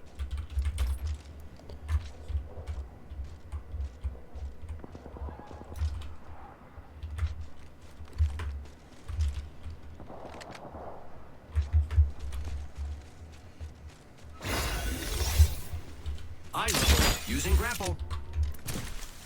I've chosen an upgrade, and it's chosen me. Zipline deployed. Champion eliminated. That's some champion, huh? I've located enemy positions. They should be on your map.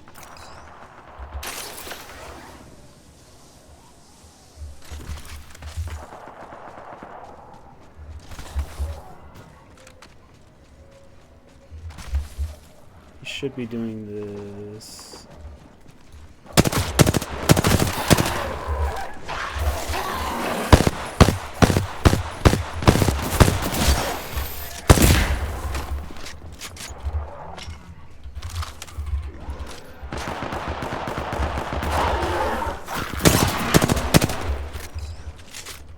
Extended heavy mag here.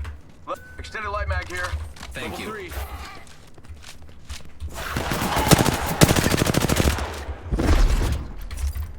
Giving my shields a recharge.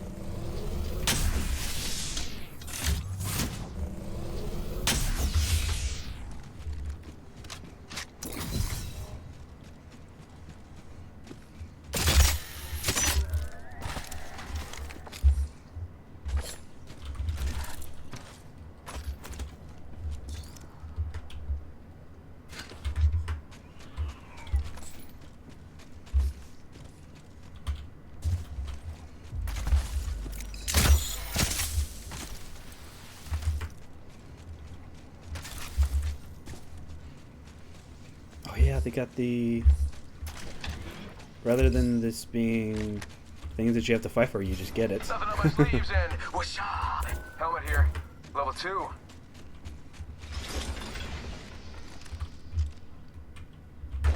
Thank you.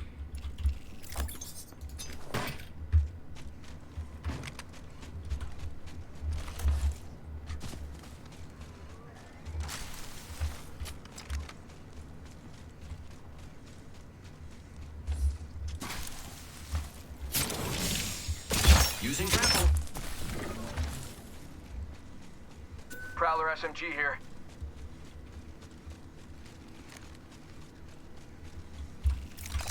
Thanks. Hey, you, my friend, are very welcome.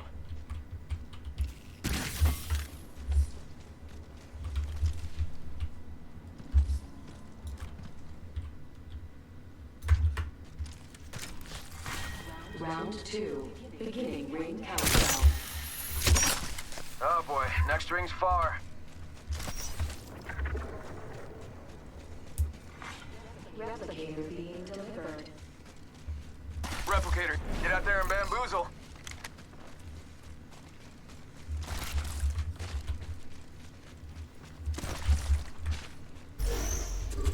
Contact with target. You're shooting at me. I am down. You got bamboozled. Think I'm out with a decoy. Darkstar up.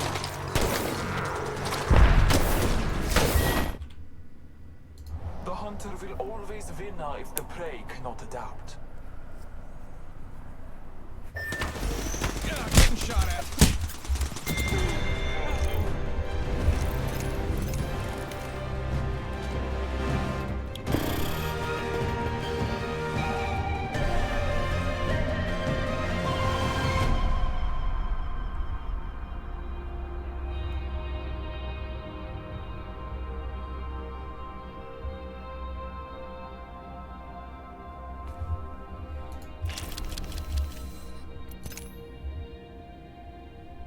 Oh, it's doing the thing with the... Okay.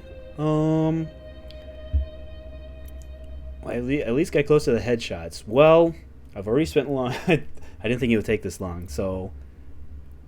Let's go back over to changing.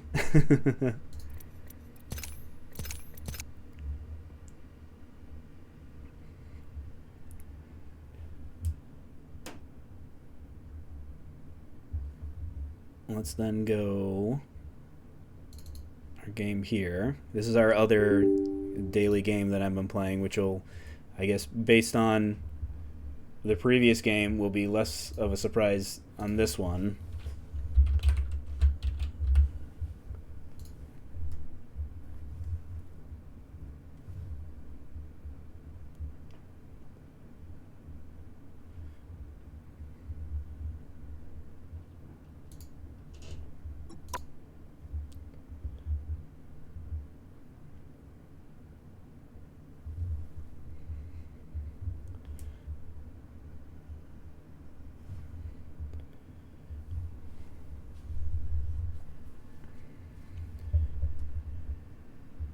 Alright, let's try and capture this now. If it's letting me.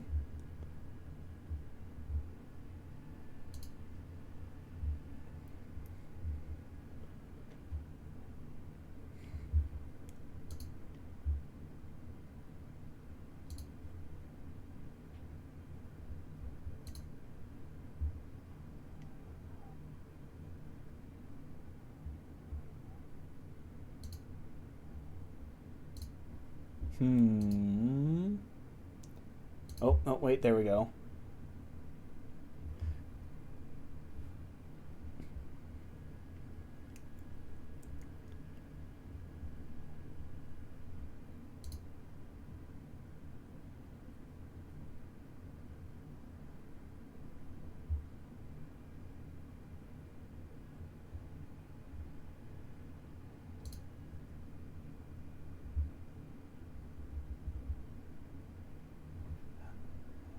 Maybe I have to wait for it to finish compiling shaders. I mean, Apex also didn't make itself available for capture right away either.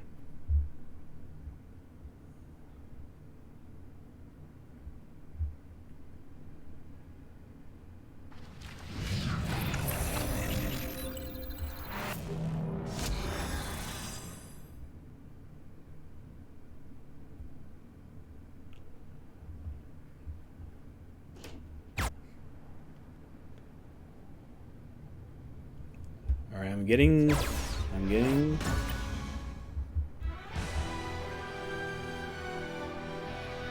Alright, I am getting sound.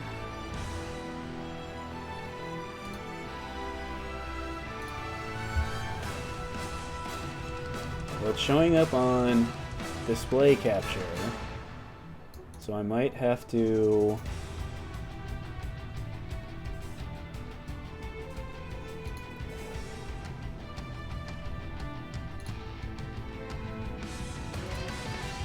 Yeah, I must not like me in game capture. I'm just gonna have to... Yeah, it's not showing up on game capture.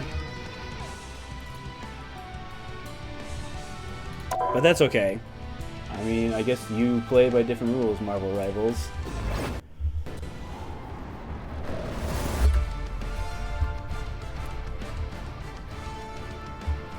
I mean, I'm still on the fence on Marvel Rivals. Like, I haven't committed. Like, I'm not saying this is my game. This is the game that I'm going to play. I have been playing Overwatch. After having never played 1 second of Overwatch, I played Overwatch 2 the day that it launched, and I was like, oh, this is okay. This is fine and dandy, because I didn't have a lot of any of the baggage that came with Overwatch 1, switching from like 6-on-6 to 5-on-5 and all the various iterations of characters.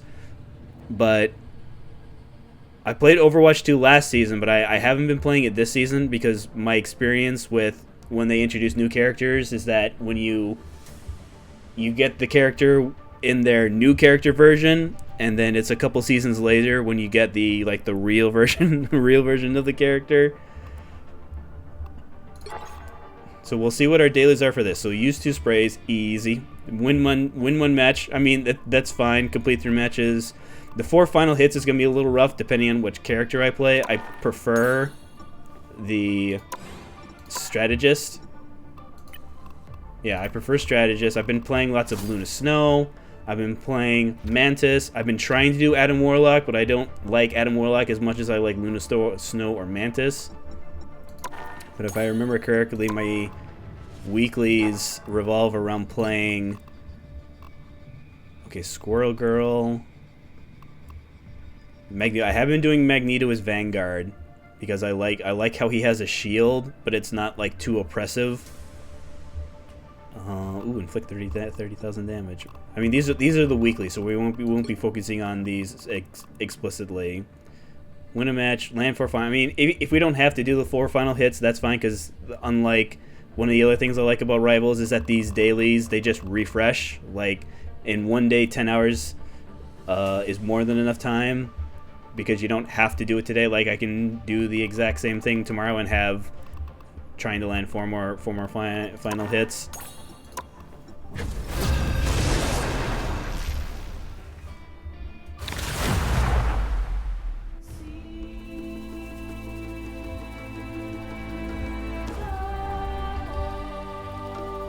The right heroes could make all the difference. Like, it's fun enough. Like, I've been playing it every day, at least once a day since it's come out.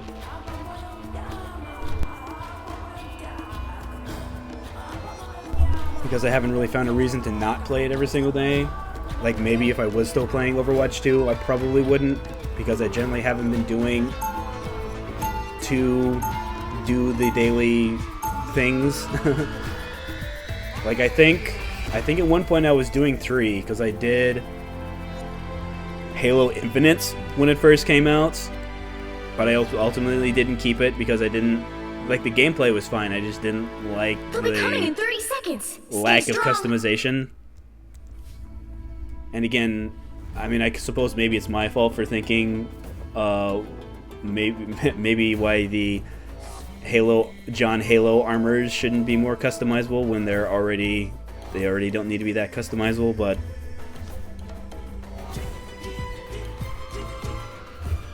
The battle starts in 5, 4, 3, 2, 1. You have to stop them from securing the mission area. this is also like the odd thing. Like, I have it on low. I don't know how to make it go any lower. And then this happens where my character, the characters are invisible for a little bit, but like once it gets going.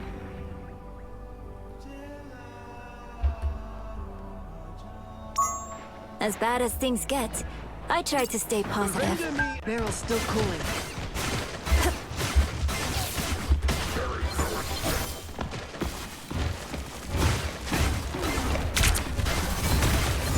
A nice deep freeze. I'm hurt.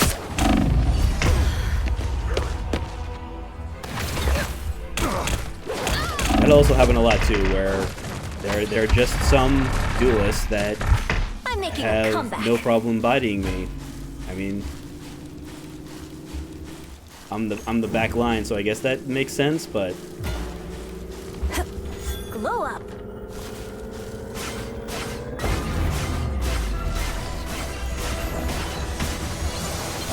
Be your best self. You need need to stop that vehicle in its tracks. They are in... Bless the healing arts. Be your best self.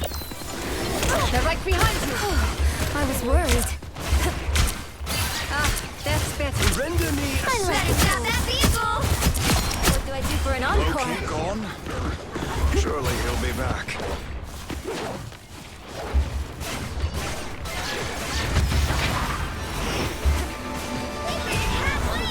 Stop them!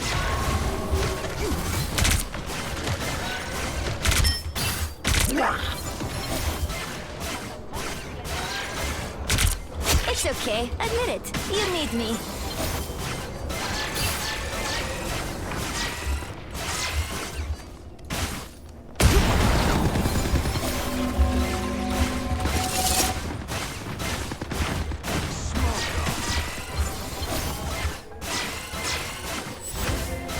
They hit a checkpoint.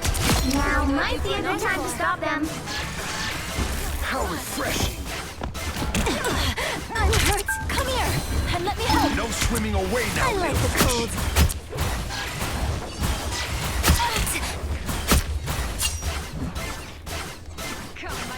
Better stop that vehicle.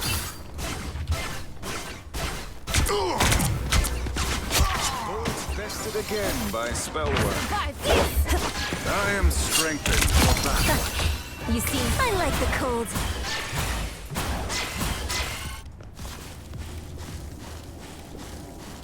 It's now or never. Stop them. Your powers are mine!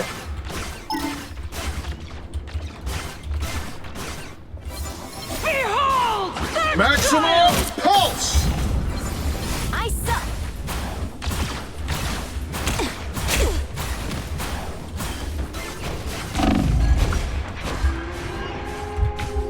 Judge, jury, executioner!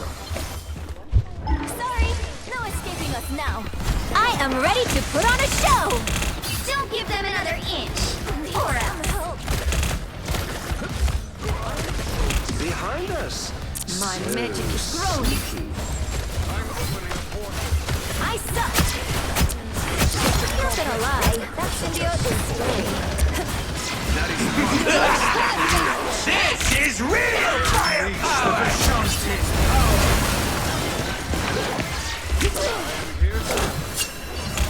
Get in there.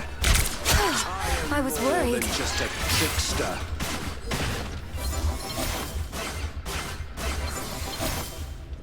I want your soul. You stopped them in their tracks. I found one of our critics. Our enemies are near. We're finding our Why bridge. would I need healing? Your god is suffering.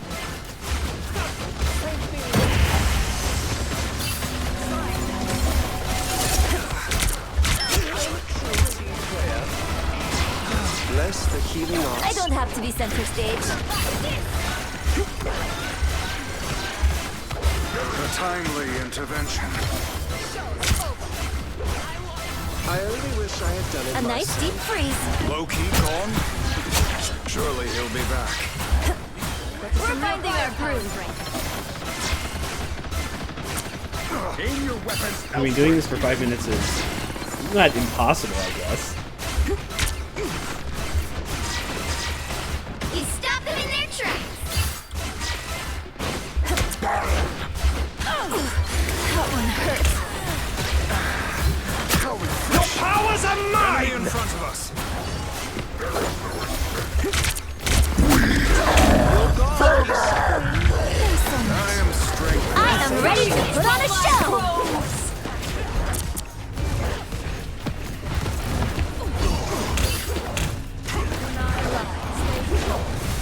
Healing. Why would I need healing? I don't have to be center stage. Oh. Strange.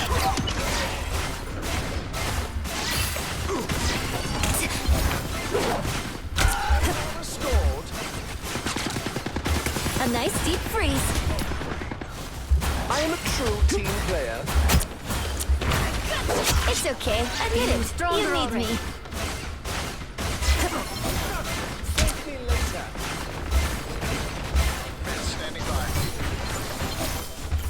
They are in front of us. You stop them in their tracks! Render me assistance. That is much better. Need some help. I don't have to be center stage. I mean, I guess this is enough of a choke point. Behold the god of thunder! Bless the healing arts. Judge, jury, executioner! This is real firepower! And then everybody died.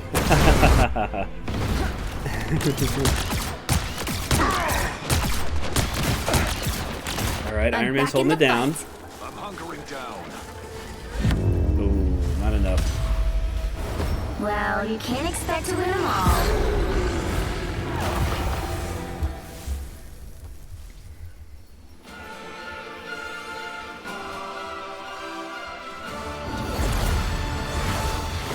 Yeah, that magic was all over the place.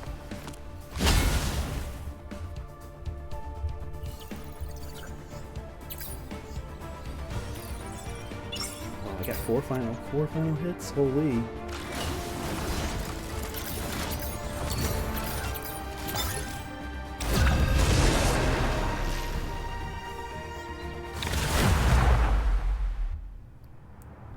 All right. Pick your hero. Or villain. I'm not judging. We're going to domination, which is the one... Capture the 1 point.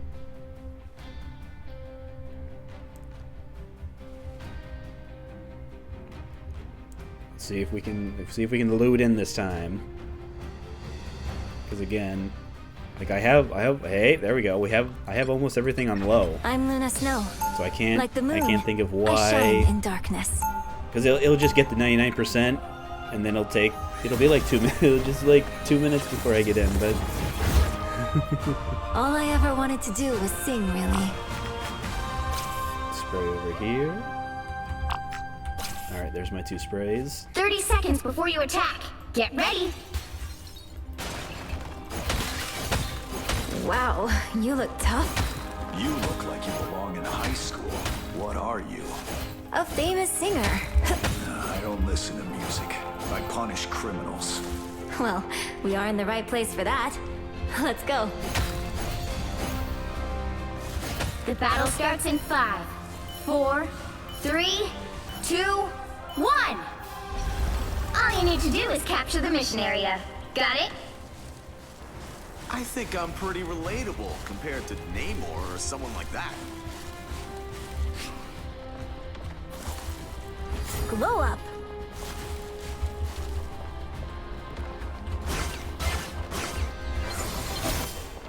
Sayonara. There they are. I found one of our critics. Thanks so much. Needed that boost. Looks like the mission area is yours to capture now.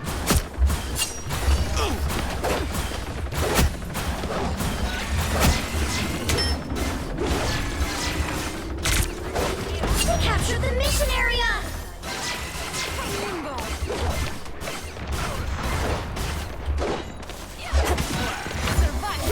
We're finding our groove. Don't let the spiders get close.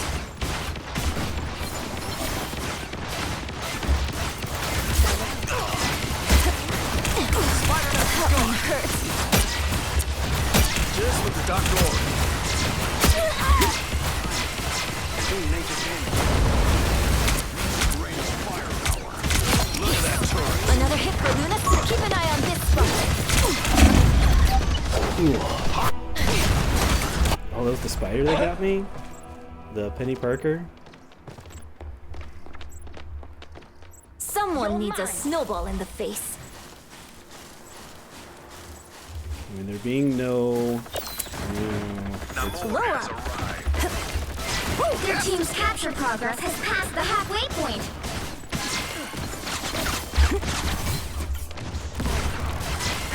That's better. Out of sight.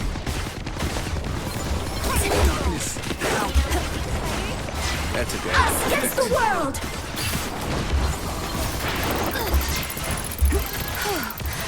worried. This is real firepower! It's spider time! A nest of spiders? Beware! Here they are, the fools.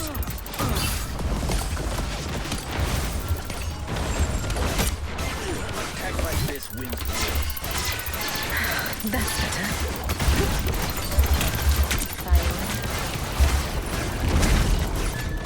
Spiders? Do they bite?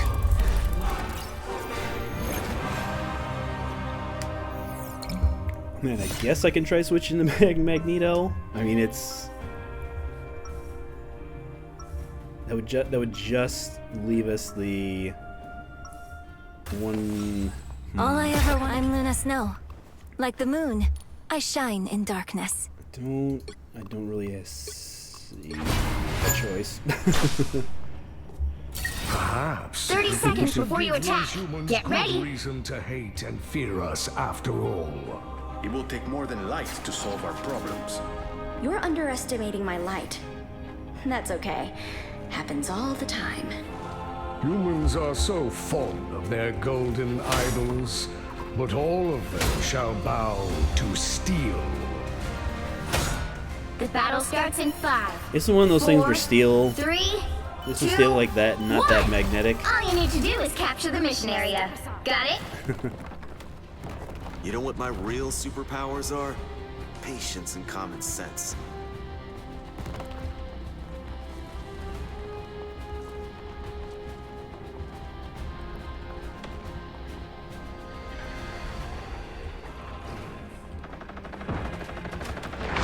You are under my protection.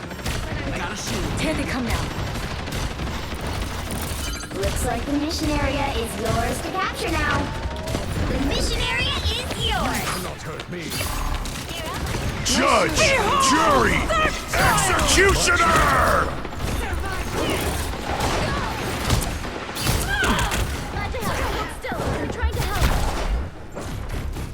This will be helpful.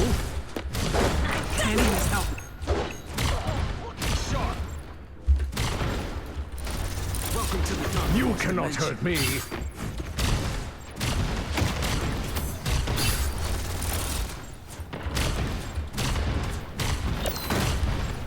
You are under my protection. Shields up!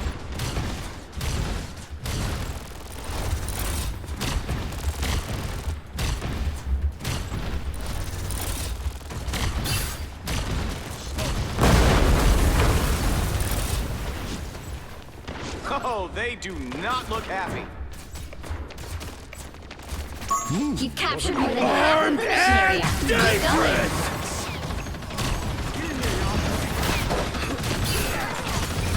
The Punisher's got some sort of nasty turret!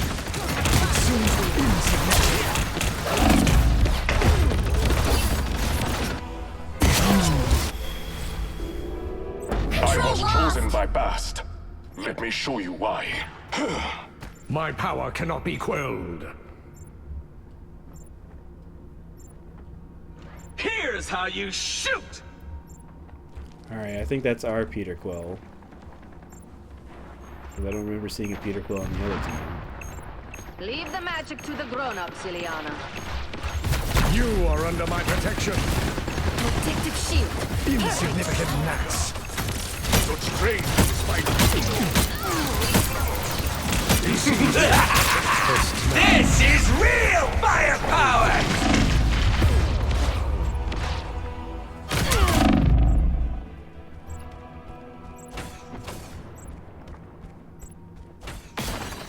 My power cannot be quelled.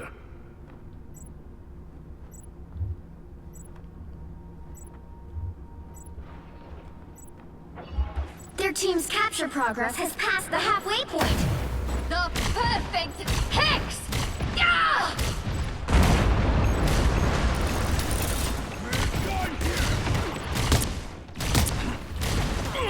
They are many, but we will prepare. Robotic spiders? This should be easy. Fear Magneto! This will be helpful.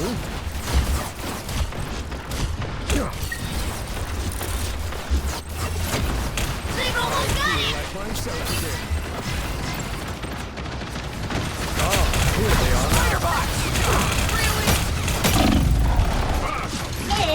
It's spider time!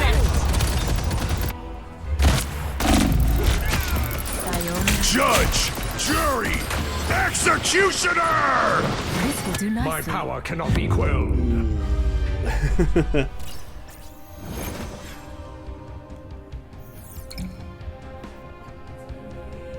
mean, I think we actually did better on the Bifrost Garden.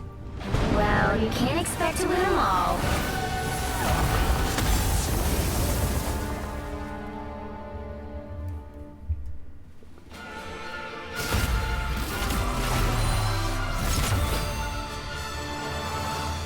Yeah, when Penny Parker gets the Spider Jones going, yeah.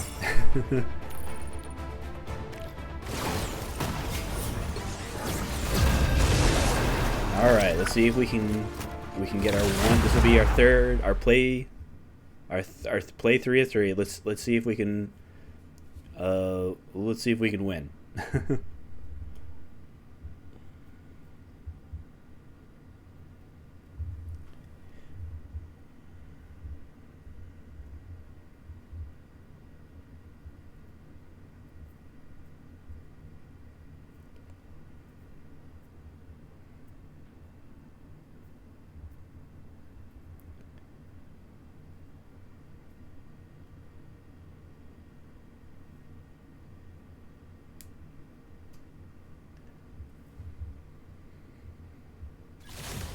You'll have to keep fighting until we have a winner. Oh, we're doing one in progress.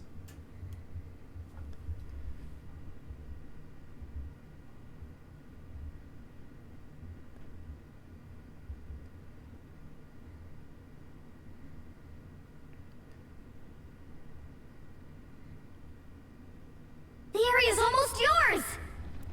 Apparently the area is almost ours. Oh. What do we have? Alright, Luna, get in there, Luna. You'll have to keep fighting until we have a winner. Oh, uh-oh, uh-oh. Uh-oh, uh-oh. Too fast for you. Uh-oh. 달빛의 피어나.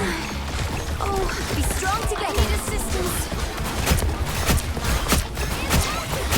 If he's the perfect human, What is that? Do I throw like a girl? I need some help. I am healed. thanks so much. You're doing better than they are. Thank you, Galactica, for telling us that we were doing better than they are. Another epic I mean, victory. you know, this counts, right? So if I go back, if I played for 20 seconds, this counts as a win, right?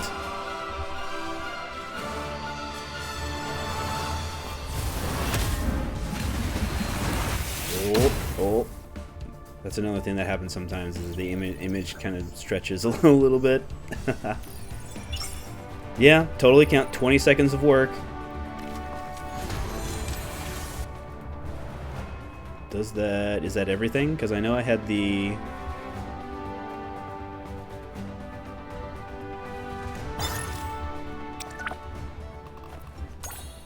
Oh, I think it does. Alright. We didn't get very far in the deal with damage. Didn't play Squirrel Girl, Punisher, Captain America Strange. Only played the second match's Magneto. Yeah, the double. I need to let's reroll the double KO right now, because I don't nearly get those very often. Don't play either of those.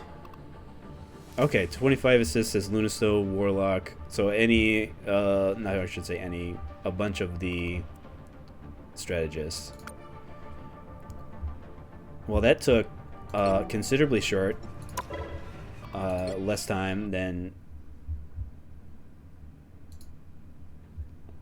Considerably less time than Apex. But again, that's okay. I mean, that's one of the reasons why I like Marvel Rivals so much, because that was essentially what I was doing with Overwatch, where I would play 3, maybe 4, even sometimes 5, depending on what my whether or not I had gotten all my dailies, and I got the battle pass just fine. I mean, I did the same thing with Rivals is doing the battle pass a little bit differently, where so you get like experience and then you spend the experience, as opposed to other games with battle passes. They'll give you experience, and then as you gain experience, you unlock things. I mean, it's different, but it's more or less the same.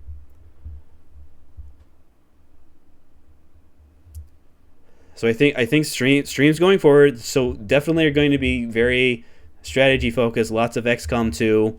We're going to see whether or not we want, because I can just do the Marvel and Apex stuff off stream. I think tomorrow we'll try doing them again tomorrow. We'll definitely start with XCOM.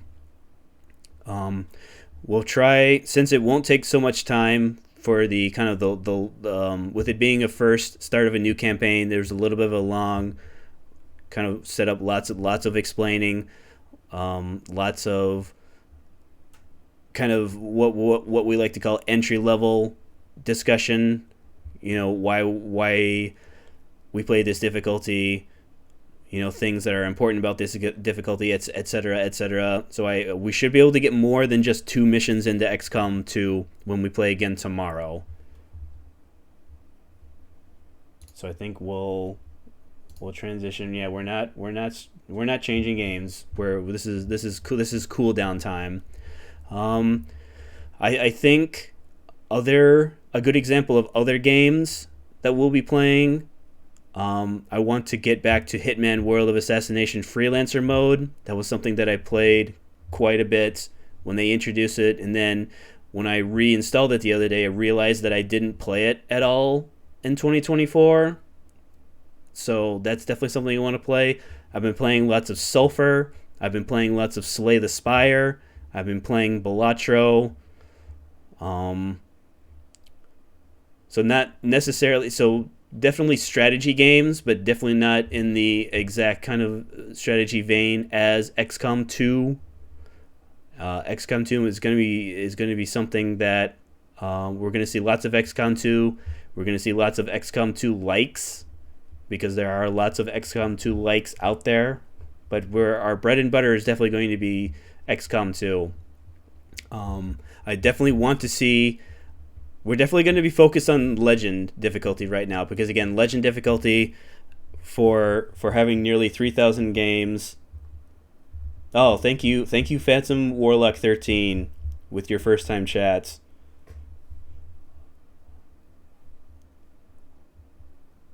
I mean, even if you don't, I mean, that's the cool thing. Twitch will let me keep. So even though I'm not affiliate, Twitch will let me keep the VODs up for 7 days, but because the fact that it keeps the VODs lets me download them and put them on YouTube. I don't think I'll do that right away, because I won't need to right away, because what I prefer is people staying on Twitch. There's nothing wrong with YouTube.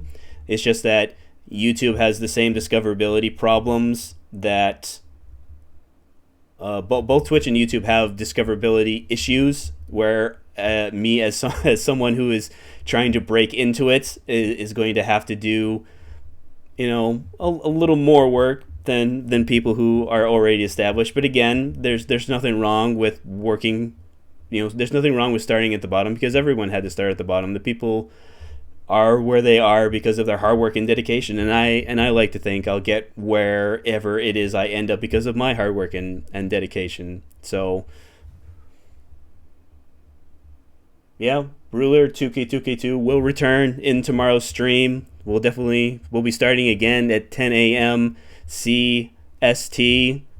As someone who lives in the United States, that right now is the starting time I want to try and focus on. Starting at 10 a.m. CST, working, you know, a good 4 to 5 hours. I mean, again, we'll be able to get more with XCOM 2 tomorrow, more than just a couple of missions. Again, we'll see how our daily Apex and our daily Marvel Rivals do. Because again, I spent more on Apex than I thought I was going to, and I didn't spend as much on Marvel Rivals as I thought I was going to. So we'll wait and see what happens. Thank you again for all the first-time chatters. Thank you again to all the new followers. Wherever you are, whoever you are, thank you for beginning this journey with me. I want to dedicate this stream to my parents. It is because of my parents that I feel that I can take a step like this in my life. I feel that this is something that I want to do. So it's something that I see myself doing at least for the foreseeable future. And I thank all of you. I thank them, and I thank all of you for this. I will see you again all tomorrow, 10 a.m. CST, 8 a.m. West Coast time, noon East Coast EST. And if you're in Europe, thank you. Thank you for watching me in Europe. And yeah, it's like your late evening for you. Thank you for making me part of your evening Europe. All right. Goodbye.